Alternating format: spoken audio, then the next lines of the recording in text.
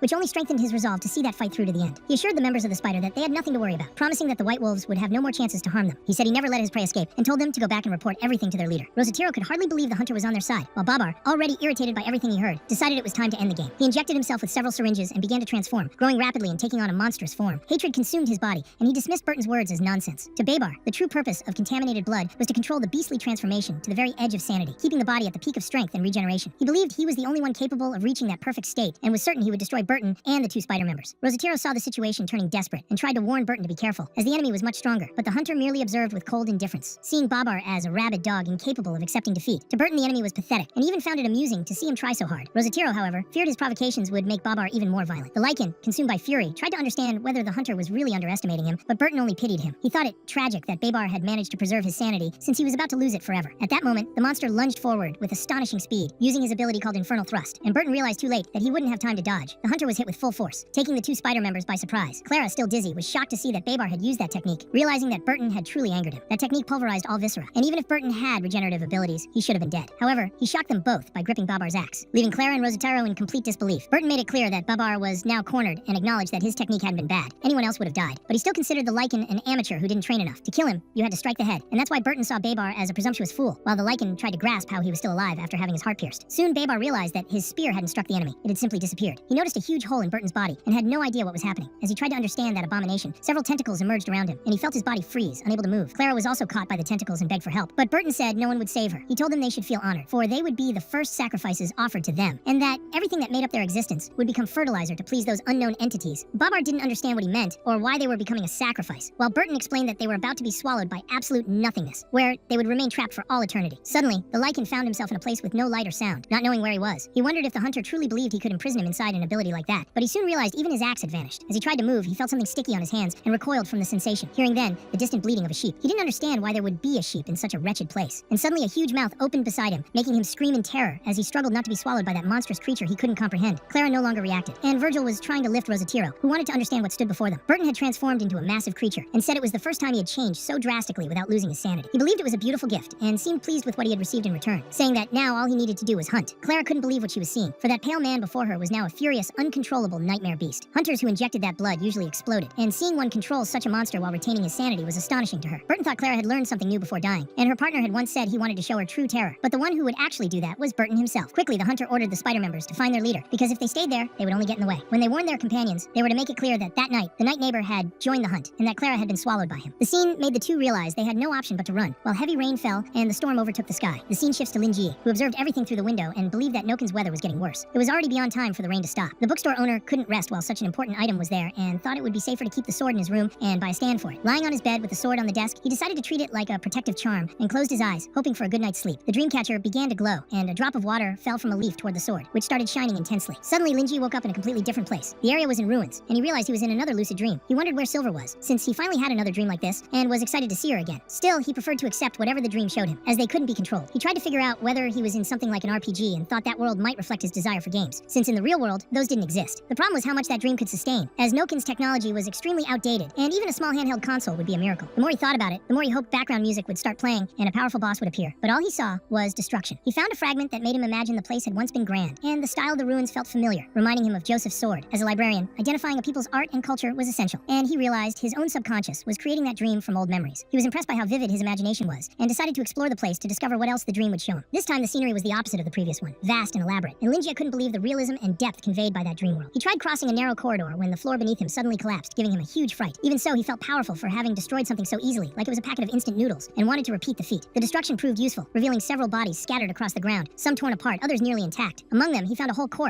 and began doubting if his mind could have created that. As he got closer, he noticed the body had ears far too long to be human. He soon understood it really was an ear, not some odd accessory, and recognized it as belonging to an elf. He thought of Doris, and how her cosplay might have left a deep mark on him, explaining why the dream felt like a mess of his subconscious. Everything there seemed connected by absurd associations, and he now felt like he was conducting remote research, something he hadn't done in a long time. He decided to take notes of everything he saw, imagining that if he drew it upon waking, he could use it as inspiration so Doris could reconstruct a story. A loud noise interrupted his thoughts, and he followed the sound to a hall lit at the center of the ruins. In the middle stood an elf with a sword buried in his own body. Linjie didn't understand what he was seeing, but approached with caution. The elf called him a savior, and said the freed souls had waited for tens of thousands of years. Linjie approached slowly, noticing that the passage he had used to reach the place was now blocked. Another detail that made the whole situation feel more like a game scene than a dream. It felt just like the moment an NPC hands the hero an important item. He found it all terribly cliche and tried to predict the twists, imagining that this elf might be the cause of the tragedy, or someone too weak to stop it, and now burdened with guilt for losing everyone while waiting for a savior to appear. When he looked more closely, he realized the sword pierced into the elf's chest was the same one Joseph had given him. He was stunned, since it confirmed that he dreamed at night about what he saw during the day. He had spent the whole day studying that sword, so now he believed his brain had simply built an entire story around it. Even then, he wasn't surprised. He knew his subconscious was far too creative. The elf then said that, in the name of the kingdom, he thanked Linjie for restoring the sacred sword's light, and mentioned something about a third sin that could not be forgiven. The librarian stared at the sword lodged in the elf's chest and noticed that the world around them seemed dirty and ancient. Yet he understood the beauty in how the blade was forged, like gold that never loses its unique shine. In the end, he concluded that the credit for this dreamscape likely belonged entirely to him. Linjie thought he should give the elf some advice, and wanted to know more about the other sins he had mentioned. He was curious to hear his story, and deep inside, he simply wanted to give the elf a chance to vent. Since the elf had brought up the topic of sins himself, Linjie assumed he wanted to speak. The elf then said it would be an honor to have his confessions heard by someone like him. And in that moment, Linjie realized he was right. The being truly longed to express his suffering. Even so, Linjie still found everything overly cliche. He wanted to understand what the elf meant when he called himself a sinner. The elf then explained that tens of thousands of years ago, in an era without light or fire, he had been arrogant and tried to kill God to expand his people's territory. When he faced the divine eye, he went mad and committed the sin of cowardice. At that time, he was the king of his people, and, consumed by insanity, he was the one who killed them all. He had destroyed the purest essence of his own kingdom, and committed the sin of treason. Holding the sacred sword, he stained it with the blood of his brothers and used the blade to seal his corrupted soul, causing the sword to lose its radiance. The elf said he had erased the last symbol of his kingdom's holiness, committing the sin of foolishness. He brought his nation to its peak and then destroyed it with his own hands. The crown that once represented glory had become a pair of shackles that imprisoned him for millennia. People began calling him Candela, the exile. Linjie then realized that the elf's current form resembled that of a soul sealed inside a sword, which made him feel pity. Even so, he wanted to understand why he had been called a savior, since he had done nothing to rescue the kingdom that had collapsed. The librarian wanted Candela to look at everything he had caused and reflect on his actions. He wanted to understand what exactly the elf wished him to do. Candela began trembling, explaining that Linjie's kindness filled him with a deep sense of shame. He said he expected no forgiveness and asked only that Linjie stay calm. He claimed that the librarian had already done enough, and that his kingdom had become ashes in the annals of history. He said he had no right to anything anymore, nor did he believe he could ever redeem his sins. To Linjie, the elf seemed like nothing more than a remorseful child who had demanded too much and was now facing the consequences of his actions. Linjie believed that after being sealed, the elf began blaming himself endlessly. On the outside, he appeared calm and serene, but inside he was pure chaos, and the librarian saw that he truly needed guidance. To Linjie, the elf had given up on himself, saying he had sinned and refusing to forgive himself, as if he had run away from responsibility and become a coward. Linjie wanted to know if the elf had paid any attention to his kingdom after the disaster, if he knew what had happened to his people, whether they had found refuge somewhere and rebuilt their lives. Even though the king had wielded such great strength, he was now imprisoned by his own shame and regret. Linjie saw that Candela was lying to himself, creating excuses to avoid facing what he had done. The true punishment he deserved was to suffer before everyone, for it was the bare minimum he could do to repay his sins. Even after thousands of years, Candela hadn't changed. He kept shrinking back, waiting for the world to forgive him, as if he wanted to forget the suffering he had caused. So Linjie placed a hand on his shoulder and forced him to reflect on what he truly needed to do. No one could save him except himself. Trembling, Candela admitted the librarian was right, but ignorance and fear still overwhelmed him. He cried, lost, unable to decide what to do without Linjie's guidance, terrified that he might repeat his mistakes. The librarian understood that the elf sought direction, that he longed to be led, and that this was the role he needed to fulfill. In the end, Candela begged the librarian to forgive his arrogance, admitting he was nothing more than a sinner seeking redemption. What he desired most was to become the sword of the bookstore owner. Linjie obviously thinks everything is very confusing, and to him, it even looks like Candela wants to swear loyalty to him. In the end, he feels that the beginning of that RPG-like situation is basically a companion, joining a beginner and giving him the best sword in town, while the Elven King becomes his partner. Because of that, he wants to know if this is truly Candela's decision. He also feels he should give the Elven King some comfort, and explains that Candela's tasks are things he cannot solve with a few words. Those tasks require Candela to deal with them on his own, to repent for his sins and for all the time he wasted. Linjie does not want to hurt the Elven King's self-confidence. Instead, he wants to inspire him, using his own positive energy as a kind of light to illuminate the king's path. Linjie advises Candela to face the officials and the people he abandoned, because no one would be merciful or forgiving toward him if he continued avoiding everything. But if he still wanted to be a coward, then he should stay right there. Candela understands what the librarian is trying to say. His spirit had already been destroyed long ago, and as punishment for his sins, the cruel resentment that felt like an abyss had turned into a curse completely entwined with him. When that curse broke, the only thing left in him was the final obsession of his soul. He feels that Linjie is right, and and realizes he has been trying to use other people's mercy as an excuse to run away alone. Recognizing that he is unqualified, yet unable to do nothing for his people, Candela understands that he is not even qualified to become an even greater coward. This time, there is no glory left for him, and he is no longer the Elven King Candela. He considers himself only an exile returning home, and before disappearing completely, he believes he must take action, instead of begging others to act. Even if his kingdom vanished after thousands of years, his people still live there. After all that time, giants and elves became a forgotten part of history. Countless people died because of the curse of the magical sword, and the madness, hatred, and memories of that tragedy became intertwined with Candela's soul. His soul witnessed the history of Azir and saw those two once brilliant nations fade into an obscure myth. Human beings later built a huge metropolis named Noken on those burned ruins, as prosperous as the ancient kingdom of the Elven King. But the wheels of history wait for no one, and it was impossible for an Elven kingdom to rise again. So Candela decides it is better to act realistically. He feels he can still use the last of his energy to protect his people in his land. Instead of fading into darkness, he chooses to burn everything he has until the end. That is the conclusion he reaches. He asks the librarian to take the sword as his weapon and kill the gods that will appear in the dream world. Lin Ji does not really understand if this is supposed to be his mission, and if it is, it does not look like something meant for a beginner. He starts thinking the dream might be messing with him by telling him to kill gods right at the start. He also considers the possibility that this might be a beginner's tutorial. After Candela explains how he destroyed his own kingdom, he offers Lin Ji his absolute loyalty and his most precious item as tribute. He hopes the librarian will forgive the request he is about to make before disappearing. But Lin Ji explains that he is not good at fighting at all. After all, he is only a bookstore owner, and he would not be able to do anything like that. Even if this is only a dream, nothing about it makes sense to him. He knows he has no talent for it, and thinks it would be embarrassing if someone else appeared, grabbed the sword from him, fought in his place, and won. That would ruin his image as a mentor, and he would not want to be revealed as a fraud even in a dream. Because of that, Candela takes the crown and tells Lin Ji that he will become his strength and his mount, just as he said earlier that he would become his sword. Even though he is no longer a king, the crown remains with him after his death, and the destroyed kingdom has no one who could inherit it in the future. That crown is his most precious treasure, and he gives it to the librarian so that his glory can be recorded. Lin Ji is surprised by the details on the crown, and suddenly it begins to shine. It disappears and ends up merging into the librarian's skin. Candela explains that the crown is part of his soul. It is the mark of the Elven King, and the only item he can use to show his gratitude. Lin Ji does not understand anything, but eventually the lingering spiritual energy fades, and the elf begins to shine. He quickly grabs the sword and stands, showing that he is much taller than the librarian. Then he asks Lin Ji to pull out the sword that is piercing him, and says that after that he will fight for the librarian. When Lin Ji pulls the sword out, he sees several fragments of everything Candela lived through, all the good and all the terrible actions he committed. He sees Candela's life, even if only in broken pieces, and he does not know what happened after Candela lost his sanity. During those dark times, Candela was the only one who carried light and fire, as if he were holding a sun and walking against the laws of the world toward a god. So Lin Ji recognizes that the elf was courageous. He also sees that he is no longer inside the ruins, and wants to know what happened to his own voice, until he touches his hair and realizes he has become the Elven King Candela. He believes he is inside one of Candela's memories, taking his role. Then a huge bird appears before him, and Lin Ji is surprised by how real and detailed the dream feels. He also realizes that the elf had power, but feared the gods. Since Candela had asked him to kill another god with that sword, the librarian believes he is giving Candela the rationality and guidance the elf needed. Lin Ji accepts this and feels as if he is controlling Candela's soul. He begins to pet the griffin and enjoys the idea of having that creature's company, which makes him think it would be nice to adopt a cat for his bookstore. Then he becomes serious again and remembers that the king wanted to protect his people. He looks around, trying to understand whether this place is a battlefield or some kind of copy. The atmosphere feels like a boss battle is about to begin, and he even feels excited about that. He calls for Candela while looking at the sword, and he gets a response. Lin Ji realizes that Candela has become the soul of the sword itself. He then wants to know from the sword whether the god Candela mentioned earlier is present. Suddenly, a giant appears holding an axe. The scene immediately shifts to Jijichu and Helix, who are in the middle of a battle. The problem is that, from Jijichu's perspective, the members of the White Wolves are far too insane. Jijichu believes she is not strong enough because her opponents no longer have a single trace of consciousness. They only want to kill and then die, and they have turned into dream beasts. She starts bleeding, and Helix slams an attack into the ground, destroying the entire floor. There is a pit filled with blood, and Jijichu has a very bad feeling about it. Throughout the entire battle, Helix refuses to leave that pit and keeps pushing corpses into it. That behavior feels abnormal to her, and she believes he's doing it on purpose. She thinks the White Wolves want everyone to believe this place is the destroyed incubator, but she knows it is not. Helix then declares that the offerings are finally enough. Jijichu understands why they did not care about their wounded allies. Helix only needed bodies. Suddenly, a powerful energy floods the area and leaves her wide-eyed. A massive monster instantly emerges, and Helix calls it the mighty rain god. He is thrilled with his success and laughs as if he has lost all sense. The rain god is truly imposing, and Jijichu feels an immense pressure coming from it. She thinks the creature belongs to an indescribable level, so far above her that if she did not have willpower like steel, she would already have gone insane. Helix, on the other hand, is fully degenerated and laughing endlessly, worshipping the creature as a god. Jijichu feels sad when she sees what the former leader of the White Wolves has become. Even in his final moments, he cannot free himself from his inexplicable devotion to the mirror egg. He killed all the occult black mages from the Scarlet Order and secretly murdered hundreds of thousands of civilians. He abandoned the White Wolves he had led for decades, but the god he worked so hard to summon does not even look at him. Jijichu can do nothing, and the best choice is to run. She can fight someone at the destructive level, but her chances would still be low. Fighting a being at the indescribable level is impossible. She decides to leave that to the Tower of Secret Instruments and to the Society of Truth. The scene shifts to Burton, watching from afar, thinking everything looks insane. They had truly summoned a god from the dream world, but as a hunter, he also feels that this is not something a mirror egg normally does. In a way, the egg is a parasitic demon with the ability to attract human hearts, making anyone who touches it manifest greed. The more contact someone has with it, the stronger it becomes. Once it absorbs enough nutrients, it becomes the egg of a dream beast. It is like a living one-use portal. He thinks that now every mutant in Noken can feel that this is no longer reality. The crack to the dream world has opened. The rain god Helix summoned immediately releases lightning everywhere, and Burton dislikes the situation deeply. The creature is already expanding its territory, and if the knights and scholarly leaders do not act right away, everything will spiral out of control. Because of that, he decides it is time to retreat. A general alert is issued in all departments of the Central District at the headquarters of the Society of Truth. In their office, the upper committee discusses what immediate action they can take. They decide to activate Code A3, which involves the use of the stellar cannon. Everyone prepares, and the Society of Truth fires the first first charge of the cannon. There are multiple teams, each with its own mission. A man named Winston Grimson, captain of the combat squad from the Tower of Secret Instruments, begins giving orders. Greg is terrified, trying to understand what is happening. Suddenly he sees Claude, who wants to know why Greg is like that, reminding him that he must always be aware he is one of the Master's disciples. But Greg is too scared to think clearly. He believed that the Tower of Secret Instruments and the Society of Truth had already eliminated the White Wolves and the Scarlet Cult. Claude thinks both organizations responded quickly, and normally it should be impossible for a mirror egg to hatch so fast. Claude recognizes that the level of madness in the White Wolves is beyond anything they imagine. It was already terrible when they were killing innocents, but now they have even killed their own subordinates. Now they must deal with a dream fissure that is opened. Greg panics because Joseph is not there, and he does not know what to do. He believes he is incapable of fighting a creature like that. But Claude, his vice captain, wants him to raise his head and suddenly slaps him. Greg is confused about why Claude did that. Claude wants to understand why Greg has that terrified expression and why he is crying. He remembers something from long ago during his own training. When he was learning breathing techniques and could not continue, he told his master, Joseph, that he had reached his limit. His master slapped him and told him he was being foolish. Joseph explained that he could not call himself a knight if he did not trust himself. He needed to be strong for the sake of others because he was a man. He had to stand up no matter how many times he fell. Greg wonders why Claude has those eyes and tears and wants to know why Claude is crying. He says that if Claude keeps acting that way, he should retire as a radiant knight. A disciple must understand the weight he carries. Claude's tears cannot help the innocent or help maintain peace in Noken. If Claude cannot do it, then he must stand and continue training. If even the knights cannot rise in this crucial moment, then people in Noken would have no one to rely on. What matters is that they must be the ones who can always stand up again. Claude asks if Greg is going to stay there crying just because he is afraid, reminding him that his tears will not help defeat powerful enemies. Greg must think about those who died and feel ashamed for acting that way. Greg finally understands Claude and says he will do his best. Claude wants him to keep that spirit. Then Joseph calls Claude, and the vice captain immediately tells his master he is ready for combat and waiting for orders. But what he receives is completely different. While Greg is excited to hear what orders Joseph gave, Joseph simply tells him to leave. Fighting the dream mass is basically throwing their lives away for nothing. He tells him not to worry and to prepare to handle the aftermath. The scene shifts to Winston, who asks a girl named Tifa if what she said is really true. She confirms that they contacted Joseph, and he asked for the location where the dream beast appeared. Winston cannot believe Joseph said nothing else and does not understand when Joseph became so confident. Suddenly, there's an explosion. Winston thinks the stellar cannon fired quickly, but they are wrong. Immediately afterward, the real stellar cannon blast fires, and they cannot understand what is happening. The scene shifts to Andrew, who is outraged because the White Wolves had never been a big threat, yet they suddenly became dangerous. He felt they would pay a huge price for a small mistake. It was not just because the Freedom Society did not fear an indescribable class threat that the situation would be easy for the organization. Everything happened too quickly, and they had no time to prepare. And that chain of events made him increasingly worried. Their surveillance network was not working, and he also believed that the bookstore was protecting someone still unknown. They had found traces of magic in the abandoned hideout of the White Wolves, and Andrew suspected that the bookstore owner was connected to it until he noticed something on his panel. He immediately touched the screen to see better, and the scene changed to a beam of light heading toward the dream beast. It was Lin Jie using the appearance of King Candela, flying on top of the griffin. With the sword in his hands, he prepared to strike the dream beast and hit that enormous creature right on its head. The creature instantly fell to the ground, and a huge beam of light opened in the sky, illuminating Lin Jie with the Elven King's appearance. Everyone witnessed a legendary sight and became so shocked they could not open their mouths to speak. Andrew, watching through the panel, saw the recorded scene of an Elven King shining as brightly as the sun, radiating a glorious light. To the people watching, his appearance looked divine. At that moment, the leader of the first squad asked Winston what they should do. Winston wanted everyone to hold their positions and continue with the plan, and he asked Tifa to stay alert and be ready to fight. He also wanted her to contact the Truth Society to analyze the figure they were seeing in the sky. Winston believed that the unknown creature was currently the greatest threat. He even suspected that Lin Jie might be a dream beast, because the strength he displayed felt like the embodiment of the ancient legend. Winston obviously knew the legend of Candela, the Elven King who had been exiled. He knew the story ended in tragedy, and that the bravery shown by Candela was one of the greatest inspirations in history. Everyone also knew it was impossible to revive him, because his soul was trapped in the cursed sword consumed by his hatred. The only explanation Winston could imagine was that someone had awakened the ancestral spirit. But to do that, someone would need the cursed sword, and he then realized that the creature in the sky was holding that very sword. He found it strange because the sword should have been in Joseph's hands, so he attempted to contact Joseph through the communicator. The old man wanted Winston to calm down and said he was already on the battlefield and had seen everything. Joseph had seen the holy light and already expected Lin Jie to act, but not in such an overwhelming way. He told Winston that the cursed sword had been given away a few days earlier with the approval of the elders, and he finally revealed that the one in the sky was King Candela in the flesh. Since Joseph had lived with the elf soul for so long, he explained that it was Lin Jie, and that was why Winston did not need to worry. Winston felt relieved, but still wanted to know what Lin Jie intended to do after this, and how he had summoned the Elven King. Then he widened his eyes when he saw Lin Jie's next action. King Candela raised the sword, and the sky began to open. Suddenly, the people in the tower received a high-energy reaction alert ahead. Tifa was shocked because it was the star cannon, and Winston could not believe it. The Truth Society had not canceled the star cannon. The scene changed back to Andrew, who ordered his people to fire because that being had come from a dream and therefore counted as a dream beast, making it an enemy. His analysis confirmed it as a dream beast. His team tried to argue that the Elven King might be on their side, but Andrew had no patience and even hit them. He insisted that such an idea was impossible, calling the old man insane. He explained that dream beasts felt no pain, fear, or weakness, and that there was no such thing as justice when fighting them. In his view, as vice president, they could not stop the attack. He considered the threat far greater than before and believed they needed to fire no matter what. They activated the star cannon and began the countdown. The energy system started up, calibration was completed, and then they fired the star cannon. The destructive power of that energy shot headed toward Lin Jie, who still appeared as King Candela and believed everything was just a game, thinking he had reached the second phase. He did not care about the star cannon and simply cut the attack in half as if it were easy. He repelled the blast, sending it in another direction. The scene then shifted to a group of people working in a laboratory who realized the rain had stopped, but they could not waste time and continued the mission. That area belonged to the Truth Society's research sector, and suddenly the man in charge panicked because he received an alert from the Clay Idol Project factory. They reported that an attack was happening, creating a major problem. Someone had invaded the mechanical reincarnation cycle sector, and factories 01, 07, and 13 were destroyed. The issue was that the batch of incomplete homunculi was stored there along with the Philosopher's Stones. They quickly tried to gather in the safe zone because Factory 07 was nearby, and if the stones exploded, the entire place would melt. For them, it was devastating panicking because this had been their best batch of homunculi, and the man asked the chubby scientist Rick if he had any idea who was attacking them. At that same moment, a dream beast appeared, creating a surreal coincidence. While they ran down the stairs, an explosion happened nearby and they panicked as they saw the spreading debris. They ran for their lives until the man saw on a screen that the star cannon had been destroyed. Rick was desperate to see more details, and soon all employees in every department received an alert. Since the message had been sent 3 times, it meant that 3 star cannons had just been destroyed, and they began to believe the sky was falling. The scene shifted again to Lin Jie, holding the sword, wondering if this fight was supposed to be against a boss. He made the griffin spin in circles but found nothing. He was unsatisfied and felt the enemy was too weak. He swung the sword while admiring how well the mechanics worked. To him, the game felt like a super realistic VR experience that only lacked a bit more action. With Candela's body and spirit inside the sword, Lin Jie felt like he was playing on the easiest difficulty, and it seemed like he was not doing anything at all. It was Candela doing everything while he simply gave suggestions and made decisions. In the end, he did not know if it was only that God who could drive Candela insane, and he wanted to understand if a new God had appeared after 10,000 years. He was very confused, but he clearly remembered that Candela wanted to challenge a God one more time, facing his former self directly and using his own experience to make up for his old mistakes. Lin Jie completely understood Candela and even admired his dedication, so he wanted him to kill that God now. But at the same time, Lin Jie felt that everything was just a dream and that he should not be worried because he believed he was invincible inside his own dream. However, he also criticized that the final boss had a huge body and released a lot of pressure, but in the end was very weak, which he thought was a waste of character design. Suddenly, the sword began to shine, and inside the sword, Candela thanked the librarian for his help, explaining that he had managed to fulfill his wish and had used the rest of his power to protect his land and his people. He knew thousands of years had passed and everything had changed, but that was all he could do, and running away had been easier than facing it directly. Still, he understood that thanks to Lin Jie, he had finally confronted his own weakness, and the Elven King cried and thanked him again. Then suddenly, Lin Jie began to shine, and he started to fade away. He realized that everything would end like that, and in the end, he accepted it because Candela had died long ago, and had remained inside that sword only because of his hatred and the recent events that had fixed him there. In the end, Candela felt genuine happiness for having sacrificed the last of his strength to protect his country again. Lin Jie felt satisfied that he had been able to help the elf, and believed that no better ending was possible. So he said goodbye to Candela. Lin Jie believed he had done a good job, but he still did not know the truth about what had happened in the past, and he felt a little disappointed about that. If it had really been a story created by his subconscious, he thought he should not have regrets like that. Then suddenly he heard someone apologizing to the king, and when he looked to the side, he saw many people explaining that this had been the only option. The people were willing to fight. The elves saw no other choice. And while the Elven King tried to explain that they would all die like that, his people remained determined to fight. They also tried to convince Candela that there were prisoners who would volunteer to be test subjects for the Elven Kingdom. Those prisoners had claws and looked extremely strong. A child who was also chained caught the king's attention, and he became tired of the whole situation and declared that they should at least stop using children for experiments. He also warned them that he would enter the darkness once again, and the atmosphere immediately became darker. The king then returned, and they wanted to know if he had succeeded, but one of them cried and apologized. The elves were completely different and did not know if the king would agree to their final request. They wanted the king to kill all of them, and using his sword, he did exactly that. Suddenly, the scene shifted to a snowy landscape, where Candela knelt and leaned on his sword. He had gone there to ask for the blessings of the original witches, declaring that he was willing to give up everything. He only wanted blessings for his lost people so they could live. The witch agreed to do this, and Candela began to smile. That was when he stabbed the sword into himself. Suddenly, Lin Jie found Prada's hands covering his eyes, and she whispered into his ear that it had been a while. He froze, and she quickly rested her head on his leg, making him comfortable, and he could not believe how soft she could be. He called out to her, and Prada made it clear that he had guessed correctly. He wanted to understand if he had entered her dream world by accident, but he believed this was happening because they were friends, and part of him felt that he had somehow planned this. But Prada explained that he had actually been caught by her dream world, and that it was a kind of surprise she had prepared for him, even though she had no idea if he would like it. He was certain he would, and she felt that he had leveled up inside previous dreams and seemed a bit more tired than last time. Prada wanted to know what he had just seen, and Lin Jie explained to the witch that he had seen the story of a self-proclaimed criminal. The witch realized that he thought the elf was that type of person, but that had only been the librarian's opinion, and it seemed that the witch knew the truth. Prada confirmed this and wanted to know if the librarian wanted to hear the real story. In the end, Lin Jie realized he had been careless, because she was still in existence born from his subconscious. He truly believed this, and he thought it was great that she had taken the initiative, because he was very curious and made it clear that he was ready to listen. She explained that Candela had been facing a being of darkness whose oppressive power caused everyone in contact with it to mutate. But that sin had not been the only one in the Elven Kingdom. Their own weakness and greed were also part of the problem, and they had tried to control those dark powers, which led them to begin experiments. They needed a large number of samples to find a way to control that power, and eventually they had no choice left. It had not only been innocent elves, everyone in the kingdom had become a lab rat. The power that came from the abyss lost all control, and a massive portion of the kingdom's population suffered mutations. In the end, King Candela tried to kill that god to end the mutation, but he failed, and had to use his sword against his own people, the people he had sworn to protect. Lin Jie realized that the ones who went insane had been the people, not Candela, so he believed that the Elven King had suffered greatly when he killed his own people, because any king who does that would be seen as a madman, and Lin Jie could not view it any other way. Even Candela's soul had died forever, and the king had been forced to carry the sins of his people. Lin Jie found this extremely sad. The obsession of the exiled king had been sealed in the sacred blade after he stabbed himself with it, and the one who forced that emotion out had been Candela himself. The king was certain that the guilt was his for failing to protect his land and his subjects. He did not want to be rescued, and he also felt he could not be. He was only willing to accept endless oppression. Prada believed that whether Candela was insane or not did not matter, because no one would help clear his name, and no one would believe it. The story had no chance of being covered up anymore, because it had turned to ashes long ago. Lin Jie believed that Candela had been a good king, and at least he would remember that forever, and then the sword began to shine again. The witch also showed that this was the reason Candela had given that mark to Lin Jie, because it was the mark of the king of the elves, and it symbolized the succession of the throne. Prada made it clear that if the librarian wanted it, the elves were ready to accept him as their king, but he thought he was nothing more than a simple bookstore owner, someone who handled books but not people, and he did not want to end up like Candela himself. Prada thought that this was just laziness, until she suddenly realized something and warned him that the dream world was disappearing, and even though she did not want it to end, they would have to say goodbye at that moment. She removed her hands from his face and wanted him to witness the end of that dream with her. She shows that this is the result of what the Elf King had protected with all his strength, because the land and the kingdom that had survived extinct for tens of thousands of years were still alive and full of energy. Then the scene shifts to Winston, who wants everyone's attention. He wants the group to keep combat formation 1 and stay calm. But everyone is shaking at that moment. Suddenly, they all start panicking and screaming, and some even begin to bleed. The vanguard immediately becomes alert. Winston wants everyone to be careful and follow the orders. But not even he believes things will go smoothly, because if he is already feeling a painful pressure on his back, his subordinates must be suffering even more. He thinks that the elf king Candela is like a war god. He wants those who can still move to stand up and clean the battlefield, because everything has finally ended. Winston assumes that Linji must be short-sighted to think otherwise, but Joseph explains to his old friend that this reaction is normal, and he also warns Winston that his mood will only get worse from now on. Winston finds Joseph annoying and wants to know if Joseph is trying to tell him that indescribable dream beasts are nothing more than troublesome dogs, and that they themselves are the good guys. Joseph, placing a hand on Winston's shoulder, thinks that Winston is overthinking things and reminds him that he is nothing more than a flea. Winston becomes furious, and even though he knows he is weaker than Joseph, he is willing to punch him. He takes a deep breath to calm himself, because as the leader of the combat squad, he cannot act impulsively. Joseph knows they have finished that case, but they are still far from solving everything, because the Tower of the Secret Instrument is looking for the source of that mirror egg, and has found nothing. They still do not know who released those demonic beasts in Noken, and that unknown person is the real enemy. The scene then shifts to a blonde man holding a pendant, smiling as he stands under the rain. Winston thinks it is the first time in years he has seen Joseph with such a confident expression on his face, and he remembers very well how things were 10 years earlier. He remembers himself inside the Tower of the Secret Instrument calling Joseph, and Joseph immediately teasing him, saying that Winston must be very free to visit him while he works. Of course, Winston becomes angry and complains that Joseph sent his men on a mission without permission, demanding an explanation, and even swearing that not even the Council of Elders would save Joseph this time. Joseph asks his friend to calm down, but Winston does not want him to escape the subject and wants to know what he is planning. Joseph explains that Winston trained his men very well, and that going on a mission with him would also help train them further, but Winston makes it clear that he is wrong no matter what his reasoning is. He then hands Joseph a stack of papers, saying that he must deal with that work first. Joseph becomes frustrated when he sees the scary amount of paperwork. In the end, it is the work of Winston's people that Joseph took, so he should stay quiet and finish everything. Winston then notices that Dahlia is not with Joseph, and wants to know if something happened. Joseph explains that Dahlia went on a mission for the tower the day before, and the tower didn't send him with her, so he assumed it was not an important mission. He believes his wife will return soon. He's anxious because he misses her and their wedding anniversary is coming up, so he is thinking of asking for a break to relax with her. Suddenly someone rushes into the room, and Joseph drops the papers as he receives the news. Rage fills him, and he punches the wall before running out. Winston watches, and soon he sees Joseph holding his beloved wife's dead body in his arms. Joseph asks Winston to help him request a leave of absence, explaining that he has to bury his wife. Then he continues walking away. A month passes after the incident, and Winston receives the report from the last mission. He asks everyone to support Joseph and help him with anything he needs. Winston knows that since Dahlia died, Joseph has been unstable. He barely left his house during his long leave, and spent most of his time alone in his room, tormented by his own mind. When he returned to the Tower of the Secret Instrument, he started training more intensely than usual, and he took missions non-stop like a machine. He was still the brilliant, invincible sacred flame, fighting without fear of death. In the end, Winston knows all of this is the pain inside Joseph's heart. Time stopped for him on that day. Winston cannot bear seeing his friend like this, and suddenly he notices something in the report that revolts him. Joseph didn't tell him anything, and simply went to fight Wild, even though defeating Wild alone would not be easy. Winston hopes nothing bad happens to his friend. He goes to him and sees Joseph holding the Candela sword. Joseph wants to understand why his friend is there, and with his hand bleeding, he explains that he is about to leave for his mission. Winston, irritated, wants Joseph to look at himself, because he was lucky not to lose any limbs fighting Wild, and he should be grateful. Dahlia had just left them, and Winston thinks Joseph should slow down so that she can rest in peace. Joseph only wants to join his wife, and Winston is shocked. He punches Joseph in the face to stop him from sinking further into depression, and explains that Dahlia's death was an accident, not Joseph's fault. He also says Joseph cannot protect everyone, and by acting this way, he is only making things worse for the people still alive around him. Winston knows his friend is wounded, but he insists that Joseph must live. He knows Joseph lost something precious, but it already happened and cannot be changed, so he must think about what he still has. Joseph remembers his wife telling him not to worry about her death. She wanted him to forgive her for leaving him to raise their daughter alone. He cried, unable to accept that she would die, and he promised he would find a way to save her, asking her to hold on a little longer. But Dahlia, already very weak, did not want him to waste time. She regretted not being able to watch their daughter become a radiant knight, and she could not hear everything Joseph wanted to tell her. That memory brings unimaginable pain to Joseph, and he tells Winston that he still has Melissa, their daughter. Winston advises him to recover and not take new missions for now. He brings many fruits to Joseph, wanting him to take the time he needs to heal, and reminds him that someone is waiting for him. Winston leaves, wishing for his old friend to become strong again like he used to be. And from that day, 10 years pass. After so much time, Winston felt as if he were looking at the invincible sacred flame once again, and the scene shifted to Andrew, who was furious. He only wanted to wipe out the dream beasts, and in the end, he felt that the whole situation was shameful for the organization. It was as if the mastermind behind everything wanted to make it clear that they were powerless against him. He also remembered that King Candela was not described as so frivolous in the reports, and he believed that the mind orchestrating everything considered them insignificant. Andrew felt as if he had provoked some kind of monster. Suddenly they heard a noise, and wanted to know who was there. The one who appeared was the other vice president of the Society of Truth, Demon Einsburn. That strange man was surrounded by several soldiers, and informed Andrew that his authority had been revoked, since he had violated certain rules and was now under investigation. He believed that Andrew understood the size of the problem he had caused, and that the Society of Truth had suffered losses because of him. Andrew became even more stressed, seeing that the newcomer who had just been promoted was doing everything to get rid of him and would not give up. He admitted to Demon that he had made a major mistake, but insisted that the procedure of his decision was not wrong, even though he had misjudged the enemy's strength. Damon started laughing and warned him that he shouldn't say any of that. The main issue was that, to Damon, Andrew had gone to the Class 1 bookstore and had acted very hostile toward it. Andrew didn't understand what Damon meant, because the ones who summoned the Dream Beast were the White Wolves. He couldn't see what the bookstore had to do with anything. Damon realized Andrew truly didn't know, and explained that the one who summoned Candela was the owner of the bookstore connected to the Tower of the Secret Instrument. That tower had just reported the incident. Because of that, Demon accused Andrew of having caused everything out of selfishness. And due to that, the bookstore owner, who was actually friendly, had decided to intervene. This had caused serious trouble for the Society of Truth. Andrew tried to explain himself, but Demon didn't give him any space, making it clear Andrew should already be thinking about how to deal with all the consequences that would come. Then an alert was issued to the scholars of the Society of Truth, stating that the factory was under attack, Andrew remembered that when a level 1 alert was active, any employee under investigation remained in their position so everything could function normally, and he wanted to know if Demon was unaware of that. The scene then shifted to Ji Shu, who was walking with her subordinates. She was satisfied that the White Wolves were dead and that her revenge was complete. Now she would take everything they had left behind. She walked down the stairway, which was covered in blood and scattered remains. She smelled something terrible and realized the White Wolves must have been hiding there for a long time. She was now certain they had completely lost their sanity. She then found something she believed to be the incubator for the magic mirror egg. Max appeared suddenly and apologized to his madam for making her wait, but explained that he had completed the task she gave him. The problem was that he had lost an arm, and she was shocked by that, although Max didn't care. He made it clear that his master had ordered him to do anything to help his daughter, and he had succeeded. He brought a box and explained that inside it was the original formula of the cursed blood of the Silent Court Wolves. Ji Shu immediately told Max that he had done an excellent job, and that she wanted him to rest, because she would take over from there. She quickly tried to open the box, which held an extremely powerful energy. It contained the secret runic art of the White Mages. Max wanted to know if Ji Shu wanted Haywood to take a look at it, because perhaps he could find a solution, and Ji Shu hesitated for a moment. Since Haywood was her father's honored guest, she should consider him first. However, Ryan had already shown her that the loyalty of White Mages was not guaranteed, and if a secret like this formula were leaked, the consequences would be disastrous. She believed they should return first and think about everything carefully, because it was dangerous. Max understood his lady. Then something caught Ji Shu's attention. She felt the presence of someone classified as destructive nearby, and wanted to know who it was. Burton appeared, impressed that she had detected his presence, even though he had hidden his killing intent. He expressed that it was a pleasure to meet her, and assured her he was not an enemy. He only wanted to know what kind of person the promising young huntress was, the one who had eliminated the White Wolves. He found it surprising how Ji Shu had sharp eyes and calm breathing, like a lone wolf watching its prey with patience. Burton believed she was an experienced hunter on the verge of reaching the destructive classification, and he considered her future extremely bright. This was unlike Helix, who only knew how to manipulate others. Now Burton understood why the bookstore owner was willing to help her. Ji Shu was startled, and when she was about to question what Burton meant, Rosatiro and Virgil arrived. They explained that they had joined forces to look for survivors of the Spider Group and had been helped by a veteran hunter, Burton, which reduced the complications significantly. Seeing him there, Burton was glad the two had survived. The two subordinates could hardly believe he was really there, and they told their chief that it was Burton who had saved them. Ji Shu thanked him for protecting her men, and Burton introduced himself as the Pale Night Watcher. He told her she didn't need to thank him because he was only doing his duty, but he was curious about the power Lin Ji had given her. Ji Shu explained that the bookstore owner had given her the ability to control the cursed blood, and because of that, the future of the hunters would now be in Lin Ji's hands. Burton realized that this new path was not meant only for him, but for all hunters. Now hunters had a chance to avoid falling into madness. He wanted nothing more than to praise the bookstore owner at that moment. His parents, teachers, and friends had died because of the cursed blood, and he had witnessed everything, but now hunters would no longer suffer that fate. Tears filled his eyes, and he could not control his emotions. Ji Shu saw that everything would be alright, because the bookstore owner would give hunters a new gospel. They shook hands, agreeing that what the bookstore owner had said was true. In that moment, they became soul brothers. Virgil informed his chief that he had found a map, and Ji Shu became enthusiastic when she saw it was an underground passage of New Oaken. The White Wolves had been able to move easily because of that network of tunnels. Now the Spider Group would have more influence. Ji Shu wanted them to take everything they could use and prepare the Dream Beast explosives, because they were going to make the magic mirror egg disappear once and for all. Burton told Ji Shu that he had done everything the bookstore owner wanted, and now he would leave the rest to her. He said that when the time came, he would become a strength for her, and he was looking forward to the cooperation they would have in the future. Ji Shu made it clear that this day was not far away, and she said she already had an important matter where she would need his help. Burton saw no problem in helping her, and he thought she also needed to act quickly. He reminded her that, as clients of the bookstore, they should always remember their position and complete the missions the bookstore owner wanted. Burton tried to make her understand that they could never disappoint the bookstore owner. After everything that happened, he was practically worshipping Lin Ji. Ji Shu simply understood the hunter's mindset and told her subordinates not to loot anything in that place. She explained that all they needed to do was evacuate after preparing the explosives because they were going to completely destroy the remaining parts of the mirror egg. Her subordinates followed her orders, and Max mentioned something he did not understand. He explained to Madame Ji Shu that before Burton left, he gave them an obvious warning, but Max did not feel any killing intent behind it. Ji Shu explained to her subordinate that they had formed a relationship with Burton, and it was exactly like Burton himself said earlier. They were clients of the bookstore. At that moment, the Will of Steel sent her a warning that there were not just one, but two destructive class presences nearby. This shocked Max, and Ji Shu explained that even though Burton could not find their exact location, he was aware of their presence and had come specifically to protect them. The explosion happened while they were running, and Burton's words became proof of his decision. Ji Shu now felt that she owed him two favors. Her biggest concern was leaving the place alive, and she believed she would need Lin Ji's help regarding the original formula. Then the scene shifted to Frank Wilde, who found it impressive that they managed to detect his presence, even though he had hidden his transcendent aura. He realized the world had changed, because hunters who had once been useless to him now possessed exceptional talents. Frank believed this was exactly what Lin Ji wanted to observe. He was also surprised that Burton never lowered his guard while talking to Ji Shu, and even released killing intent toward him before leaving. In the end, Frank admitted he was scared of Burton, and the old man also knew Burton had accepted a mission to hunt him. This would become a problem if Burton had not dropped the mission yet. Wilde also thought the bookstore owner was impressive, because Lin Ji had managed to awaken excellent talents inside those ponds and completely changed the situation. He felt lucky to have received Lin Ji's attention, and even to have received gifts from him. He wanted to repay all these gifts, so he rushed to complete his mission and took Helix's body. He thought that his teachings and guidance had not been wasted and that this was the perfect material. He also believed Lin Ji was right when he told him to be firm and precise in his work, so he would not repeat the same mistakes again. Then the scene changed suddenly to Noken 10 years earlier, where a young man was walking because he wanted to buy materials for potion making. He was Charles, the disciple of Wilde, and he was buying some ingredients while his master slept. He believed he would be rewarded with a delicious dinner that night. He carried a list of materials and the address of the potion shop that Wilde usually visited. A familiar man approached him, and Charles recognized the voice. It was Ui, and Charles had not seen him for a while, so he wanted to know whether Ui had finished the master's mission. Ui was Wilde's second disciple. Ui became irritated by the question and said he was still working on it, then asked why Charles was walking around alone. Charles explained that he had sneaked out to help the master with some tasks, but now that he was caught, he begged Ui not to tell the master. He explained that the master had recently discovered a new theory for spellcasting and was ready to test it, but after spending many days studying documents, he became exhausted and fell asleep. Because of that, Charles decided to skip cleaning the workshop and go buy the spell materials, even though it was risky because Wilde hated when the workshop workshop was messy. UI acted like it was fine and promised not to tell the master. Since he knew the location of the potion shop, he decided to lead Charles there, and Charles felt very grateful. Charles had no idea how long it would take him to find the shop alone, so they walked together. When they finally arrived, Charles became confused and wondered why a potion shop would be in such an isolated alley. UI insisted it was correct and said that people who sold those things usually had strange habits. Charles trusted the place only because the master visited it, but he asked UI to stay close, since he was carrying a ring created by his master. The ring would teleport him back to the workshop if he touched it while in danger. But even with that, he did not want UI to stay too far away. UI tried to make him relax and said he would protect him if anything happened. But Charles was already impatient because the place was dirty and smelled terrible. He wanted to leave as soon as possible. Suddenly, someone asked what that smell was. A man was on the rooftop, saying nothing smelled worse than Wild, and he said he could feel Wild's scent on both of them. Charles panicked and wanted to know who the man was. The man introduced himself as Fred Harper, explaining that he was a destructive class hunter and a black mage. He seemed surprised that old Wild never mentioned him, but he also thought it made sense. Wild wanted to look elegant in front of his disciples and would never talk about the enemy he had destroyed and humiliated. In the end, he declared that this humiliation would be the reason behind the death of Wild's favorite disciple. Charles warned UI that this man was dangerous and would kill them to hurt the master, so they needed to run back and warn Wild. But UI grabbed his arm, and Fred Harper immediately cut it off. The poor Charles could not understand anything. UI then said Charles would not escape anymore. He said Charles should behave and die there, and after that, Fred would turn his body into a puppet so they could get close to Wild, learn all his abilities and knowledge, and then kill him. Charles wanted to understand why UI was betraying their master. UI could not believe Charles had the nerve to ask. He took Wild's ring and said it was a very complex creation. He believed Wild actually cared about Charles, and that made him furious, because he believed all of that should have been his. He thought he was more talented than Charles, and he began kicking him repeatedly, blaming him as the source of all his humiliation. He wanted to know why Charles was considered worthy of being Wild's main disciple. UI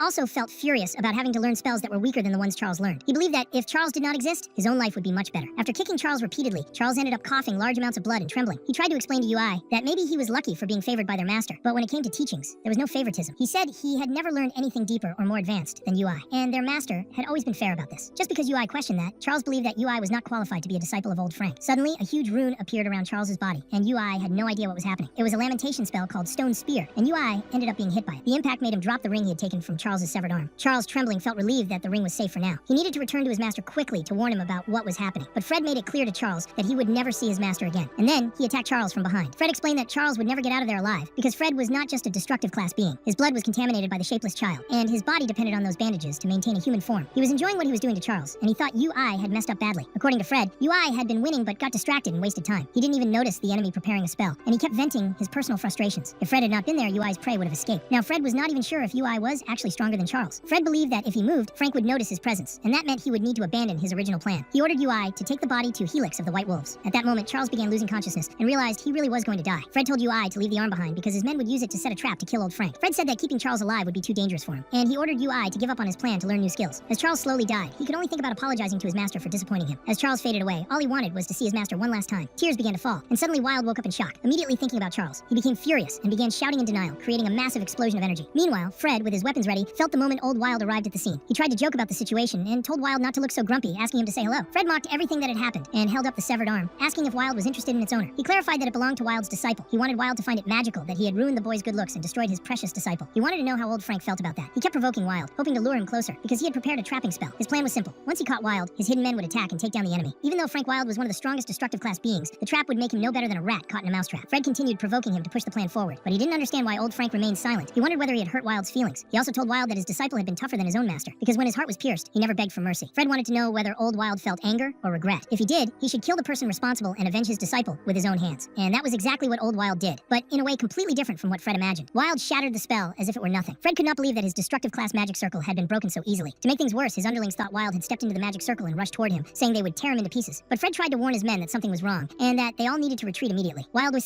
filled with rage, saw them only as walking corpses. With a single movement, he sliced many of Fred's subordinates in half, and his aura moved like countless serpents. Fred had never imagined that his enemy had become so strong. He began trembling and realized he needed to flee, but his body simply would not move. He wanted to understand if old Frank's power of words had affected him, because he felt himself slowly turning into a corpse. Then he understood. His enemy was far beyond the destructive class level. Fred fell into despair and screamed for Wild not to come closer. He begged for forgiveness and said he wanted to talk, promising he would do anything as long as Wild spared his life. He tried to convince him by saying he would return the disciple's belongings and would never appear in front of him again. But seeing Wild approaching step by step, Fred threatened to crush the ring, the only thing left from Wild's disciple. Wild remembered that he once told Charles he should never cling to the belongings of the dead. He summoned a dark energy and said that memories were the only things that truly mattered. Then a snake-shaped force tore off Fred's arm and destroyed him completely. His scream echoed horribly, and old Wild felt bothered, thinking he should have shut Fred's mouth earlier. After that, Wild looked from above at the city where he had lived with Charles for 7 years. He had loved that place, but now he saw it with deep sadness because Charles was no longer there. He prepared a spell to destroy the entire city so it could go together with Charles, creating fireworks to please him. He used a 6-flame spell called Infernal Death Ray and launched it. Dahlia and Melissa were together at that moment and became terrified because they thought they were going to die. But Joseph appeared and ordered them to lower themselves immediately. He used holy flames and tried to contain old Wild's ability. Wild was shocked by what he was seeing. Joseph made it clear that if Wild wanted to set off fireworks, he We should do it somewhere else. And he ordered Frank Wilde to leave the city immediately. Wilde looked at Joseph's sword and recognized him as one of the 10 great radiant knights of the Tower of the Secret Instrument. He knew he was facing the invincible holy flame, but he couldn't believe this was happening at that exact moment, because Joseph was stopping him from giving his disciple the redemption he wanted. He remembered Joseph clearly now and wanted to use the man's life to honor his disciple. Joseph quickly grabbed the Candela sword and moved toward Wilde, wanting to see what he was capable of, because in Joseph's view, he was nothing more than a crazy old man. That moment became the first battle between Wilde and Joseph, a clash that lasted a full day. From that point on, they became sworn enemies who would not rest until one of them was dead. Frank Wilde remembered very well, Dickers said, 10 years had already passed, and the pain had not faded at all. It was a pain that could stay with him for the rest of his life, and just as he had wished, it would always remain a sin. He had made a mistake he never should have made, and now he had to endure the consequences he carried. Frank Wilde believed that the moment the Scarlet Cult and the White Wolves dared to touch him, their deaths were already decided. He watched them kill each other until they went insane and ended up creating their own extinction. They unknowingly provided a large amount of high-quality materials for his sacrificial ritual, and Wilde believed this was exactly what Lin Ji wanted him to do. He would not disappoint the owner of the bookstore in any way. However, he understood that this was not the right moment, and he needed more power. One day, he would settle his grudge with Joseph, because this time, he wanted to keep his word. The scene then shifted to the factory of the Claychild Project, factory number 7 of the Society of Truth, where everything was in flames. The place was completely destroyed, and there was a creature on the ground trembling. Several soldiers arrived to inspect the area, checking if any philosopher's stones remained, and disabling the traps. They also searched for wounded people or possible casualties, preparing to perform rescues if necessary. They had to report everything they found to Raoul, who was shaking. Walter placed a hand on his friend's shoulder, unable to find the right words to comfort him, and simply warned him that the coming days would be harsh. The situation was tragic, and it looked as if someone had invaded the place and destroyed every sample they had. 5 bodies were found dead, and 1 person was still breathing, so they were sent for treatment. 6 researchers were also found, but 5 had died, and 4 samples had disappeared. They continued updating the experimental information, while Walter and Raoul stared at the panel with intense focus. Raoul believed that those 4 sets of experimental data were extremely good samples, but the problem was that the residual traces of ether came from the philosopher's stones that had exploded at the center of the laboratory. Considering the strict security level, it was impossible for an outsider to enter in and take something from the middle of the laboratory. Walter then realized that the one responsible for destroying and looting the laboratory might not have been an intruder, but rather a member of the Society of Truth. The medical staff considered the situation tragic, and among the injured was a woman whom they believed was unlikely to survive. What made things even worse was that none of them remembered ever seeing a woman of that age in the laboratory before. Suddenly, the girl opened her eyes and, in a split second, made one of the professionals bleed, killing the others around her right afterward. Without wasting time, she climbed the stairs and quickly left the place. She wandered aimlessly until she opened her wings, and the scene shifted to her standing high above, looking at the moon. She was mesmerized, thinking the moon was beautiful, and immediately remembered being inside the capsule. She was the Clay Child, with code S277. That number was not a real name for the homunculus woman, but her production code, used to differentiate her from the other test subjects. It had taken 277 attempts to reach her creation, making her part of the second batch of experiments in the Clay Child project. Her number was engraved on the back of her neck, along with a barcode containing her information. Since the beginning of this program, created by the Society of Truth, there had been 3 batches totaling 3,050 numbers, and all of them were failures. Number 277 was no exception, except her ether affinity was higher than that of the other subjects. By chance, she had overheard a conversation between the researchers, learning that she had only 1 year left to live. From that moment on, 277 began to wait for the night, noticing details she had never seen before, and experiencing brief thoughts she had never had. She possessed extraordinary vision and hearing, and could gather all the information she needed in an instant. She knew the shift changes and the entire routine of the laboratory. She also knew what was happening in the other laboratories and factories because of the employees' conversations, and she understood the full structure of the mechanical reincarnation area. She even knew that someone would act that night. When one of the unstable philosopher's stones fell into a capsule, an explosion finally occurred. A man grabbed a homunculus and left, and among the ruins lay S277, who slowly stood up with difficulty breathing. She touched the raised imprint of her identification number and felt a deep surge of anger. She tore off her number and barcode, then found a lab worker and took his clothes, throwing the man's body into the fire to erase all traces. She quickly lay down on the ground wearing the worker's clothes, and soon other workers arrived. They already knew the culprit had escaped because no ether had been detected. They found her and immediately warned that they had discovered a survivor and needed a stretcher. Now she looked up at the moon with trembling hands, thinking the world felt too hot, but she had finally escaped that place. Her biggest problem was that S277 had no idea where she was supposed to go. She decided she needed to leave before anyone could find her because she refused to be captured again. She wanted to find a place to hide before dawn. She tried to jump, but felt something wrong inside her body and realized she needed nutrients injected to stay stable. She could adapt, but it would take time, and she could not believe she had escaped only to die like her friends. Then a being called her child and asked her to open her eyes. S277 had no idea who was talking to her. The being clarified that S277 did not know who she was or even her name, and explained that she was the bearer of day and night, also known as the messenger of twilight. The sun and the moon were her eldest children, and the stars and lakes once sang for her. She blessed everything under the sky and made pacts with those who possessed magic. Anyone who called upon the sun would be loved by her, and those who swore to the moon would become her favorites. Everything she loved would be unharmed by darkness and chaos. S277 thought the messenger of twilight was incredible and did not understand why she had her attention. The messenger explained that she liked children who wanted to be free, then noticed the mark on the back of S277's neck and touched it, making S277 feel very embarrassed. The messenger of twilight stopped teasing her and revealed the real reason for her attention. She explained that everything happened because S277 had been looking at the true moon the entire time, and that simple gaze, free of thoughts, had drawn her in. S277 had never been contaminated by worldly definitions, nor deceived by the fake glory of false gods. The messenger felt her gaze, and even though S277 was not the one she had been waiting for, she decided she would protect that precious purity. S277 did not fully understand, and the messenger explained that her soul was pure and immaculate, like water, the most adaptable vessel of all. She had been given a chance. S277 did not know what that chance was, but the messenger of twilight promised she would discover it soon. However, the moment had not yet come. The messenger could not do much, because they were not in her dream world, and they were meeting only through the thin line between dream and reality, which was still distorted. The messenger then asked asked if S277 wanted to live. S277 truly wanted life, and before disappearing, the messenger of twilight showed her where the guiding light hid among the stars. All Sit277 had to do was accept her destiny, and then they would see each other again one day in the dream world. Stone 277 wandered while staring at the moon, questioning where she was until she collapsed. She had reached the Central District, in the mechanical reincarnation sector, inside a factory called Oi. The scene shifted to the Iris clan's hideout in the secret forest of Azir. The elves had gathered together, evacuating with concern, but trusting their high priestess to protect them. All clan members entered the refuge area, and the defensive barrier activated. The elders prepared the teleportation spell at the altar, and made ready for unexpected situations. Warriors, mages, and archivists took their combat positions. The high priestess and the entire Iris family were mobilized, and all combatants stood ready. The prophesied crisis was enough to threaten the entire Iris clan, and everyone was on alert. Doris would act as bait to attract the dream beast, and her team would work together to eliminate the dream's head. She waited for the dream beast to appear at the fissure, then cast a spell to seal the earth's boundary. A massive rune appeared on the ground, forming an enormous barrier. Other elves saw that Doris, the prophetess, had emerged from her cocoon too early. Doris thought about the underground wanderer. The prophecy had revealed its name, its power level, and more information. She knew she would not be enough to handle the destructive power combined with that environment. The dream fissure was special this time and had opened deep underground. She thought everything would be extremely difficult and believed they could not repair the fissure while the dream beast destroyed the surroundings. In the battle, they had to protect not only the clan, but also the forest they depended on. She carried that responsibility in her heart when she was caught by surprise. A creature was there, and her instincts warned that a shadow stood behind her. She believed it was a powerful and unknown being stalking her, and wondered why such a creature would focus on her. Then the creature rose up from the ground, and Doris called upon Prada, asking her to bring victory to the clan. She released the arrow of the flaming dawn's light and struck the creature, creating an explosion in its head. She then made a quick leap behind it and used another ability called Triple Meteor. She noticed that the creature was extremely irritated, and just as planned, she began luring it toward the formation as fast as possible. Some explosions happen, and Doris becomes a little anxious, so she quickly uses her fortified protection, and the creature throws lava in her direction, making the entire area start to burn. The iris at the top of Doris's scepter ends up getting slightly scorched. She thinks that everything feels very strange, and becomes worried because the forest is catching fire. And she also thinks about the safety of her people. Soon the creature enters a hole, and Doris feels frustrated because it seems like that creature knew she was leading it into a trap, so she believes it would be better to switch to plan B. However, she is surprised again. She suddenly has a prophecy in a moment like that, and she sees that the dream beast moves in groups, and the entire group is heading exactly to where she is. Because of this, she believes she has no time to think and decides she must save her clan first. She uses her teleportation and appears among her people who are in despair because the fire is spreading, and some of them start using basic water spells, but the flames are too strong and they begin to retreat. Doris appears and everyone wants to know what orders she will give. She tells them not to panic. She explains that with the rune in place, they will manage to gain some time, and she orders everyone to go to the altar because there is a teleportation rune connected to Noken. They should ask the Society of Truth for help once they arrive there. She also explains that the trap will no longer work and orders them to warn the members who are hiding near the trap so they can return and prepare to fight the Dreamhead. In the end, Doris is forced to give up on the forest because a swarm of dream beasts is coming and the catastrophe is imminent. She trembles at the thought that something terrible might happen in a place where her prophecy cannot see anything. At that moment, a girl arrives and brings an iris flower to her, wishing that Doris can defeat any dream beast with it. Doris smiles, thanks the girl for her gesture, and makes it clear that she will protect all of them. She thinks about how the men of her clan lost the warrior courage of the Elven Kingdom long ago, and that is why she needed the protection of Silver. This is when she remembers Silver and recalls that she had asked the witch for help, and she had seen the witch's relative, whom she believed to be Linji, in the bookstore. She remembers every event, since the clan members ended up reading what Linji had said, and she believed he was some kind of messenger of Silver. She also remembers that the book she took several copies of from the librarian's hands had a rune containing powerful spells, but these spells required a large learning curve. Now Doris thinks she had been looking at everything the wrong way. Maybe she did not need everyone to learn the rune. Maybe she only needed the rune to be used at a critical moment like this. So she believes the bookstore owner had foreseen this situation. She thinks that this is the answer, and wants every member of her clan to hear it. She explains that she brought a gift from Silver's relative for them, saying that Silver had given them the key to dealing with this crisis. Those who learn the rune, called the ancient seal of the book, should draw the symbol on themselves and on others as fast as possible. Everyone starts doing what she ordered, but the big problem is that the massive creature breaks their barrier, and all the elves panic and begin to run. A woman is with her daughter and does not want her daughter to lose her life. Then she realizes that the creature has not attacked her, and everyone notices that the creature has stopped moving. At that moment, Doris calls the elements of earth and asks them to obey her command. She uses an ability called Gaia's Fury, the Thousand Stone Spears, and she tells everyone to be careful. She reminds them that any living being without pain and fear reveals its weakness when attacked, but the dream beasts feel nothing. She orders everyone to keep attacking while the creature remains still, and she launches an attack right at the face of that dream beast, causing a huge explosion. The creature quickly escapes by diving into a hole. Trembling, the girl's mother cannot believe they were saved. Doris tells the girl and her mother that everything is fine now. She also declares that the ancient seal is activated and that Silver has answered their prayers, and she says they must move as fast as they can. Those without a drawn seal should be taken care of, and they must quickly go to the teleportation rune. She also encourages everyone by explaining that Silver will protect the Iris clan even after thousands of years, and no one should worry. Everyone begins praising Silver so that the glory of the Iris flower may last forever. Doris feels relieved, believing she has understood what the librarian wanted her to understand. She thinks he is truly powerful for knowing the danger her clan would face. She also thinks that Burton knew everything and deserved the title of omniscient. Now Doris wants to understand the true identity of Lin Ji, but she feels embarrassed, realizing that he has already gained her trust. She also tries not to think about that too much and admits that she is not good at fighting and depends mainly on prophecy to stay one step ahead of her enemies. She has reached her limit after casting several high-cost spells in a row, but she does not want to disappoint the people who trust her. Even if she must sacrifice herself, she believes that is her destiny as a high priestess. She only hopes that when she dies, she can enter Silver's dreams, and as long as the dream beasts do not attack her people, she can freely use her spells. With the life force she still has, she decides she will cast the forbidden spell, the final spell she can use, called Living Sacrifice. In that moment, several roots quickly rise from beneath the ground, and the seed of the legendary sacred tree of the Elven Kingdom proves to be truly strong, because Doris feels her life force being drained extremely fast. She cannot regenerate fast enough, and only wants to hold on until her people retreat. Suddenly, she begins to cough blood. She has protected her clan for the past 1,000 years and believes everything has led to this moment. The dream rift is opening wider and wider. Her prophecy was correct, and those underground wanderers hers are dream beasts moving in a group. She knows that this is her end. She could no longer stop those dream beasts, and the sacred tree was draining the little life force she had left, making her eyes begin to bleed. She believed she had bought enough time for her clan members so they could teleport away, and she only wished that the Silver Witch would be with all of them. Before she could die, she was suddenly held by a shadow that looked very much like Lin Ji, and the shadow believed she was having a terrible nightmare, so it intended to change that for her. Doris recognized that voice as familiar and became desperate. The voice sounded strange and frightening, but her instincts told her it really was the bookstore owner. She wanted to understand what he was doing there because she had not sensed any ether fluctuation in that area, and she did not know whether she was hallucinating in her final moments. But the touch she felt was real, as if an invisible person was behind her holding her with absolute power. Then she realized that she had felt that unknown powerful presence staring at her earlier, and she wondered if the librarian had been there the entire time, silently watching everything from the beginning. She became terrified and began to tremble, wanting to know how strong he really was, but she had no way of knowing the truth. She also did not want to turn around and look at him because she feared the consequences. The scene shifts to Andrew, who cannot understand why the screen turned black. The person wearing the headphones immediately takes them off, while Andrew wants to know what happened to the Iris clan, and that person simply panics and starts laughing uncontrollably. He quickly goes to the girl to help her calm down, and suddenly a warning appears to notify everyone that an unknown high-level entity was detected, causing an error in the system. The ether monitoring network collapses, and everyone begins to evacuate. Andrew has no idea what is happening, and only hopes that Doris is safe. Meanwhile, the mysterious creature with the silhouette of Lin Ji thinks that the giant worm looks very ugly, and decides that turning that massive creature into a kitten would be better. A darkness suddenly spreads through the area, and the enormous creature transforms into many cats. Doris becomes completely confused, unable to believe what is happening. The life form is deconstructed and reorganized entirely in an instant before her eyes, becoming a completely different existence. Only a creator could do something like this. It is not something any human could accomplish, not even someone classified as destructive or indescribable. Only a god can alter a living being according to his desires. She also hears the voice saying it will extinguish the flames and return everything to normal, and suddenly the forest returns to its state before the destruction. Doris is left in complete disbelief and begins trembling. Everyone wants to know what on earth just happened. The dream beasts are gone, and people start believing that Silver is the one who did it, considering it a miracle. Everyone heard that voice and was certain it came looking for the high priestess. Doris feels afraid because none of this appeared in her prophecies, and she does not know if that truly was a miracle from Silver. A light shines upon her world, and she feels grateful while trying to understand what happened. The elders of the Iris clan go to her to demand answers. Doris explains that Madame Silver had controlled Winter and blessed the clan with her man. She believes that whatever he truly is, he is on the side of the Iris clan and will help them. She knows that this is the only way they can survive, and she intends to hold on to this hope. She also explains that the librarian gave them the ancient seal to protect them from the dream beasts, and that the seal resembles the wall that ancient witches built to block the dream realm. The elders are shocked that this man did all of that. Suddenly, a new iris flower blooms on Doris's scepter, and this becomes a new prophecy delivered to her. Doris reads the prophecy of the stars, which says that her eyes opened wide and her dream was awakened, and that he is the one who defeated the fire of disaster and brought hope to the Iris family. It says he holds the key to all knowledge, protecting all his followers, and that he carries the power of space and time, fully controlling the destiny of the universe. He crossed the barrier of life and death and the ages of time. It also warns that she should not seek to know his name. He is not the caretaker of the stars. He is a shepherd who has been guiding his stars for generations. Doris becomes shocked that he is someone who surpassed the stars, and she believes she is the only one who knows this. She tells herself to stop thinking too deeply about it, because she might get involved in something she shouldn't. The more she knows, the more dangerous it becomes. She decides that she must visit the bookstore owner to thank Silver for her protection and to receive her acknowledgement, and she tells everyone in the clan that they must stand up again at that moment. Then she sees a shadow asking her to proceed. Suddenly the scene shifts to Lin Jie, who wakes up thinking the night was long. He stretches, and the mighty god of rain has lost to the ancient elf king in his dream. He wants to understand why he had a dream like that, and he can remember every detail. He even had a dream inside a dream, and he feels happy because he met his friend there, the one he finds very beautiful. Even the vision of Candela's life felt very real to him. The dream truly left a strong impression on him. He also dreamed about the liquid he now calls the little black one, as if it had taken his shape to meet Doris. He feels relieved believing that it was only a dream because he would not want to scare her. He is quickly surprised when he wakes up and looks out the window to see that the rain has finally stopped. His eyes brighten because of this. He was tired of the bad weather that month, and if it rained any longer, the books would start to mold. He steps outside and cannot believe how fresh the air feels after the rain. He feels as if his body has been purified. Then he sees that a fire is happening, and he also finds S277 nearby. He quickly carries the girl and brings her inside the bookstore. He doesn't understand why he brought her with him, but he could not leave her outside where her infection might worsen. Judging by her appearance, he believes she was injured by an explosion and must have been far enough from the center to survive, but he has no idea what truly happened. He grabs the communicator to try contacting the hospital, but no one answers, which makes sense to him because a fire is likely overwhelming the hospital. Then he notices the ID card from the man whose clothes she stole. He had seen that logo before, and soon he noticed she was not wearing her own clothes. The tears on her clothing did not match her wounds, and he realized she had put those clothes on after getting injured. He had no idea why someone would do that, but he preferred to think that the lab coat had been put on her by the man whose ID card he found, imagining that this person saw her in that state and tried to help somehow. Still, he could not stop thinking about how complicated the situation seemed. Then S277 woke up, and he wanted to know if she was okay. He also told her not to move and to stay lying down. S277, who had not detected any ether in him, believed he was just a normal guy, someone she could easily gain the trust of. Lin Jie explained that she had serious injuries, and he was trying to contact the hospital, but she immediately asked him not to call them, explaining that they were the ones trying to kill her, and she had escaped from them. She begged him to save her, and Lin Jie could not believe that things were even worse than he imagined. He then realized that the fire might have been caused by a dangerous and secret research project gone wrong, which made everything suddenly make sense to him. He began thinking of a story in his head, imagining that a researcher who knew some secret information had been threatened by an evil organization that kidnapped his beloved to force him into unethical work, and that the researcher, in a moment of rage, detonated a bomb. He imagined the man giving her the coat and telling her to escape and seek help. He believed that S277 was wet because they soaked her clothes to prevent her from burning while escaping. His imagination was extremely vivid, and he believed that this was exactly what happened, even though he did not intend to dig deeper into the situation. He only wanted to make sure she was okay. He did not know if she had any internal injuries, and that was serious because her life could be in danger. He was not a doctor, but he could still evaluate general wounds, so he decided to examine her injuries. He even felt proud of himself for being gentle to a stranger, thinking she was lucky for that. He also believed she might be traumatized after everything she had been through, and thought he should offer her some warmth. S277, experiencing someone taking care of her for the first time, did did not understand what that strange feeling was, and her cheeks became red. He wanted to know where it hurt. Her skin showed marks of an explosion's impact, but inside, she seemed completely fine, which was very strange to Lin Ji. Because of that, he believed she did not need a hospital, but she still needed proper treatment for her external wounds. S277 had never felt anything like that before, and even though she had gained her freedom, it was not easy for her. She could not risk exposing herself there, so she was not willing to trust the librarian. Lin Jie wanted to know if she needed anything, and told her he would get some tools to treat her wounds. S277 told him she was cold, and he went to close the door. She saw an opportunity and believed she needed to act silently. She planned to kill the bookstore owner quickly, gracefully, like a cat, but suddenly she felt a pressure around her and became terrified. The gargoyle was staring directly at her. She realized the bookstore was full of cold and cruel ether waves. She had not imagined that the gargoyle was alive in such a way. Her senses began returning, and she felt the energy spreading everywhere. She also saw that a flower was alive, and even the books were alive. Everything in that place seemed to be breathing. She became extremely afraid. Now she wondered whether Lin Jie was really just a normal person, and she could not understand how any of that was possible. She gave up on killing him. When he finished closing the door, he noticed the girl sitting in the chair, and assumed she was spacing out while staring at the ceiling. He thought she looked like a penguin, both cute and with a strange head, and since he did not use that chair anyway, she could sit there as much as she wanted. He wanted to know if she was feeling better, but S277 was terrified. He told her to wait a few minutes while he went to the basement to get some medicine, and he asked her to stay seated and quiet. While he talked casually to her, S277 saw him as a ghostly figure. When he left, she was left alone, horrified by the many strange creatures she could now see around the bookstore. She understood that if she stayed still, she would at least stay alive until he returned. And she also wanted to understand what those beings were. The small bookstore was filled with a presence that resembled the void, and these creatures were piled together, twisting, breathing, and walking around. She also felt as if an invisible presence had been staring at her the whole time, but Lin Jie acted as if nothing was happening around him. She found it extremely bizarre that he smiled and acted kindly, believing that his kindness was something frightening and unsettling. She also thought that she was not lucky for being saved by him. Then Lin Jie returned and apologized for taking too long. He said he would disinfect the box first, but he noticed she was nervous and did not understand why. Then he remembered that young people hated medicine, so he tried to calm her down, telling her she did not have to act like that because he would help her. Seeing her so scared, he wondered if something had happened, and reassured her that everything was fine, and she did not need to be afraid. He even joked that it was not like he was a monster that ate humans. She became even more terrified and believed she finally understood the truth. She thought that this was the real reason why he brought her there, and because he locked the doors, she would need to think of another way out. She knew she had asked him to save her, so she believed she was the one at fault. She wanted to understand what she had done wrong. For her, it felt like the end of the line. Since she believed she would not leave that place alive, she offered part of her body for him to eat, hoping it would not hurt too much. But Lin Jie had no idea what she was talking about. In the end, he tried to explain that everything he said was only a joke. She still looked a little suspicious, but the librarian finally cleared up the misunderstanding. He then thought that maybe he should just stick to telling stories, because most people seem to take his jokes seriously. S277 realizes that maybe she had misunderstood the situation, and that the man might not actually be a bad person. But then she sees a huge monster standing right in front of the librarian. At that moment, she decides that it does not matter whether she understood him wrong or not, because he is clearly someone dangerous, even if he is the one taking care of her wounds. She's sweating a lot while he treats her, and he tries to reassure her by telling her not to worry, explaining that the pain will stop once she gets used to it. Then he suddenly notices that he never introduced himself, so he tells her his name, explaining that he is the owner of that bookstore, and that he would like to know her name as well. S277 explains that she does not have a name, because the only thing she remembers clearly is the code they gave her, but she never considered that code to be her real identity. Lin Jie finds this extremely strange, and starts wondering if she is trying to forget a painful past, or simply refusing to reveal who she really is. He begins to think that she is like a frightened cat that just ran away from its owner's house, and he wonders if those wounds on her body are connected to her trauma. He finds S277 pitiful but strong and impressive at the same time, so he gently touches her head and tells her that everything that hurt her is in the past, and she should try to forget the things that happened before. She feels good receiving that kind of warmth from him, because his tone and his words feel strangely comforting. Then Lin Jie starts treating the wounds on her back, asking her to remove the coat she was wearing. When she shows her back, Lin Jie opens his eyes wide after seeing the strange mark she has on the back of her neck. He warns her that treating that area might hurt a little, and that she needs to endure it. After finishing the bandages, he tells her that her wounds are not infected, and she will recover after some rest. He also wants to know what kind of life she wants to have, and whether she has any plans for the future, but she has no idea and has nowhere to go. Lin Jie sees that her eyes are full of confusion and uncertainty, and begins to believe that she went through something that completely changed her life, leaving her lost. But he decides that this is the moment to use his social skills, so he explains that she needs a new identity, and that he also needs an assistant for the shop. If she is willing, he can offer her safety for now, and she can leave whenever she finally discovers what she wants to do. In truth, Lin Jie simply wants someone to handle the chores, so he can spend his days reading his endless supply of books. He explains that all she needs to do is organize the shelves and help keep the book records updated every day, which seems simple to him. But S277 starts trembling, feeling insecure as she thinks about it. Even just lying there, she can already sense that terrifying unknown presence in the bookstore. And Lin Jie still thinks the job is easy, even though she feels that presence even with her eyes closed. That chilling feeling intensifies quickly, and what she sees in the darkness before her no longer resembles the old dim bookstore. It becomes hard for her to imagine where that place even came from, and she does not want to stay there even a second longer than necessary. But she believes that if she refuses him, she will continue being hunted by the Sociedade da Verdade, and she knows nothing about the outside world. Even so, she doubts she would survive out there. To make things worse, she is not even sure if she would be allowed to leave through the bookstore door if she refused the librarian's offer. The danger feels like it is coming from both sides, and she thinks so much that her mind feels like it is melting. Meanwhile, Lin Jie has no idea what is happening, and he simply assumes that she likes overthinking things, but does not seem very smart. He makes it clear that he will not force her if she does not want to stay, and that he will also respect it if she has her own plans. Then he tells her not to be nervous, and explains that she should focus on recovering first, promising that he will take care of her until she heals. After that, she will be free to decide whether she wants to stay or leave, and in his mind, she will obviously compare the options and find it much better to stay with him. That way, he can give her a new identity and offer her shelter in exchange for her taking care of the bookstore. But he also needs to be careful, because he cannot touch her wounds again. He also explains that he does not have a spare room, so she will stay in his bed while he sleeps in a chair, and he plans to buy another bed later. S277 stays behind him and feels that they are too close, noticing that being near another person feels warm. She even manages to hear his heartbeat. Then he shows her the room, and she becomes frightened. He does not understand understand what is wrong until he looks at the dream catcher and explains that it is a keepsake from one of his customers and that it brings him good dreams, also explaining that it is called a dream catcher and insisting that it works. S277 finds it bizarre that he says that because she can feel a harsh abyss-like threatening aura coming from the dream catcher. She had once seen a fragment of a sand web similar to that object, and she had been told that it came from a dream beast called the abyssal predator. That creature had the power to weave small dreams and drag people into a nightmare full of horrible hallucinations, killing them slowly. In the end, the dream catcher in the librarian's hands feels more like a magical tool, and she also wonders who the customer was, because anyone capable of giving that object to Lin Jie must be extremely dangerous. He also shows her the sword he received from Joseph, explaining that it is a symbol of glory for Joseph's clan. That's almost 277 senses ether energy around the sword, different from the dream catcher, and she feels that the blade is possessed by the spirit of a legendary knight. She does not like the idea of staying in that room at all, and even thinks that the whole situation feels like a warning from Lin Jie. He places her on the bed and notices that she is even more nervous after hearing what those items are, so he tries to calm her again, assuring her that no one will hurt her here and that she can call him if anything happens. He also offers her his spare clothes, and she quickly puts them on while he looks away toward the other side of the room. Then she calls him human, wanting to know if all humans are warm. Lin Jie tries to check Lua's temperature and realizes that she is actually the one who feels cold, thinking that maybe she lost too much blood. He reminds her to use the blanket when she sleeps and explains that he only has a few personal items in the room, so she will need to deal with them for now. He also says that he has an idea for a name for her and can suggest one if she wants. The girl simply accepts. Lin Jie looks at the moon and asks what she thinks about being called Lua, and she becomes impressed by that choice and accepts the name gladly. After that, he leaves the room believing that the girl had not left any traces behind. Now he needs to figure out a way to arrange a fake identity for her. He actually has some experience with that and even owns one himself. He is willing to ask one of his customers for help in forging a new identity for Lua. He remembers receiving the communicator from his first customer when he opened the shop, and he has been using it ever since to manage the bookstore. That communicator had been a reward for recommending a book, and he also remembers that because of his advice, the customer started treating him like a kind of savior or something like that, which he always found completely absurd. He had also received her number, and she told him she would always be available, and that he only needed to call if he needed help. Since he never had any problems during all those years, he never contacted her, but now he plans to ask for help with the issue of forging an identity, since he wants his new employee to live there without worries. So he uses the communicator. The scene shifts to a maid who is writing when her communicator starts vibrating on her cushions. She is immediately surprised to see who is calling, and answers quickly, but Lin Jie finds it strange because the voice does not belong to his client Cherry. It sounds more like a slim and elegant woman, and after a moment, he remembers where he heard that voice. He asks if she is the maid who once came to pick up Cherry, and the woman confirms it, introducing herself as Bella. She says she is honored that he remembered her because she always thought she was not important enough for someone like him to remember. Nervous, Lin Jie explains that he does remember her, and that 3 years have passed since then, and he did not expect his call to be answered so quickly. He could never forget something so significant. Bella explains that she has simply been following her mistress's orders, and has been carrying that communicator with her all this time. She asks if he wants her to wake her mistress, but Lin Jie says it is not necessary, and that Cherry can keep sleeping. Meanwhile, he continues cleaning the bloodstains, which he finds very difficult to wash away. Bella says she will notify her mistress once she wakes up, and assures him that they will do anything for him. Lin Jie explains that he only needs help. He saved a girl who has no records or background, and wants someone to investigate the fire on 20th Street up to 50th Street, because he wants to give the girl a new identity. Bella understands, but thinks the request is a bit complicated. Still, she says they will send a specialist to work with him and ensure that everything is perfect. Lin Jie feels grateful, and even after 3 years, hearing Bella's voice makes him think that nothing has changed. Bella clarifies that maybe nothing changed for him, but many things changed for them during those 3 years. The only thing that has not changed is the gratitude and admiration they feel for him. She also says that her mistress missed him and waited for his call, but since he never contacted her, she did not dare take the initiative. Bella then asks him to visit her mistress. Lin Jie says he will do that, and that they are also welcome to visit his bookstore. He also says he is looking forward to seeing Cherry again. After turning off the communicator, he feels strangely guilty for talking to Cherry's maid, and does not want to bother them. He even wonders if he disappointed them, since no one would be excited to be disturbed like that. But he prefers to set the matter aside, and believes they act this way because they are merchants, trying to fulfill promises and show gratitude. They were exaggerated 3 years ago and seem even more exaggerated now. Time passes quickly, and dawn is near. He decides he should buy a bed so he can get some sleep. The morning news begins, announcing that a few streets are closed because of gas explosions, and the businesses in those areas apologize. Lin Jie goes out walking and starts thinking that his first customer greatly overestimated him. It is not good to treat someone like a god when they are still young and impressionable. He plans to talk to her about that when she visits, but for now he must work with what he has. So he picks up a chainsaw and some other tools. Darkness begins to spread through the area, and the chubby landlord who rents the bookstore space to Lin Jie trembles with fear because of that darkness. The man is tired of being oppressed by that feeling, and things get worse when he hears the sound of the chainsaw. He becomes anxious, thinking it is all in his head. He imagines Lin Jie using the chainsaw and blood spraying everywhere, and he sees Colin there, promising that he will kill him, because Colin discovered that he was not human, and death would be the only way for Colin to escape the librarian's wrath. In this nightmare, he says he will send Colin to hell, and then he wakes up terrified, begging his neighbor to go away. He was having a nightmare, and he is terrified that the evil spirit will notice if he makes any noise. He only wants someone to help him. Suddenly he hears his communicator vibrating. He hopes it is good news, and it turns out to be a charm he received from Vicent. The scene shifts to Bella, who walks until Cherry tells her she may enter. A barrier of ether recognizes Bella, allowing her to pass. Cherry is lying in her bed. Bella approaches, and Cherry wants to know if something happened. Bella thinks her mistress should take better care of herself, since she is more than 100 years old and her hair is completely messy. Cherry hates hearing that and orders her maid to stop talking, saying that her age makes her tired, and she only wants to know what happened before she goes back to sleep. But Bella believes her mistress will not go back to sleep anymore, and explains that she just spoke with Lin Jie. Cherry cannot believe what she just heard from her maid. Cherry basically has a meltdown when she realizes that Lin Jie actually called, and she nearly faints on her bed from excitement. Bella only wishes her mistress would show a little elegance, but Cherry has neither elegance nor pride at that moment. To Bella, her powerful mistress suddenly behaves like a young girl who just received a call from her first love, instead of someone with authority and influence. After her dramatic outburst, Cherry demands to know what Lin Jie told her maid. Bella explains that Lin Jie asked for their help in forging a fake identity for a girl who is with him. That girl might be connected to the Dream Beast invasion that happened in Noken and the attack on the mechanical reincarnation of the Society of Truth. Bella reminds Cherry that she already sent people to investigate everything to understand the situation, but her mistress does not seem to be listening at all. Instead, Cherry Cherry is in shock that he has a girl with him, and Bella grows frustrated because that is the only thing her mistress is focusing on. Cherry, on the verge of a breakdown, assumes the girl near the librarian must be some terrible person, or something awful from the world. Bella fears things are about to get worse and quickly tries to distract her mistress. She apologizes and explains that she took the liberty of arranging a visit with Lin Ji. At that moment, Cherry becomes completely embarrassed. Cherry wants to understand how her maid could do something like that, because her heart is not prepared for it, and she believes she will never forget such a mistake. But in the end, she wants to know if the librarian accepted the visit, and Bella clarifies that not only did he accept, he is also looking forward to her visit. Cherry's heart practically jumps out of her chest, and she feels overwhelming happiness, lying back on her bed and telling Bella that his request must be completed properly. She wants her maid to gather every detail about what happened in Noken, so she can look over it herself. She plans to make time to visit the librarian once the auction and the chamber's business matters are finished. Meanwhile, the Congreve family has been getting too close to the White Mage recently, and Bella says she will send someone to investigate. She does not think they will be able to retaliate because Cherry holds a position as one of the 3 presidents of the Ash Chamber of Commerce. Their cheap tricks will not threaten her successor status at all. The Chapman family trusts nature deeply, is one of the oldest druidic families, and is the largest shareholder of the Ash Chamber. And now, the most influential heir of that ancient family is a mixed blood woman, human, druid, and dark elf. No one knows how she went from being an illegitimate mixed blood to a dominant figure with countless supporters. Rumors say she can control anyone's soul with her voice. Because of fear and fascination, people call her the Chapman Witch. Everything changed on that day 3 years ago. Bella never understood why her mistress looked at that man with shining eyes. But now, with her current understanding, looking back, Bella is shocked by the power and terror that surrounded the man Cherry met that day. The more she thinks about it, the more her soul trembles. Cherry remembers perfectly when Lin Ji told her to be careful and that she would go far. She treated his teaching with great affection and is willing to resolve anything for him with perfection. She has been waiting 3 years for this day. Bella finds it amazing that Lin Jie can make her normally uninterested mistress behave that way, proving that he must be truly special. She feels certain that Lin Jie must be doing something important at that moment. The scene shifts to Lin Jie, who feels relieved to finally be done. He created something in the middle of the night and thinks it is impressive. He has built a functional bed, but now he needs to clean up the mess. Lua appears and asks if he needs help, but Lin Jie wants to know if she is sure about that because her body is still injured. Even if he wants help, she has not recovered yet. He is worried she might bump into something and get hurt even more. Suddenly, Lua tries to show strength to him. Lin Jie notices she is trying to prove she has energy,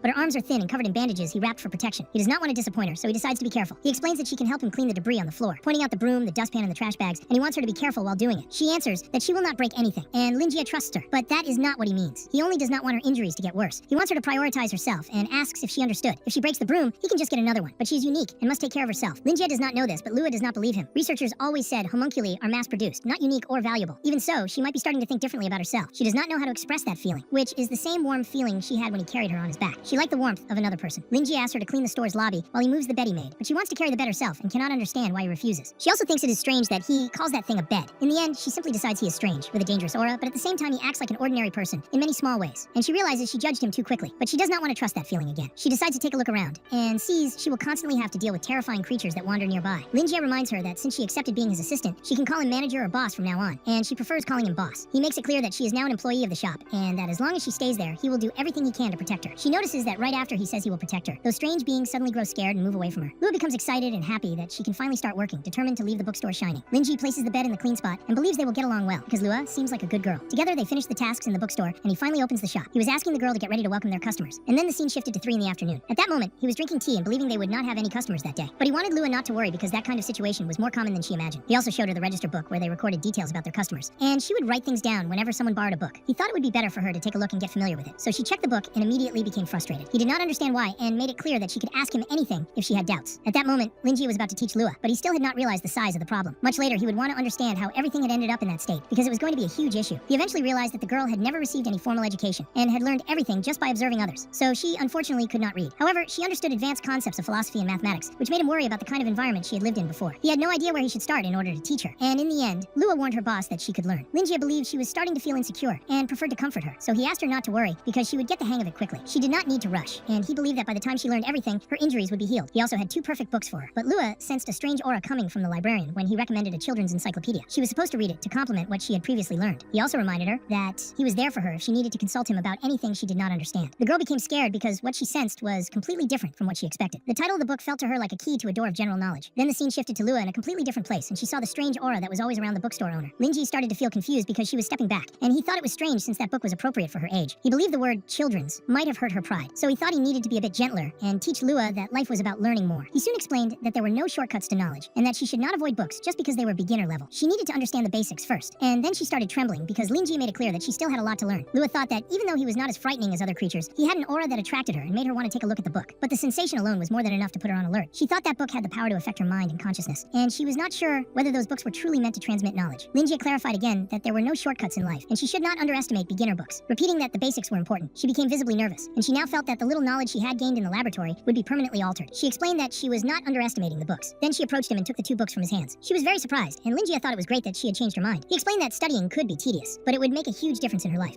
The ladder of progress was infinite and always within everyone's reach, so she should not look at that ladder with arrogance. A house made only of a roof was useless. She also needed a solid foundation of bricks for each layer of wall. Only then would the house be firm and complete. And from that moment on, the difficulties she would face in that house would be what would strengthen her. The librarian made it clear that when she achieved all of that, he would stand by her side and become her greatest shield. Only wisdom would give her confidence when she reached the top. He wanted her to remember that everything was obtained through hard work and always became priceless. She would do all of this to have a better future, and then she would have more choices, which would become her true strength. He remembered well that he did not normally give advice like that, and everything he knew had been learned through personal experience. He believed it would be very hard for anyone to understand the life he had lived since the day he arrived there. But he had overcome every challenge and was now happy with his bookstore. Knowledge really could change someone's life, and Lua understood that. So she promised she would study a lot, and Linjie thought that was a good start. He also did not want her to worry about whether she could handle it or not. He also told her that some time ago, a child approximately her age had come to his bookstore, fallen in love with studying, and bought some books, which were even more advanced than Lua's books. He was referring to Melissa, who at that moment was completely exhausted from studying so much. Then Linjie explained that since Lua was his assistant, she could read all the books there for free. That was a unique opportunity for her to expand her knowledge. He wanted to know if the girl had truly understood everything, and Lua made it clear that she did. He was absolutely right. She said she would study immediately so she could help him as soon as possible. But her mind was boiling from stress. Since Linjie liked seeing his employee inspired, he did not plan to correct her. Since there might be no customers for the next few days, she could learn the basics for now, and Linjie planned to check her progress. So Lua began her studies. 3 days passed, and she was even dressing in a completely different way, almost like a gothic girl. She was still willing to start her daily study routine. Then the scene changed to another place that Lua called the memory palace of the First Division. She activated it, and that method made her studies easier. It was a memory palace she created inside her mind, and she stored vast amounts of knowledge there in separate categories. Whenever she needed to learn something new, she would go directly to the palace to understand it. She believed her boss was more than right. The book she picked was only the basics, but the knowledge inside covered too many topics. It included cognitive abilities and instincts of all humans and non-humans, animals, plants, and other transcendent beings. She became scared at how intelligent her boss truly was. She thought that if she were not a homunculus, her mind and consciousness might have been crushed by the overwhelming amount of information she absorbed when she drowned herself in those books. That might even have transformed her into a completely different being. And maybe her boss knew that. And she also read the book of Basic Runes, which taught many spells for white mages. Black mages used their language as a source of power, while white mages used words. And if she wanted to extract the full power of a white mage, a single rune would not be enough. She would have to mix several runes, and she believed her boss was focused on that part. He began giving her lessons, and he enjoyed being a teacher again because it had been a long time since he last taught. While he wrote on the blackboard, he wanted to know which word that was, and she answered confidently. Linjie expected her not to understand it and became confused by how quickly her chi had increased, because in only 3 days, she had risen from fundamental level 1 to fundamental level 2. So he asked her several questions, and she managed to answer all of them. In that way, he realized it was enough, and there was nothing else he could teach her. With tears in his eyes, he told her she had done a good job and had completely mastered the knowledge from that book. So he granted her the title of bookstore assistant. That was when she understood why her boss wanted her to study. She believed that Linjie had seen she was afraid of books and bookshelves, and then she would not be able to serve customers if that did not change. So that was why he trained her, and she felt improved, unable to believe how he had even thought of that. She thought her boss was truly insane. The scene shifted to Linjie remembering his time as a teacher, when he called someone to solve a question. His students were amazing and charming, and Linjie was only 21 years old and had already published 5 books and dozens of articles. One of the girls showed an article that revealed more about the professor, and it was an interview the journalism department had done with him. Linjie remembered his teaching days and never considered himself a genius. He could not compare himself with wise scholars who ignored common sense, so he did not think he was particularly intelligent. All he had was a memory and a level of comprehension far superior to that of a normal person. With that, he managed to receive a few small honors at a young age. The poor psychology professor, in his memory, wanted to know what kind of geniuses the bookstore owner had met in his life. Suddenly he woke up. Once again, he had been dreaming because of the dream catcher. Then Lua went to his room to warn him that breakfast was ready. He thanked her and kept thinking about the fact that he had dreamed of his past, even though he could not remember what he had said. But now, after spending time with his assistant, he could conclude that she was a genius from head to toe. She had prepared a real feast for him, and she also explained that she had modified the recipe from the books and wanted him to try it. Linjie tasted it and thought it was very good. So good that it made him cry. It felt as if she were a legendary mother cooking that dish with a secret ingredient called love. He also knew she had not grown that way because of him, but because she was extremely intelligent. In the last few days, he had watched her go from knowing nothing to mastering all the common words in English and Chinese. She used the various documents he kept for studying Azure civilization, and on her second night there, she reconstructed the bed he had built. Shortly after, that bed went from caveman level to a normal bed. The spare clothes he had given her were modified into a dress that fit her perfectly, along with other materials she used to make more clothes. She even cleaned the whole store while he was out shopping, and it was so spotless, it looked like it had been renovated. He had no idea where she had found the tools and materials to transform the bookstore like that. She even learned more than 300 recipes on her own, and he had only given her an encyclopedia. She learned everything very fast and absorbed knowledge like a sponge. Seeing all of that, he felt that Lua had become a support pillar in his family, and he thought this was wrong because he was the one who should be taking care of her. He felt he would end up losing his reputation as her father figure and boss. He never imagined that raising a genius would be so stressful. Now he wanted to think of something that would impress her, while Lua trembled as she watered the flower Doris had given her boss. He soon noticed she seemed a bit strange, and she explained she was not very good at taking care of plants. Linjie relaxed immediately, saying it was perfectly fine if she was not good at something. In the end, he was confident in his own ability to care for plants. He went to her feeling relieved that there was finally something the girl could not do, and he took the plant, making it clear that he had grown that rose with his own hands. He wanted Lua to see that the rose was full of life, and explained that it was a beautiful and elegant red rose that matched his aesthetic perfectly. But the flower looked completely ghostly to Lua, and she could not believe her boss was calling that rose beautiful. She simply agreed with him, so things would not become complicated for her. Linjie wanted to know if she felt anything when she looked at the rose, and Lua only thought he was incredible. He explained that it was only his hobby, but she could learn a lot about plants from him. Things made sense again for the bookstore owner. He felt the girl needed an adult to guide her, and he was that adult. He also believed that Lua was admiring him again, and that maybe he should not think so much about her genius. He thought it would be much better if he had an assistant who was good at everything. But Linjie's good mood did not last long. 2 days later, the rose died, and he felt his reputation was being destroyed by that rose. To make it worse, course, it had been Doris who gave him that rose, and if it really died completely, he felt he would no longer be able to maintain that relationship. And so Lin Ji was willing to do anything to revive that flower. He searched for a book that could help him with it, and if nothing worked, he was ready to look for fertilizer. The problem was that the smell would become very strong inside his bookstore. Lua then warned her boss that someone was outside, and he saw that it was the central government. He had no idea if they were from the upper department of the police. Normally, they acted as the bodyguards of those in power within the government, and they would never show up for no reason. The only explanation for their presence had to be the huge fire from the other day. The TV of Lin Jia's neighbor had been reporting the case non-stop, and the investigation was still ongoing. Up until that moment, they had determined two sources of fire, one in the sewer a few kilometers away, and the other near the laboratory close to the central district. Apparently, it had been an arson case. No wonder the government high-ups were furious with such an incident happening right under their noses. Lua became curious about what was going on, but Lin Jia still did not know for sure, and ordered her to go to the back, explaining that the central government had sent their men to investigate the fire, and they were probably looking for the culprit. He believed she had learned about the police from the documents she had read, but Lua quickly warned her boss that she did not think the police were there to look for her. Lin Jia immediately wanted to know if she was suggesting there was a possibility they were after her, and it seemed she had finally revealed something on her own. The bookstore owner was aware she was still an unregistered child, and he wanted to know if she feared being taken away. Lua confirmed it. She did not know whether the Society of Truth knew she had escaped or what they would do to her. Even though the Society of Truth had sent their men there, she was sure they were only looking for the man who had taken 3 homunculus samples. But the fact that she had no registration was indeed a huge problem at that moment. Then the police officers opened the bookstore door and walked inside. One officer introduced himself and his team and wanted to know if they had seen anyone suspicious lately. But the scene shifted to a bit earlier before they entered. The officers were examining the street where the gas explosion had happened. The houses were dirty and in bad condition. The blonde police officer was the third-class superintendent of the upper police department of the Central District. His name was Xander Ryan, and he had no idea how long things had been in that state. One of his men reported that it had been like that for about 15 days. The Noken newspaper had reported the whole situation, and reconstruction only began after low resources was hired. Xander thought a long time had already passed, yet the place was still in ruins. But the officers knew all of that was just for creating entertainment in the news. The delay in reconstruction was intentional, serving only as a cover to keep people from losing their jobs. Seeing that this was the case, Xander decided to investigate the row of shops there, as it would make his work easier. Then he stepped on some slime and thought the place was disgusting. His subordinates did not want him to step on anything dirty and asked him to stop until they cleaned the area for him to pass. Xander was furious because 12 hours earlier he had been discussing with Bob which nightclub they would go to that night to look for women, but now he had to waste time in that filthy place. He also believed the matter was not something the police could actually solve. He was only there to represent the Central District and reassure the unfortunate citizens. In other words, everything he was doing was just a show. He was wasting his time and feeling very frustrated. He swore that when he became a first-class superintendent, he would never walk around like an energetic shepherd dog ever again. He just wanted to finish quickly and go back to sleep, so he kept walking. There were several people admiring their work, and after a while only 2 shops remained to be inspected on that street. When they knocked on one of the doors, announcing they were from the Central District Police, a desperate fat man appeared, begging them to save him because he could not take it anymore. The officer became very annoyed because the man grabbed his leg, explaining that he had been treated so badly he had lost many kilos. The officer wanted him to explain what had happened, and Colin warned them not to be frightened by what he was about to say. He explained that the bookstore owner was an evil spirit. The officers did not believe him. Colin said the man could walk through walls and make terrible things come to life. He also reported that a few mornings earlier, he saw Lin Jie using a chainsaw to cut meat and bone. The sound was loud and terrifying. He even saw the bookstore owner smiling at him, giving him the feeling that he would kill him someday. However, the officers could not take him seriously and tried not to laugh. One of them apologized for remembering a joke, but told Colin it would be best if he went to church to deal with that problem. Colin explained he had already called a priest who was on his way. The officers believed he was too agitated and should calm down, asking if he had any proof of what he said. Colin said he did not, and that it was an evil spirit, so of course there could be no proof. He began to lament, saying he did not want to die so soon, but the officers just wanted to laugh. Colin became very angry that they were not taking him seriously. The policeman tried to end the situation and made it clear that if he continued acting like that, they would suspect he was insane. Xander agreed and said the fat man should wait for the priest to save him. They left without believing anything he had said. After getting rid of him, they laughed a lot, and Xander could not believe the people in that area were so strange. They continued on since there was still one shop left to investigate. No matter how much Xander looked at it, he thought it was a rundown bookstore. He did not know whether the fat man had said something that made sense or not, but it seemed to have an indescribable energy coming from that ruined shop. Then they walked inside, and he was surprised to see that the interior was actually very new. He believed the owner had renovated it. He also noticed the gargoyle statue on the counter, something usually used to ward off evil spirits, and he wondered why it was there. The little girl wasn't in any official registry, so he assumed she might be a newly hired clerk. He noticed that her body was covered in bandages, as if she had been seriously injured not long ago. Lin Jie welcomed the police officers politely and said he would fully cooperate with the investigation. Xander explained that the records of the bookstore stated that it was run by only one person. The bookseller then explained that the girl was his new employee and that he had been struggling to manage everything on his own. Xander asked for the girl's documents so he could add her to the records, but Lin Jie immediately said that this might be a problem. He improvised an excuse, explaining that she was the daughter of a relative of a friend who had recently moved out of the Central District. He believed Xander would understand how complicated the process of converting from a fallen noble to a commoner could be, since all her documents had been taken in for verification. Lua watched the entire exchange anxiously. Xander accepted that explanation to some extent, but he still wanted to understand why her body was covered in injuries. Lin Jie, being a skilled liar, made up a story on the spot. Lua tried her best to agree with everything the bookseller said, but it was obvious that she wasn't good at lying, not even to save her own life. After listening to the entire long explanation, Xander wanted to ask about the chubby neighbor, because it seemed like the man had some sort of prejudice toward the bookseller, and even believed he was an evil spirit. That was when Xander noticed something that caught his attention. Lin Jie didn't want to believe Colin would have such a ridiculous impression of him. He insisted that it was all nonsense, and even mentioned that he had helped the neighbor several times, so he didn't expect such a huge misunderstanding. But as Xander looked around, his eyes fell on the rose, and he began trembling. The other officers also stiffened in terror as a heavy, oppressive aura filled the room. The rose suddenly revealed itself, growing immense right in front of them. Lin Jie tried to make them reflect on how he could possibly be an evil spirit when he was clearly a human being from head to toe. But while he said this, his rose and the little dark creature beside it were showing the police something completely different from what he claimed, making everything even worse. The scene changes to Colin, who was drinking from a bowl and asking the gloves to bring mercy and peace to him, because he was referring to himself as a humble lamb, and at that moment he felt much better, since he had drunk the holy water formula made by Father Vincent and truly believed that it worked. worked, so he believed that he would be fine that night, even though the problem was that it was expensive. But he did not want to care about that, and all he wanted was to sleep peacefully, while also wondering how the police officers who had made a fool of him were doing, because he was sure they would all regret it, even if they deserved a lesson for being so arrogant. Colin thought that if those police officers managed to scare away evil spirits with their noble auras, then he was willing to accept being seen as a lunatic this time, because he believed the police would not fall easily since they had weapons. And all he wanted was to stop being frightened by those terrifying evil spirits. And in the end, Linji had asked a question, but Xander felt a terrible pressure inside that library and became deeply uneasy. And it was not only him, because the other police officers felt the same way. Soon, the three of them ended up seeing a gigantic eye, and right after that, many smaller eyes appeared around them, causing Xander to fall into a state of madness, where he believed the bookstore owner was not human, and was nothing more than a liar, because nothing about Linji seemed human to him, and they could not understand what kind of sensation that was. But it was extremely strange that their minds were hallucinating, as they felt many things at once, with panic, fear, and hysteria being the strongest feelings, all tangled together and dissolving into each other, and Xander simply accepted it, and believed there was nothing he could do. He felt that they were all going to be devoured, as if something was slowly swallowing and digesting him. His consciousness shattered, and all he could feel was a strange emptiness pulling him in, while nightclubs and dances that once represented Xander's desires began to fade away, along with his position, his family, and everything he had tried to achieve, all disappearing. And in his desperation, he wanted to understand what those strange things were doing, until suddenly they returned to the bookstore. But Xander was completely collapsed. He then realized that he was still alive, and in the end what he saw was not an illusion, because the three of them had indeed been eaten by the terrifying flower. And he looked at the pendant that reminded him of his grandmother's words, knowing that the pendant was a family relic and an exorcism necklace that his grandmother wanted him to always carry, with words of blessing engraved on it that were meant to help drive away evil. And in the end, Xander became desperate when he realized that the chubby man had been telling the truth, but that Linji was 100 times more terrifying than an evil spirit, because his flowers simply devoured people. He felt that a part of himself had been eaten, even though he had no idea which part it was, but he could feel it inside him and sensed that his life was about to change drastically,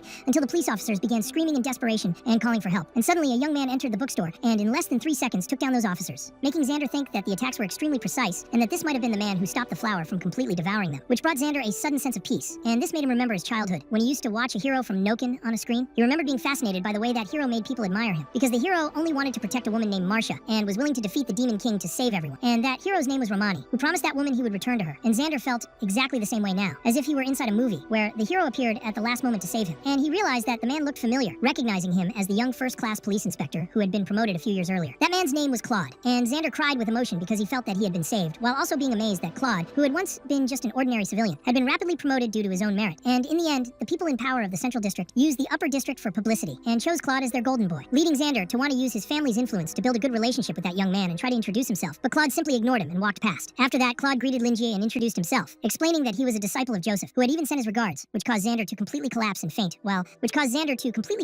while foaming at the mouth, while Linji felt embarrassed seeing that all of them had fainted. And in the end, the librarian believed that the police officers were afraid of a superior, and that this fear had reached the point of making them faint, although he also thought they were cowards. And Claude could not believe how clueless Linji was, just like his own teacher, thinking that this was a common problem among important figures. In the end, Claude was already used to his teacher's behavior, and decided to go along with it, and humor the librarian, explaining that there was no problem, and giving the excuse that the police officers had worked too much, and needed a few months of rest, saying that he was willing to grant them leave, and that Linji did not need to worry about those 3 officers, which made the librarian feel a bit more at ease, even though Claude knew they were not well at all, and preferred to ease the atmosphere with the bookstore owner, because those 3 were in a terrible state, and might spend their entire lives recovering without ever returning to 100%. They could have remained trapped in that state, because their desire to live had been lost, and Claude had interrupted the process. And if he had arrived a little later, the 3 of them would have become corpses. So he had to thank Caroline for preparing information about the people who might visit the bookstore through the tower. But his teacher had also provided many important details, and instead of being a victim, Claude was a witness. And when he discovered that the Supreme Police Department of the Central District had decided to carry out an inspection, he was shocked and rushed there. But even so, he still arrived late. It seemed that the reason those 3 idiots had been delayed for Claude was Rosa, who was known as the Seed of Desires, because very few people knew that ancient species, which was supernatural and rare, created by the ancient Elven Kingdom, and it had no fixed appearance, since it could change according to the will of its caretaker, and take the form of any kind of plant. And because it was an intelligent creature, it could be raised like a pet, but its true nature was that of an extremely invasive being that fed on desires, being fierce, greedy, and having an insatiable appetite, with its strength growing as it devoured desires, while the minimum and maximum limits of its power were linked to its bloodline and the cultivation of the seed. The Seed of Desires in that bookstore should have had a very high level of cultivation, with both its bloodline and cultivation being excellent, and Claude believed it had been trained to work a lot, which matched what he expected from the bookstore owner. But Rosa seemed to be hungry, and he did not know if that was intentional to maintain her speed, and Claude did not know which of them had offended the bookstore owner, but he was relieved that those 3 police officers had only been treated like toys, because the Seed of Desires had fed only on their desires and nothing more. Even so, Claude preferred to stay alert, despite being told that it was friendly. In the end, he believed there was not much he could do against such a powerful being as the librarian. But as the Knight of the Tower, it was his duty to try to guide the bookstore owner. So he apologized to Linji for the 3 police officers, and for anything they might have done to anger him. But Linji explained that those 3 officers were only doing their job, and also clarified that the documents of his assistant were still in transit, and that the 3 of them had asked unnecessary questions. However, Claude wanted to know when Linji had hired another assistant, and noticed that she seemed very young, and that Linji appeared to like her a lot. And he realized that the librarian did not want them to dig deeper into the girl, since he quickly mentioned her documents. And it seemed that the bookstore owner had been annoyed by the lack of manners of those 3 officers, and had used them as a warning to be careful with words. So Claude decided he would not repeat the same mistakes. In truth, Linji was not angry at all, because he was pleased that Joseph's disciple was there, and could become a new customer, and he wanted to build a good relationship with him. While the fact that Joseph's disciple was a first-class inspector of the Supreme Police Department of the Central District, surprised the librarian, as it proved to him that Joseph was not just an ordinary person, and he believed Claude's future would be bright for holding such a position at such a young age. So with shining eyes, he confirmed Claude's name and noticed that he looked tired. He then invited him to sit for a while and talk, but Claude initially refused because he lacked time. Yet when Lua placed a cup of tea in front of him, he decided to sit down, thinking that a short break would not be so bad, and Lua handed him the cup, making Claude feel grateful, while Lin Jie thought she had acted at the right moment and would be a good assistant, making him finally feel what it was like to be a boss. And Lin Jie believed that Claude had come for another reason, and that in some way he seemed forced to greet him. Claude then explained to the bookstore owner that his teacher wanted him to thank Lin Jie, and he informed him that Joseph was doing very well, and was even breaking through barriers, which surprised Lin Jie, because it was not easy to break barriers at Joseph's age, and he had not expected Joseph to surpass them so easily, thinking that getting rid of that sword had truly cleared his mind. While Claude clarified that thanks to Lin Jie, the city of Noken had become a safe place, and Claude believed it was unnecessary to test the librarian in that way. Also remembering that the only thing in Noken connected to the ancient elven king was the magical sword of Candela, which was in Lin Jie's possession. Claude believed that the librarian had not revealed himself and did not want anyone to know about it. But Lin Jie at least understood why Claude was involved in Noken's security, and he suddenly realized something and thought he understood what Claude meant, believing that Joseph, guided by advice, had once again become a vigilante. But this time it was different because Joseph was doing it out of genuine desire, and Lin Jie explained to Claude that it was nothing, and that all the effort belonged to Joseph. Lin Jie confirmed that he had only guided Joseph onto the right path, and this caught Claude off guard because it confirmed what he had imagined, as he believed that the librarian had used the magical sword given by his teacher to summon the heroic spirit within it and defeat a god on his own, which was why Lin Jie said that all the effort belonged to Joseph, because Joseph had truly saved Noken, yet he was humble and treated it as if it were nothing, leaving Lin Jie confused while Claude continued thinking, and once again feeling grateful to his teacher. In the end, he reminded Lin Jie that he had been looking for information about lost ancient languages, explaining that his teacher had cataloged everything he found, but the problem was age, because those documents were extremely old, and the research was progressing very slowly, and they also lacked enough reference materials, having only a few topographical relics from the original texts. And Claude passed all of this to the librarian, although in truth he had done most of the work together with Caroline, since the old man had made many excuses to avoid doing it himself, and was considered by Claude to be the most shameless radiant knight imaginable. Lin Jie had actually been curious about the writings engraved on the sword of Candela ever since he received it as a gift, and although Joseph had offered to help, the librarian had not expected the progress to be this fast, realizing that he would now have something to do when there were no customers. While he considered Joseph reliable and could not understand how someone like him could have raised a daughter as barbaric as Melissa, though he believed that no parent came with an instruction manual and that people learned along the way. He quickly skimmed through the documents and saw that the claim of slow progress was true, and he also noticed that the thick bundle consisted mostly of original records, while the current research was only a few pages long, showing that different groups had studied different aspects without any connection between them, leaving the material without anything solid and full of speculation and deduction, with only a few parts actually translated. And he also noticed that the work had not been done by professional scholars, but by the people who had excavated the ruins. Lin Jie believed that if he were in the place of those researchers, he would never have abandoned the work unless it had been a real emergency, concluding that it was nothing more than extremely weak professionalism. But the good part was that there were enough original materials left, and it was not too late to study them, so he thanked Claude for coming to deliver the research and asked whether Claude was interested in reading a book during his break, offering to recommend something suitable, although Claude had already expected this, and therefore declined the offer. He explained that he still had to deal with the 3 police officers and would not be able to enjoy a peaceful break for some time, and then the scene shifted to an earlier moment when Claude had gone to see Joseph, who was with Melissa, who was still not feeling well, something Claude had not expected, and Joseph explained that his daughter had been influenced by the books from the bookstore and had been unable to stop studying, eventually collapsing from lack of sleep and food. And although he was proud of her effort, he was worried about her health and could not imagine what would have happened if he had not interrupted her studies. Because of that, Joseph told Claude to listen carefully, warning him that if he did not want to end up like his daughter, he needed to think very carefully before reading the books from that bookstore, advising that if a book was recommended by Lin Jie, he should find a polite way to refuse, and if he absolutely had to accept it, he should be cautious and ask about the subject, and even open the book in the presence of the bookstore owner or bring it to Joseph to check, which left Claude terrified. Joseph had planted fear deep into his disciple's mind, causing Claude to firmly decide that he could not read anything without permission to avoid consequences. And the scene returned to the present, where Lin Jie understood Claude's refusal and thought it could wait for another time, though he was very honest, and told Claude that those officers were the worst group he had ever seen, believing that the police should rethink their recruitment standards and improve the overall quality of their personnel. Claude was caught off guard by this, since he believed the librarian must have encountered other police officers before, reinforcing his view that Lin Jie was far more than just a mysterious man, and so he decided to follow everything Joseph had advised, taking note of as much information as possible to report later, agreeing with the bookstore owner and making it clear that he would pass this on to his superiors. He also left his contact number so that Lin Jie could call if needed, and the librarian confirmed that he would do so, while deep down Lin Jie felt pleased, believing that Joseph's disciple had taken the bait and that he could get closer to Claude to sell books. But Claude noticed that the librarian's communicator carried the logo of the Ash Chamber of Commerce, and from what he knew, the bookstore was registered under that chamber, and it had been 3 years since the mixed-blood dark elf from the Chapman family had returned. The which would have remained an unsolved mystery if they had not known about the bookstore, and now everything was starting to make sense to Claude as he realized that the librarian's influence had begun 3 years ago, making him wonder how many pieces Lin Jie had moved during that time, which was terrifying just to think about. Though he also believed it was good that so few people knew about the bookstore, since the Society of Truth was still unaware of it. The Tower's decision to block information about the bookstore had been extremely wise, because otherwise the Society of Truth would have already collapsed, and the Tower of the Secret Instrument had issued enough warnings, until Claude suddenly realized that he had become completely lost in his thoughts, and quickly apologized to the bookstore owner, while Lin Jie found it strange that Joseph's disciple seemed frightened, and also found it odd that Claude treated him as if he were older, even though they were nearly the same age. In the end, he thought he was good at breaking the ice, so he tried to reassure Claude by explaining that there was nothing to fear, and making it clear that he did not bite or anything like that. But this attitude only made the situation worse, and the librarian then asked about Melissa and explained that the professor's precious daughter had gone to the bookstore, where she picked up several books to study, and he believed that some of them were quite difficult to understand. While Claude Claude thanked Lin Jie for the concern and explained that she had been studying a lot recently and had made significant progress. Lin Jie wanted Claude to advise Melissa to pay attention to her health and not try to learn everything at once. And he was also happy that she was learning quickly because that meant he would eventually sell more books to her in the future. And he explained this openly to Claude, who promised to pass the message along, and then Lin Jie informed the librarian that he was leaving, and both Lua and Lin Jie said goodbye to him. After Claude left the place, Lin Jie thought that since he had resolved the matter involving Joseph's disciple, he believed that nothing would happen before she received her fake identification from the Ash Commerce Chamber. And he felt nostalgic because he had barely done this since arriving in that world, as he used to visit ancient ruins, remote villages, and other places while recording everything he found. And he had almost forgotten his busy past life because he had learned about the culture and history of Azure to blend in. And he had not done anything related to his original work for quite some time. He was not familiar with that world, but Claude had brought something that made him very pleased, and that was the benefit of having connections. And he intended to continue his habit of giving daily advice to his customers, because that was how he planned to grow. And at that moment, Lua wanted to know what the pile of documents was, but Lin Jie did not want her to touch them, and explained that they were documents related to the lost ancient language of Azure. He also explained that there were words from that language engraved on the sword kept in his room, and he thought Lua was very curious, but that she should not read something beyond her level because he did not want her to faint, like the 3 police officers. And Lua accepted what her boss said, because she did not want her mind to be reconstructed again. And she began to think about the words engraved on the sword, and realized that those words and engravings formed a connection within her spiritual consciousness as countless fragmented streams of information passed before her eyes. In some way, she could feel the unknown meaning of those words spanning tens of thousands of years, and that language belonged to the ghost of a civilization that had been destroyed. And in her mind, there was that immense phantom where the creature sensed a cute little girl looking at the remnants of that era, but believed it was far too early for her to look, and that she should not be seeing this yet, and she quickly became extremely frightened and started to tremble. Lin Jie did not understand what was happening and wanted to know if she was all right. And even though what appeared to her lasted only an instant, it was more than enough to give her chills, because that brief glimpse alone delivered a terrifying vision. And she quickly informed her boss that she was going to wash the cups, while the librarian had no idea why his employee was so scared and thought she was simply afraid of studying, and that this would change once she grew a bit older. And when that time came, he planned to make her his research assistant. He closed the bookstore, and the scene shifted to Colin, who was trembling because he had seen Claude passing by and believed he was also an officer from the Central District. And he could not understand why Central Police members were like that, because he already knew that officers had been injured and could not comprehend how that policeman looked so calm. And he also thought Claude seemed to respect the bookstore owner, and he desperately wanted help, believing that this officer was also under the control of an evil spirit. So he prayed for God to hear his pleas and grant him peace. He called for Father Vincent without knowing where he was, and the focus moved to the 7th parish of the Church of Mercy, where Vincent was a well-dressed priest from the Dome Church and the elderly priest called Vincent, while a child was in Vincent's arms and became very excited to see the elder priest. And there was another child nearby, and Vincent had guided them to pick fruit, and the elder priest wanted the children not to bother Vincent too much because he had just completed his education and baptism as a new apostle, so this was only a visit. The elder priest also wanted them to give the apples to Aunt Susan so she could make a sweet pie for them, and the elder priest belonged to the Dome Church of Mercy, and his name was Terrence. And he believed the children loved Vincent, and even heard one of them say that Vincent's gaze calmed everyone around him, and Vincent smiled and felt very happy about that, although he thought it was difficult that there were only 3 priests there, including Terrence, and that it must be hard to take care of so many children. But Terrence explained that it was not so difficult, and that it was simply his duty. Children who were not talented or who had been eliminated still needed a place to stay, and Vincent had met Terrence when he was younger, and had even worked with the elder priest, helping the poor at the Church of Mercy, and Vincent was the cleric who spent the most time with Terrence, because the others could not endure the miserable life there, and eventually left for other parishes, and Vincent became the most beloved priest of their parish, although in Terrence's view, staying there would only limit Vincent's potential, since he believed Vincent could attract far more followers. However, Vincent believed he was merely an abnormal, low-ranked priest who could only handle small incidents, and that he possessed only minor tricks that gave him his reputation, such as recommending holy water whenever he received requests saying a neighbor was an evil spirit, because he knew the holy water mainly helped calm the mind during sleep. So after using it 3 times, the client felt the evil had disappeared, and he also improved his formula, because the old version was cheap, and people thought it was just a scam. Because of that, he added pearls and gold leaves to the holy water recipe. And if a client had financial problems, he explained that the holy water would have a weakened effect without those ingredients, and if necessary, he said he would personally cover the cost, since it was his responsibility to exorcise evil for the people of the parish. And in the end, he became the first person sought whenever someone encountered something supernatural. He knew this increased his reputation, but it also caused problems because his colleagues became jealous, and he started receiving requests that exceeded his abilities. Yet Terrence believed this was normal, because everything had good and bad sides, just like the moon itself had a bright side and a dark side, which was the teaching of the dome. And he sensed that Vincent wanted to talk to someone, as if seeking approval for his words and actions. Because of that, Terrence asked whether Vincent had lost his inner peace, and Vincent immediately felt that he could not hide anything from Terrence, since he was unable to control his behavior and emotions, and often felt uncomfortable. So Terrence placed a hand on Vincent's head, and explained that he should not question the teachings of the moon, and promised that it would grant him peace, and suggested that perhaps he only needed a few days of rest to focus his prayers on the moon, while clarifying that as long as Vincent continued to believe in the moon, the church doors would always remain open to him. Vincent felt ashamed for showing his weakness to the elder priest, but he felt better afterward, and decided that once he finished his requests, he would rest for a while to refresh his body and mind. And he made it clear that he would remember the teachings to spread the gospel of the moon, and cleanse the sins and evils of the world through good deeds, so that he would make the old priest proud of him. When suddenly a frightened man arrived, and upon seeing that the elder priest was already there, he explained that his son had fallen from a horse and broken his leg, and asked for help. Terrence immediately went to get the medical kit to help the man's son, and Vincent asked if the bearded priest needed his assistance. But Terrence had good medical skills, and told Vincent not to waste his time helping him, because Vincent also had lambs to save, and Vincent kept the elder's words in his heart, and said farewell, explaining that he would travel for a few days and visit again afterward. So Terrence prayed to the moon, asking for protection for Father Vincent, and the scene shifted to 3 days later. Father Vincent finally arrived at 23rd Street, and nightfall was considered the hour of demons, and he noticed the area was extremely quiet with no pedestrians or vehicles, and being far from his parish made him feel uneasy, and he had heard everything that had happened in that place, where he believed the powerful figures worked hard to hide the truth from the public, and in the end, only the low-ranked members members of the church could openly display their abilities. He understood that this was done to prevent public panic, but there were minor situations that did not require such measures, and this meant that small fish like him carried responsibilities far greater than their abilities, while those high-ranking figures who saved Noken remained unknown to the public, and Vincent was determined to finish his task because he was eager to face a real evil spirit. And if it turned out to be something trivial, he even thought about adding something extra to the holy water recipe for the chubby man, although he also believed he should not think that way. Confessing to the elder priest did not help much, because an inexplicable sense of irritation continued to haunt him, and some of his thoughts lost the gentleness and tolerance expected of a cleric. So he believed he might simply be too tired, and he took out his communicator, intending to resolve the matter quickly and then take a vacation. And he arrived at Colin's house, remembering clearly that the chubby man had said there was no way to enter through the back door, and Colin saw him through the crack and immediately opened the door, unable to believe the priest had finally arrived. Colin was so emotional that he began to cry and felt an urge to hug the priest while begging for help, but Vincent quickly blocked him from getting too close because he truly had not imagined Colin was that overweight, and he asked him to stay quiet so as not to alert any evil spirits. And Colin realized the priest was right and felt happy because he believed he would finally find peace. He felt a good presence from having the priest nearby, while the priest himself thought that Colin was a boundless aberration. And because of that, Colin explained what had happened, saying that the bookstore owner had even attacked 3 police officers, and that holy water did not help and only made everything worse. So Father Vincent decided it was better to act on the following night and planned to stay there for that night. And because Colin was careless, he arranged for Vincent to stay in a storage room that was somewhat dirty, and the priest would have to clean it in order to stay there. When Vincent went down the stairs toward the storage room, he quickly found himself alone, which was a relief for him because dealing with Colin was extremely annoying. And he soon took out a cigarette and started smoking to relax a little. And after that, the scene shifted to Father Vincent, kneeling and praying. But it was useless because the meditation rune simply did not work, and he believed this was because his lunar stone was not pure enough, and even the sacred emblem, which was the casting item that usually connected souls to the moon, was unable to place him into a meditative state, so his meditation was far less effective than normal, and uncontrollable thoughts kept appearing. Because of that, Vincent believed it would take him 3 times longer than before to enter a meditative state, until he suddenly began to hear strange noises, and a frightening image appeared in his mind, and he realized that the irritation was showing its ugly face again. And he began to feel anger rising inside him, and wanted to understand what had happened to him, so he quickly took another cigarette, and realized that this was the only way for him to calm down, because it soothed him as if he were experiencing his first baptism again. He then remembered old Terrence telling him to return his body and mind to the moon, and that they should love and fear the moon because they coexisted with it, and were illuminated by it, while those who died on the dark side would experience death as rebirth, and receive the gift and blessing of the moon, but would never be able to look directly above the dome. And in Vincent's memories, the water was shining, and as he sank into that water, he saw the moon reflected on its surface, and the lunar power in the baptismal pool seemed to send energy through his fingertips, and it felt gentle and warm, and since then, he had never seen the true light of the moon again. While smoking and remembering, he suddenly felt something brutal, and realized that he had seen the moon in his memories, and wanted to understand how that was possible, because ever since his baptism, everything related to the real moon should have been erased from his memory. But he tried to convince himself that it was only a reflection in the water, and not the true moon, because all images related to the real one disappeared from the souls of all clerics of the Dome Church, and they could never look at the real moon, even if they loved and longed for it. Vincent became frustrated at seeing the moon in the water, and began to suspect that he had lost his faith, or that this was punishment from the moon. And in shock, he started to imagine that it really was the true moon, and he ended up sitting on the floor, leaning against the wall. And in distress, he grabbed another cigarette, but suddenly threw the cigarette case onto the ground and began crushing it in anger while cursing loudly. And Colin soon asked if Father Vincent was all right, because he had just heard him shout and wanted to know if something had happened. And Colin also said that he had gathered everything the priest had requested, and Vincent replied that he was coming and opened the door. Colin felt relieved to see that Father Vincent was fine, and also admitted that he had not slept for days, and that the priest's presence made him feel calmer. And Vincent became convinced that everything was real, thanks to the irritating voice of the chubby man, and he touched the walls of the place while trying to expel the evil spirit, and he performed a complete incantation, and told Colin that all exorcism and barrier devices were functioning perfectly inside the house. And he even attempted to detect ether, but did not receive any reaction from the bookstore, so he preferred to inspect the bookstore personally before drawing conclusions. Colin now felt much more relieved thanks to the priest's service, but became worried because he had shouted several times from the other side of the door without receiving an answer, and Vincent thought he was lying, but the fearful fat man swore that he was telling the truth, and said he began knocking on the door after the priest stopped responding, and Vincent realized that things were getting out of control, and that he had briefly lost consciousness while inside an illusion, but he prioritized helping the chubby man solve that problem first, and planned to deal with his own issue afterward. The scene then shifted to that night when Father Vincent had completed his preparations and went to investigate further, because he wanted to be certain whether the bookstore owner was truly an evil spirit or not, and he had dealt with similar cases in the past, and had encountered situations where evil spirits only affected their hosts under specific conditions, and he still had not detected the presence of any spirit. So he began to suspect it was the work of a dream beast, and according to Colin, nothing unusual had happened before this, except that he had asked his neighbor who owned the bookstore to turn on the circuit breaker, and that was when things became strange. And although Colin mentioned some things his grandmother had taught him, Vincent made it clear that all of that was useless, which was why he could not fully trust the chubby man. So he could only make assumptions for the moment, and he believed that the dream rift in that area had expanded when the indescribable dream beast was born, and because of that, the target might have escaped the sight of the secret instrument tower in the Truth Society, and he took a strip of cloth and placed it over his own eyes, because he wanted to know the true identity of the creature, and quickly used the moon eye. And clerics were required to remain blindfolded at night to ensure they did not see the moon, and at the same time they gained a unique vision called the moon eye that was bestowed by the moon itself, and through it they could see perfectly while completely blindfolded, even in total darkness. And he could also perceive another person's physical condition in this way, so he informed Colin that he was going out to perform an exorcism, and the chubby man did not want him to return to his house afterward because he thought he might do something profane there, and said he could be contacted through the communicator, and Vincent was truly irritated by that chubby man, but he would do anything for the good of society. And using his unique vision, he went to hunt the evil spirit, and the scene then shifted to Moon, who wanted to talk to her boss about the plant. But he did not want to say anything more, and the flower was almost dying, and he was certain it had nothing to do with the pile of soil he had put on it. With great embarrassment, he explained to Moon that this was simply the law of nature at work, where plants had their own destinies that could not be altered by human will. And Moon became a little suspicious and wanted to know when her boss planned to deliver the final blow, because she thought he wanted to make perfume from that rose, and he became awkward and explained that maybe it could still be saved. And at that moment, Vincent entered the bookstore, and Lin Jie immediately changed his behavior and welcomed him warmly. But he felt somewhat uncomfortable, seeing a man who might be blind and at the same time was a priest inside his bookstore. Thinking that this was a very rare kind of visitor, he eventually had to literally guide him, and this felt almost philosophical to the librarian, and Moon was willing to help. But Lin Jie wanted her to leave it to him. And then the librarian asked whether the man wearing the blindfold was a priest from the Church of the Dome, which caught Vincent by surprise, and he felt that things had already started badly because the bookstore owner was more lucid than he had expected. But there were no signs of possession, and he felt a frightening sensation inside the bookstore because he sensed ethereal fluctuations after entering, which indicated that transcendental or transcendentalist creatures had been active there. He saw the gargoyle and noticed that it had a very strong aura. So to the priest, it seemed that this was the culprit behind the so-called evil spirit incident, and the chubby man's cry for help had no real basis, and he had been barking up the wrong tree. And there was nothing wrong with the bookstore owner himself, but there was something wrong with the decorations. And in the end, Colin did not know. And perhaps the bookstore owner was also a victim, and the situation became more complex. And in the end, the fact that Lin Jie wanted to know whether he was a priest from the Church of the Dome felt more like a warning, and perhaps Lin Jie had been forced into it. So he decided to stay alert and try to communicate with the librarian first. So he confirmed that he was indeed a priest of the Dome, and that he was currently working on a task for the parish, and he could see that the librarian was just an ordinary human, and he planned to convince Lin Jie to leave the place so that he could exorcise the gargoyle. And Lin Jie found it very strange that a priest was working at that hour, and it felt as though the priest wanted to say something but could not say it out loud. And since he was working and had come to the shop, Lin Jie wanted to know what a priest's work involved, and he knew it included managing the district congregation, conducting missionary activities, officiating masses and weddings, and offering blessings. In addition to prayers for the dead, confessions, and the sacrament of death, there was also the matter of exorcism, and the librarian was certain that the priest was not there to spread his religion, and the other possibilities seemed unlikely. So he believed it was Colin because the chubby man thought he was an evil spirit and had hired someone to get rid of him, and he wanted to know whether he was really right, that the priest was there for that reason, and that alone explained why Lin Jie thought the priest was hesitant to speak to him, and he did not know what to think of the situation. Vincent trembled when he realized that the bookstore owner knew, and he could not understand why Colin would reveal that kind of information. And Lin Jie saw the priest's expression and felt he could sympathize with him, seeing that the priest was embarrassed. And Lin Jie did not want to say it out loud, and the result of the priest's visit had turned into that ridiculous situation. And he thought that chubby man was somewhat sensationalist, and Lin Jie remembered the police officers and believed that Colin had spoken nonsense with great conviction, and that the priest had probably become stressed and come there looking for a solution. So he explained to the priest that it was all a big misunderstanding, and even though it was unclear what made the chubby man think that way, Lin Jie made it clear that he was just a very ordinary bookstore owner made of flesh and blood and always willing to help others, and that he had also helped Colin before. And he mentioned that some police officers had come there 2 days earlier because of the chubby man's nonsense, and he had explained the entire situation to them, and they could serve as his witnesses. But Vincent knew that the police officers had fainted, and that this was a warning from the librarian. Lin Jie realized from the priest's reaction that talking would not help much, and decided to show evidence instead, and he presented his gargoyle to prove his innocence, and explained that he had not had the chance to say this to the 3 police officers, and that it was only a decoration given to him by an old client, and that gargoyles were meant to ward off evil spirits. And if he were truly an evil spirit, he would never keep such a statue openly on his counter. And when Vincent saw the gargoyle up close, he became deeply frightened, and admitted that the client had done an excellent job, and asked the priest to touch the gargoyle. As soon as Vincent touched it, he felt something extremely strange, and in that instant, he almost saw everything clearly, because there were the souls of hundreds of people who had died tragic deaths, screaming endlessly, and Lin Jie then also showed the rose he had planted with his own hands. And at the same time, Lin Jie felt ashamed because he was lying in order to end the misunderstanding. And in the end, he wanted to show the priest that he was someone who cherished life, and he also asked the priest to touch the rose. The moment Vincent touched the rose, he was once again filled with terror because the petals looked like flesh and blood, and he felt as if he were covered in blood vessels. And there were spherical, indescribable objects, like countless eyeballs, and he was already exhausted by it all. And Vincent screamed and dropped his emblem, and he was shocked and realized something was very wrong, because the root of the problem was not the bookstore, and the real problem was the owner himself. And Lin Jie explained that the priest could use all this evidence to explain the situation to Colin, and he picked up the priest's emblem to return it to him. At that moment, Vincent had no idea what he should do, and he did not know whether he should take it, and preferred not to dare, and thought that Lin Jie was doing all of this on purpose and was probably laughing at his embarrassment. But Lin Jie noticed that the priest was not well, and immediately became worried, and when the priest did not take the emblem, Lin Jie assumed that the priest might be blind, and that this was why he did not pick up his item. He did not want to leave a bad impression, and placed the priest's item on the table, asking him to take it himself. And he also felt that the priest's expression looked strange, and wondered if he was all right. But Vincent made the excuse that he looked like that because of lack of sleep, since he had not rested much while traveling, and now his only magical tool was in the hands of the librarian, and he felt as though he was being provoked and challenged by Lin Jie. He was a priest who was not skilled in combat, and without the sacred emblem, he did not dare approach the item, and the situation felt desperate. And he was sure that the bookstore owner was extremely powerful, and he wanted to know what the librarian wanted from him, because even in church records, creating something like that was very rare. And hundreds of superhuman spirits were sealed inside that statue, and all of them had died in extreme pain, and recently and had been infused into it through the spell of a dark mage, and they had become part of the core of that stone statue, which to the priest looked like a statue, but in truth, the gargoyle was alive. Through the moon eye, he judged that the gargoyle possessed a terrifying level of power, and if that statue were to come alive, he would certainly die. And Vincent was only a small abnormal class individual, and soul materialization was an ability mastered only by high-ranking dark mages. And he believed that the dark mage who created it was extremely cruel and merciless, and he classified such a person as a cold-blooded killer, and it did not even matter who had created it, because the owner of the statue was now the bookstore owner, and he believed that Lin Jie was a superhuman, at least at the destructive classification. There was also the rose, which was equally frightening, and for some reason the priest felt as if he were staring into the abyss. this, and the rose seemed like a greedy mouth trying to devour something, and that plant might be even more dangerous than the gargoyle. And Vincent realized that Colin had placed him in a terrible situation, and he believed that the chubby man had deceived him and brought him there as a sacrifice to some kind of evil god, as if Colin were a lackey. And Linji thought this was a huge problem, and that his neighbor had gone too far. But now that everything had been clarified, the librarian wanted the priest to explain the story to the chubby man. He was certain that the priest understood everything he had said, and therefore should believe that he was not an evil spirit. But Vincent was terrified, and felt that the bookstore owner was something far worse, and all he wanted was to return to the church, and he tried to speak but could not, because his entire body was shaking. And Vincent had not expected to be this frightened. And the sensation was more physical than psychological, and it was the feeling that had been lingering with him lately, and it was the fear of the unknown pressing into his mind, and it felt suffocating, and he began to think that he was hallucinating. Vincent began to struggle internally, trying to calm himself, and started breathing heavily, and his heart was beating far too fast and growing faster, and the priest could no longer think clearly, but he knew he had to decide what to do at that moment. And he wanted to take a break to smoke a cigarette, and he quickly took one out, and then realized what he had just done, and he expressed to the librarian that he would explain everything to Colin. Vincent began to feel relief when he saw the cigarette. His mind started working again, and because of that, he thought that Lin Jie wanted to hide his true identity from his neighbor. He decided that he would agree to help the librarian in order to be spared, but at the same time he found it very strange that the secret instrument tower and the Truth Society showed no concern at all about the librarian. While trembling, he did not know whether he should report this to the church. Suddenly, Lin Jie made it clear to the priest that smoking was not allowed inside his bookstore. Vincent immediately apologized to the bookstore owner, and when he looked at him, he suddenly began to scream in desperation. He tried to explain himself, because he had not imagined that he was mistaken. Lin Jie felt that the priest could not help it, so he asked whether Vincent had been feeling very restless lately, with trouble sleeping, difficulty breathing, and a strong urge to smoke. Vincent kept staring at the cigarette case after the librarian pointed at it. Lin Jie already knew the answer, because he had noticed it the moment the priest entered the bookstore. At first he had thought it was just stress or lack of sleep, but now he saw the withdrawal symptoms appearing clearly in front of him, and realized that the priest of the Church of the Dome was an addict. However, Vincent still had not realized it, and looked disoriented. Lin Jie believed that someone must have caused the priest to end up like this, which made it a serious issue, so he asked Vincent where the cigarette in his hand had come from. Vincent did not understand whether the librarian meant that there was something wrong with the cigarette. He explained that it was thanks to it that he could feel a little better. Lin Jie saw that Vincent had not sensed anything wrong even after the withdrawal episodes, and realized that the situation was darker than he had expected, because an addiction reaching that level was extremely complicated. Lin Jie asked Vincent not to trust anyone, because there was no one in the world who could be trusted completely, and nothing was ever absolute. He said that he wanted to ask a few questions, and Vincent simply agreed. The librarian then asked where he had obtained the cigarettes. The priest hesitated, because transactions involving transcendental items were confidential. But since the librarian was at least at the destructive level, he believed there was no need to keep it secret. He explained to Lin Jie that he had obtained them from the ash trading chamber, and that the cigarettes were called Sacred Moon Brain. He also said that the ash trading chamber had started selling them recently, but only in an experimental way to a selected group within the church. This surprised Lin Jie. The scene shifted to the 7th parish of the Church of the Dome, where a woman was presenting the Sacred Moon Brain, and explaining that it was currently offered only to a small number of clerics. The product had already been tested, and the woman approved its effects, stating that consumption increased meditation efficiency and strengthened the connection between the believer and the moon. The woman presenting it was named Vanessa. She was a follower of the Black Moon from the 7th parish of the Church of the Dome, and she clearly stated that this was the destiny of those who believed in the moon. Vincent recalled picking up the cigarette case, believing it came from a reliable source. Since his meditation had declined, he assumed the problem was with himself, and never suspected the cigarettes. For clerics, obedience was a duty. The apostles governed the priests, and stood as the third authority within the church. They represented a part of the moon itself, and were absolute authority over the lower clergy. Now that the librarian had pointed this out, Vincent did not know whether there was truly a problem, and began to deny it internally, believing it was impossible. He explained to Lin Jie that the ash trading chamber had never had issues with its reputation, that the product had been approved by an apostle, and that all the other priests believed the item worked very well. However, Vincent seemed to be the only one experiencing discomfort. Lin Jie did not expect to hear that familiar name from him, because he was well aware of how influential the ash trading chamber was in almost everything it did. Even so, he believed that its aura was not as terrifying as Low Resources, which was a massive corporation capable of producing a huge variety of goods across many fields. In more modern and colloquial terms, Low Resources could be seen as a giant manufacturer. Meanwhile, the ash trading chamber was more like a massive sales platform, similar to Amazon. It was no surprise that it stocked items offered exclusively to clerics. Because of that, Lin Jie understood why the priest trusted the quality of those cigarettes. Considering that he knew Cherry, the ash trading chamber was indeed famous and reliable, and it also had apostolic approval and positive evaluations from other priests. Even so, Vincent's symptoms were real, and the matter was complex, which meant Lin Jie needed to investigate further. So Lin Jie decided to set the topic aside for the moment, and asked who the priest trusted the most. That question made Vincent's eyes widen. He believed he trusted the church, but he felt that the librarian wanted him to trust him instead. Because of that, he silently prayed to the moon to show him a path. Then he remembered the sacred emblem, which he always held in his hands, even while sleeping. Now he felt as if something important had betrayed him, and he became irritated, and immediately thought about taking a cigarette. He was trembling heavily, starting to sweat, and he admitted that something was wrong with him. Just by looking at the cigarettes, he felt something bad again, sweating more than usual. He seemed tired of that horrible feeling, but he could not doubt the church. He had received an upbringing that did not allow him to question the church, and he truly did not know what to do. So he asked Lin Jie for guidance, and the librarian could see that the priest no longer trusted himself. This even reminded him of old Weil, who had also felt lost because of his beliefs, and had nearly gone down a path of self-destruction. But now old Frank's life had returned to the right track, and he even seemed more energetic. And Lin Jie believed that Wild would one day reunite with his friend Joseph. Even so, he felt that the priest was more deeply wounded than Wild had been. From Lin Jie's perspective, it felt as if Vincent could break at any moment. He did not blame him, because there was no easy way for a cleric to question his own church. However, pain was unavoidable if he wanted to free himself and think independently. If there was truly something wrong with the Church of the Dome, then everything happening to the priest was nothing more than pure cruelty. Because of that, Lin Jie wanted the priest to relax a little and ignore everything else for now, because what mattered was his current physical condition. Even though his companions were fine, he was clearly not. Lin Jie believed that Vincent's companions smoked regularly, so using the Sacred Moon Brain cigarettes did not affect them much. He then asked how the priest felt at that moment. Vincent explained that he had seen the moon in a hallucination. That should not have been possible, and Lin Jie, who believed the priest was blind, found it extremely unlikely that a blind person could see the moon, even in a dream or hallucination. Things were clearly getting worse. He told the priest to stop using the sacred moon brain, because he believed the cigarette was causing abnormal behavior, and that he should find something else to distract himself. He suggested that the priest focus on something else and gave an example, saying that he could read a book. Naturally, the bookseller was trying to sell his goods, and he even had a perfect book for the priest. Lin Jie recommended a book to him, and its title was If I Were Given 3 Days of Light, and it was a Braille edition. Vincent was extremely shocked, and just by seeing the book in the librarian's hands, he could tell that it was truly something very different. From the perspective of Vincent's moon eye, the book burned with an extremely hot light the moment it was removed from the shelf, and the light was as blinding as the sun, and illuminated almost the entire bookstore, making it look as if Lin Jie was holding a ball of fire in his hand, basically a miniature sun, and Vincent could feel the growing power contained within in that bright flame, and the intense activity that emanated from it, and that sense of power felt familiar to the priest, because he believed that the perception of the moon eye could not be wrong, and he felt that the power inside that book, and the power flowing through his own body, came from the same source. As a priest of the Dome Church, he had felt that familiar power countless times, because whenever he meditated and prayed to the moon every day, his soul resonated with a sacred emblem, and his mind sank into the ethereal realm where the moon resided. And whenever he prayed for the moon's blessing, and performed divine magic to heal the sick, and whenever he sensed the presence of evil, and whenever he felt the moon's blessing, and fought evil face to face, that same incredible power always appeared alongside those moments. All members of the Dome Church possessed this supernatural power within them, and from the top of the dome, the power of the moon was bestowed upon its faithful followers. But the power emanating from the book was far more intense, as if it had a will of its own, and the frightening part was that he felt that this power came from the same source, not because they shared the same origin, but because one seemed to give birth to the other, and because of that, he could not tell which one came first. He could no longer think clearly about it, and believed he should ignore that perception. But suddenly his eyes widened, and his sacred emblem began to glow, and he found himself observing all that energy pouring out, and Vincent wanted to know who the master of that sacred emblem truly was, because the emblem itself was performing far better than he ever did during meditation, or when casting divine magic, and he felt mocked by it, as if he were incompetent, and he could no longer endure that feeling. The energy reached Vincent and began to run through his body, causing him to tremble as he remembered that the sacred emblem was fused with a part of his soul. So he believed that the power of the book was being injected into him through the sacred emblem, and that power was strong and full of vitality, and Vincent began to enjoy it, because it felt like sinking into a hot bath after a long and exhausting day, with his body becoming warm and all discomfort and tension fading away. And he had no idea how long it had been since he last felt so relaxed. He almost felt at home, like a river flowing effortlessly toward the sea, until he suddenly realized what was happening, and wondered whether this was the true God. And then he saw himself as if he were trapped in a cage, while a malevolent creature made him understand that the only thing that mattered was Vincent himself, and demanded to know who he was willing to believe in. And at that moment, Vincent, as a priest, realized that he had only understood the bookstore owner's words in a superficial way, because Lin Jie had not asked him about the sacred moon brain, nor had he asked whether he would choose to believe in the church or in him. Vincent understood that Lin Jie wanted to know what he would choose when facing such an unusual situation, and now he was confronting a fear that completely overturned his previous perceptions, and he believed that this experience was some form of punishment from the sacred moon for harboring blasphemous thoughts. So he sought forgiveness from the sacred moon for having such an absurd idea, and he also began to believe that the power within that book was the source of the moon's divine power. And then the scene changed to Vincent falling while a woman held his hand. The woman had no face, and Lin Jie explained that during the many long and dark nights of his life, he had read countless books, and those books became a vast and glorious beacon that revealed the course of life deep within people's hearts. And Lin Jie also expressed that one who was blind needed to clear the mind, and that reading a book was a good method to keep the mind clean and free from anguish, because books were ladders for human progress, and also a way to gain knowledge and calm people. Then the scene shifted to Helen Keller, who already had her autobiography, and she was described as a great woman, with the book narrating the story of her life. And he thought about how a person born blind gradually found hope in life, and looked at everything with a positive and optimistic attitude, and how she had lived a dazzling and complete life compared to others. And he believed that this was a good book to give to someone blind like Vincent, because Vincent still did not truly understand. After that, he tried to encourage the priest by explaining that he needed to believe in himself, take a look at the book, and make his own judgment, because he needed to find his true self and step out of the darkness, and that he should see the truth with the eyes of his heart and embrace the light. And when Vincent held the book in his hands, he saw that the title was The Sacred Texts of the Sun, and he felt that the book was written in ancient script and found it unbelievable, because he had never seen those words in his life and thought it would be impossible to understand them. However, when the priest touched those words, their meaning appeared naturally in his mind, and he realized that the light of the moon came from the sun. So the divine power of the moon must also originate from the sacred texts of the sun. But no one had ever believed in the sun, and after the first era, the light, fire, and the sun were abandoned to perish together in the dream realm. And in this way, Azir entered a third era without light and without fire. And after the end of the second era, the great nerve walls were constructed, and no one ever mentioned the name of the sun again. Vincent now began to question himself, because if the sun was the true god, then he wanted to understand what the moon they worshipped actually was, since until now the moon had been the only entity that had endured since the dawn of the world. It was not affected by the passage of time, and was the only divinity that remained alive within the dream realm. And then the scene shifted to a time long ago inside the Dome Church during a history class at the Laurent Abbey, where the topic of the day was transcendence, and Laurent explained that the sun was extinguished at the beginning of the second era by the dream realm, and the consequence of that event was the second era itself, which marked the extinction of the giants. This represented the hidden truth of the mythical age that was deliberately concealed by transcendent beings. And Laurent also clarified that since its founding, at the beginning of the third era, the Dome Church had accepted the moon as its god, and that future priests of the Dome Church must strengthen their reverence and faith in the moon, because the sun had been extinguished while the moon remained forever to illuminate the world. And Vincent had been very young at the time and believed Laurent's words with all his heart, carrying that belief with him until the present day. The sun and the moon were distinct divinities, and even though they were connected, they were not the same. Yet now Vincent felt that the divinity emanating from the book was manipulating his body and mind, appearing like a manifestation of his old knowledge and past perspective, and this shattered his current beliefs. So he did not know whether he should open that book, because he feared gaining more doubts than answers, and he had no idea what he should do at that moment, while also feeling that Lin Jie's words carried a very deep meaning. Vincent did not know whether the long night that the librarian had had mentioned was related to the ancient Second Era, and he felt that he had underestimated the librarian too much. And perhaps Linji's true identity was that of a supernatural entity who had lived since the time of the Second Era. And if that were the case, then he might be the one spoken of in the myths, meaning that Linji would have existed even before the Dome Church and before the recorded incidents concerning the extinction of the sun, the fall of the giants, and the rise of humanity. And Vincent believed that Linji had witnessed all of that firsthand. Because of that, he believed that Linji knew the entire truth and that the book was proof of it. And in the end, he also felt that Linji was mocking the people of the church for having been blind for so long because they had been unable to see their true God. And in the end, Vincent felt humiliated by his own ignorance and foolishness. While Linji made it clear that Vincent did not need to rush or feel confused, explaining that the answers he needed were written within the pages of that book, where all of his questions would be answered. He also made himself available to help Vincent if he had any doubts, and believed that the priest could either give up for his own benefit and safety or have his faith completely defeated. But in any case, he believed that Vincent was not that kind of person because he was still fighting, and that struggle was written clearly on his face. And Vincent was clutching the book tightly and refusing to let it go, while Linji believed that the priest had already made his decision and only needed someone to support him. And Linji made a point of guiding the priest if necessary. Because of that, Vincent began to believe that the librarian was the guide he had been waiting for, until rain began to fall outside, accompanied by lightning, and now the priest believed that the neighbor had only done what the librarian wanted, and that Linji had managed to shake Vincent's perceptions, and then, after that, everything made sense, including handing him the book that was the key to everything so far. And Vincent felt that the librarian was manipulating the future with a single touch, believing that Linji wanted to seize this opportunity to correct that distorted history and set things right. Because of this, he trembled and felt that Linji was terrifying, while the bookstore owner seemed to understand nothing. And Vincent believed that he could not refuse because if he did, then his soul would enter that statue. And so touching Linji's decoration had been a warning meant for him. And Vincent wanted to know the truth behind all of this, because it made no sense for the church to allow addictive substances to circulate. And he felt that his faith rested in a false god who had stolen power that was not truly its own. And by accepting that book, he believed he might be able to accept at least part of the truth. Because of that, he made it clear to the librarian that it was an honor to receive his help, and that he wanted to know the truth. And Linji believed that Vincent had potential, but still lacked direction, and that he would need to work hard to uncover the truth. And since he did not know much about the Dome Church, he would allow the priest to plan things on his own. And the matter involving the Ash Chamber of Commerce made everything more complicated. But even so, a new path had now opened before him. Linji planned to arrange for someone to help them, and he wanted to meet Cherry, believing that this situation was not like her at all. So he suspected that someone had infiltrated the organization in order to destroy the reputation of the Chamber of Commerce, and he believed that Cherry would be interested in this. So he stated that he would speak to her to find out what was happening with those sacred zombies. Father Vincent was left in shock, because Linji was speaking about a woman who was a newly rising legendary power, and the Ash Chamber of Commerce was controlled by suspicious clerics who monitored their community harshly. And Cherry's rise to power, combined with her identity as the illegitimate daughter of a mixed-blood dark elf, was extremely controversial. And in the end, Vincent, who normally did not associate with powerful figures, still knew the name of that president who had been promoted so recently. He also noticed that Linji called her a girl and spoke about her as if she were a friend. So the priest believed that the two of them had a good relationship. And because of that, Linji could ask her for help, even if the matter involved internal affairs of the chamber. And people said that her appearance was that of a 12-year-old child, but in truth, she was hundreds of years old. And supernatural species lived isolated from other forms of life. So Cherry truly possessed 100 years of valuable experience. Otherwise, even if she had the power to manipulate people's hearts, she would not have been able to reach a position of authority in such a massive organization as the Ash Chamber of Commerce. And because of this, Vincent realized that he had been right all along, and that the bookstore owner was indeed an ancient creature. And he believed that he now had an opportunity, because he planned to speak about the witch in order to make a good impression at the arcade. And Vincent thought that Cherry had achieved something incredible within the chamber over the past few years. And in the end, he felt that he himself should have practiced more. Because of that, he only hoped that Lin Jie would be able to see through him and guide him properly. And Lin Jie began sweeping while casually commenting that Cherry used to be just a foolish little child who cried all the time whenever she came to his shop. But at the same time, she had been an adorable and talented little girl who had grown a lot. And the priest felt relieved when the librarian simply smiled like a proud father hearing about his child's good grades. The priest then learned that the president was currently one of the bookstore's customers, but he could not believe that the bookstore owner had just called Witch Chapman a crying baby, and he felt that he had heard something he was not supposed to hear. And then the scene shifted to Cherry, who had bumped her head while sleeping, while Bella promised that she would get some medicine to help her feel better. And then Linji informed the priest that he would ask Cherry to investigate the chamber, and that Vincent only needed to pay attention to who was using the same cigarettes as him, and what symptoms those other people showed. Linji also believed that the priest should speak with the seventh apostle about the anomalies, and should not hide them. But Vincent felt that it would actually be easier to tell her the truth, and the librarian saw no problem with that, as long as she did not find out that he had stopped smoking. And Linji was certain that the priest was not the only one experiencing those anomalies, explaining that the goal was not to kill, but to create addiction, and that Vincent needed to show his dependence, and not let them become suspicious while they continued their attempts at brainwashing. If he acted as if he were hiding something, it would make them realize that something was wrong, and Vincent had already lost absolute trust in them. And Vincent understood Linji's explanation when the librarian told the priest that it was getting late, and that he did not want Vincent to leave Colin waiting, because the fat man was still waiting for the results of the exorcism he had hired him for. And if Vincent stayed the night there, Linji believed that Colin would end up calling the police. He also reminded the priest that he needed to remain determined and receive the light as quickly as possible. And when the priest left the bookstore and stepped outside into the rain, he felt that the whole experience had been terrifying, because it was practically the most intense exorcism he had ever performed, and he had no idea what he should do to calm the poor Colin, who had accidentally discovered the anomalies of his neighbor. Then a woman called out to him, and Vincent was immediately startled and demanded to know who was there, while also feeling an overwhelming sense of blood pressure, believing that it was a hunter at a terrifying level or even higher. And meanwhile, Linjie felt that he had done his good deed for the day, and now he felt satisfied but slightly thirsty. So he asked his assistant to leave the area, because he could see her from the corner of his eye, and Lua was caught off guard and wondered whether her boss was no longer angry, but he had no reason to be angry at all. Then he asked where the tea was that he had requested, and in the end, the tea she had prepared had already cooled down, and he refused to drink it because he believed it was bad for his health. So he asked Lua to prepare another tea using her precious herbs, and Lua felt confused because he only drank that kind of tea on special occasions, but Linji simply said that an important guest would be visiting soon, and Lua left to prepare the tea, even though in truth he was only pretending and simply wanted to enjoy a good cup of tea, because he did not believe anyone would actually arrive. It was as if he wanted to reward himself for everything he had done for that priest, and he believed that Vincent would be able to sleep peacefully that night. But the reality was the complete opposite, because outside the priest was in absolute despair as he sensed a stench of blood that only hunters possessed, and the presence of that huntress was the most terrifying thing he had ever encountered, with her body filled with a living threat that sent chills down his spine, making her seem like a beast in human form. In the end, he had just managed to make the side effects of the bloody moon brain disappear, but it seemed that they had returned in an even worse state, and the priest felt like prey that had just fallen into a trap, and he thought about Linji's statue near that huntress, and Vincent became dizzy and nearly started vomiting, so he decided to cast a spell to suppress his anxiety, and as he searched, he fell into panic because he could not find his sacred emblem, while at the same time Linjie was sitting at his desk, listening to Pharrell Williams, with the sacred emblem resting there beside him. Vincent already believed that it was the end of the road for him, because he was just a priest and had no way to defeat a creature like that. The fight ended before it even began, and suddenly he remembered the book, because the emblem had submitted to the book, and both of their powers came from the same source, so it could not be a coincidence, meaning that this would be the last time he would draw upon the power of the moon before he could do anything. The huntress quickly asked him not to be nervous and clarified that she was not hostile. She was only curious about that new client, and the huntress was simply Ji Chu. She made it clear that they were customers of the bookstore, and that they should get along so that Lin Ji would not be disappointed. And at that moment, Vincent stared with wide eyes. Ji Chu walked straight past him and also made it clear that he had a beautiful book, and that she believed the librarian expected a lot from the priest. Father Vincent stood still for a moment in disbelief. He looked at that book and thought its power had worked. He could feel the connection between the two powers. Fortunately, it was only a false alarm, and he realized that that bookstore must have many clients like him. That time, it was a huntress, but it could have been a mage or many other powerful creatures. Vincent noticed that Lin Ji had an easy way of manipulating situations, and that the huntress truly wanted to visit him. He would find it embarrassing to return to the bookstore and explain that he had forgotten his sacred emblem, so he decided that he would get it next time, because he would take some time off after that task and would send a message to Colin. Jijikshu had not expected to find something so interesting on the way to the bookstore. She believed that the librarian was trying to nurture the priest in the same way he had done with her. At that stage, her priority was to make the spider strong and famous among hunters. Once again, she found it very good that she had left the impression of being strong on that priest during their first meeting. She also understood how old Wild had felt when he encountered her. She thought she had the same reaction as the priest had when he saw Wild, because when a transcendent being far beyond one's classification appears, an individual feels like a mouse in front of a cat, and it is good to be on the side of the stronger one. Jijikshu grew with the help of the bookstore owner. She now felt like a veteran when meeting a new client of Lin Ji. This was incredible to her because even without any direct connection, by being customers of the bookstore, she felt a bond, and she believed they could all be companions who loved books. This bond could even be strengthened in the future. After the magic mirror egg stopped, she was returning to the bookstore for the first time. She felt embarrassed, but had no choice other than to seek help from Lin Jie. She only did not want to bother him, and inside on the bookstore, Lua was handing tea to Lin Jie, who was very happy, until Ji Jishu entered after a long time without seeing the librarian. Lin Jie's eyes soon began to shine as he confirmed her presence and wanted to know if she had already finished reading what she had borrowed, because this time she had not made him wait long. Ji Jishu felt that he had already been expecting her visit, and she apologized for interrupting him, seeing the tea on the table and thinking she had arrived at the right moment. Lin Jie maintained his posture and smiled, but in truth, he wished she had arrived 5 minutes later, so he could take a sip of that tea. Lua saw Ji Jishu and felt that she seemed important, as the VIP her boss had been waiting for, and she found it amazing how her boss had predicted everything. Ji Jishu came to return some books because the rental period was ending. She clearly explained that she could not understand all the content of the books at her current level of comprehension, and she also wanted to expand the power of understanding among the people around her. Ji Jishu felt a little embarrassed, but she wanted to know if she could borrow those 2 books for a bit longer, and Lin Ji obviously had no problem with that, because he wanted increasingly loyal customers. He made it clear that she had done an excellent job getting that far, and that if she completely mastered those books, she would gain a great deal. But she should not worry so much, because there were people who read books their entire lives and understood nothing from them. Ji Jishu understood and even agreed with him, because her abilities had evolved greatly after she started reading those books. The destructive level that once seemed beyond her reach had now reached a dangerous peak after an ascent that felt endless. But that was only the beginning for her. She could not imagine what level she would reach after fully mastering those books. She felt excited just thinking about it, and then drank the tea that belonged to him in a single gulp. Lin Jie was quite incredulous as he watched this, surprised by Ji Jishu's extraordinary talent and impressive physique, as she was truly incomparable. Lua soon arrived and brought more tea to Ji Jishu, calling her Miss VIP, which made Lin Jie bristle. And in the end, Lua told Ji Jishu that her boss had prepared that special tea especially for her. Lin Jie had forgotten to introduce the 2 of them, and explained to his client that this was his new assistant, and also told her name. Ji Jishu noticed that just by his tone, Lin Jie liked that girl who seemed quite cute. Ji Jishu also sensed a special smell from her. She did not smell like a human being, and it was as if she were made of plastic and steel. Ji Jishu and Lua greeted each other, and Lin Jie, seeing how his assistant spoke in an awkward and incorrect way, explained to his client that she did not know how to converse properly, and that everything she knew about dialogue came only from what she had learned in books. Lin Jie then wanted to know whether Ji Jishu had come only to renew the rental of those books, and the huntress was caught by surprise because once again the bookstore owner already knew the reason for her visit from the very beginning. She also informed him that she had achieved her revenge thanks to his guidance and that she was deeply grateful for it. Lin Jie became quite surprised, while the client also explained that there were some complicated matters she still needed to deal with and that she required his advice. She had brought a box and wanted him to open it. Lin Jie felt confused at that moment because things were not going as he had imagined. The box looked very delicate to him and also had an exotic and strange design. It looked more like a safe, and he wondered whether it was something left behind by the person she had taken revenge on, thinking that the man must have thought highly of himself to make a safe resemble a treasure chest. Soon Ji Jishu thought that the bookstore owner seemed bothered, and that perhaps the seal on the box was too weak, and she was wasting his time. The problem was that the original formula of the contaminated blood was the foundation of a hunter organization, and although the runic seal was something very serious and not simple to resolve, Ji Jishu believed it might be child's play for Lin Ji, and she confirmed that the box had indeed been left behind by that man. She believed it meant nothing to the librarian, but it meant a great deal to her, and she wished to ask for help with it, making it clear that she would repay him with everything she had. In the end, Lin Jie thought it was a terrible mess involving someone daring to deceive the heiress of a giant company, so that man had probably suffered severe consequences for his actions, and he hoped the the man had truly repented when he was about to leave this world. The bookstore owner found the box quite interesting and said that he did not need any repayment from her because everything he had done for her was simply out of affinity. Gigi Shu immediately blushed and apologized for her lapse. While Lin Jie only wanted her to visit the shop more often, the problem was that she felt bad for not being able to repay him properly because he had truly made a difference in her life. Lin Jie then asked Lua to take a look at the box for a moment. In the end, Lin Jie thought his client might just be looking for a key to it, but he also knew that she trusted him greatly and saw him as someone she could rely on for help. He also believed there were not many young people whom his client could truly trust. Soon he remembered Ryan, because the last time Gigi Yu had come to the bookstore, she had arrived with her subordinate, and if his speculation was correct, that man had probably returned to report her rebellious behavior. In the end, he thought Ryan had tattled on her, which was a pity because in the bookstore owner's view, Gigi Shu would always live in her father's shadow that way, and so he wanted to know how long it had been since she last spoke with her father. Gigi Shu was surprised by that question, but she made it clear that it had not been long since they talked, and that her father still saw her as a child, even though she had already grown very strong. In the end, Lin Jie believed that she had managed to convince her father and congratulated her, and she confirmed this and became very excited. She also informed him that her father had said he would arrange some time to personally meet Lin Jie, and at that moment, the bookstore owner completely froze, trying to understand what he had just heard. He had no idea what she had discussed with her father, and he soon realized that a powerful man had been deceived by his own daughter. He then imagined himself doing business with Ji Banong and trembled just from the thought of it, but he understood the situation anyway and explained that in the end, she needed to train some people she could trust, because she could not always come to him even for matters like that. Gigi Shu then felt that the bookstore owner saw her as an immature child who was likely to make a foolish mistake. She began to believe that opening that box was something simple, but she had no other choice, even though she had a mage at home who could help open it. Ryan had warned her that the white mage was not very trustworthy, so she had no choice but to seek help from the bookstore owner. Suddenly, Gigi Shu widened her eyes as the box began to glow in Lua's hands, and Lua explained that she had accidentally opened the box. Gigi Shu was immediately shocked to learn that it was so easy to open, and blood soon started leaking from inside the box. Suddenly, a cattle head appeared. Gigi Shu felt the full impact as blood flew everywhere and covered her completely. In desperation, she tried to understand what that was and began to tremble until she realized that it had all been an illusion. Lin Jie had no idea what was happening, and also did not understand how his assistant had opened the box in just a few minutes. And he also noticed that the girl was always curious about everything around her and wanted to touch everything she saw. With Lua's terrifying potential, the librarian was not surprised that she was able to figure out the mechanisms of the box, and in the end, his client wanted that box to be open no matter what. The problem was that the child had been playing with other people's belongings without permission. So he immediately looked at Lua with a brutal aura, and Lua quickly sensed it. Lua placed the box on the table and explained that she only wanted to try. Gigi Chu was shocked that with just a casual attempt, the librarian's assistant had managed to open the box so easily. To do something like that, it would normally require a white mage specialized in that field to open the box so easily. So she began to think that Lua might be a master white mage specialized in runes. She did not doubt it, because as the librarian's assistant, she could not possibly be an ordinary person. Lin Jie then apologized to his client and explained that a child was a serious matter, and there was not much that could be done. But he blamed himself for not educating Lua properly and said he would teach her etiquette after that incident. Gigi Shu felt very frightened by the whole situation, because it seemed that the librarian's assistant had only been playing around, and she did not even want to imagine what would happen if that little girl took something seriously. It was also at that moment that she realized the librarian was raising that girl,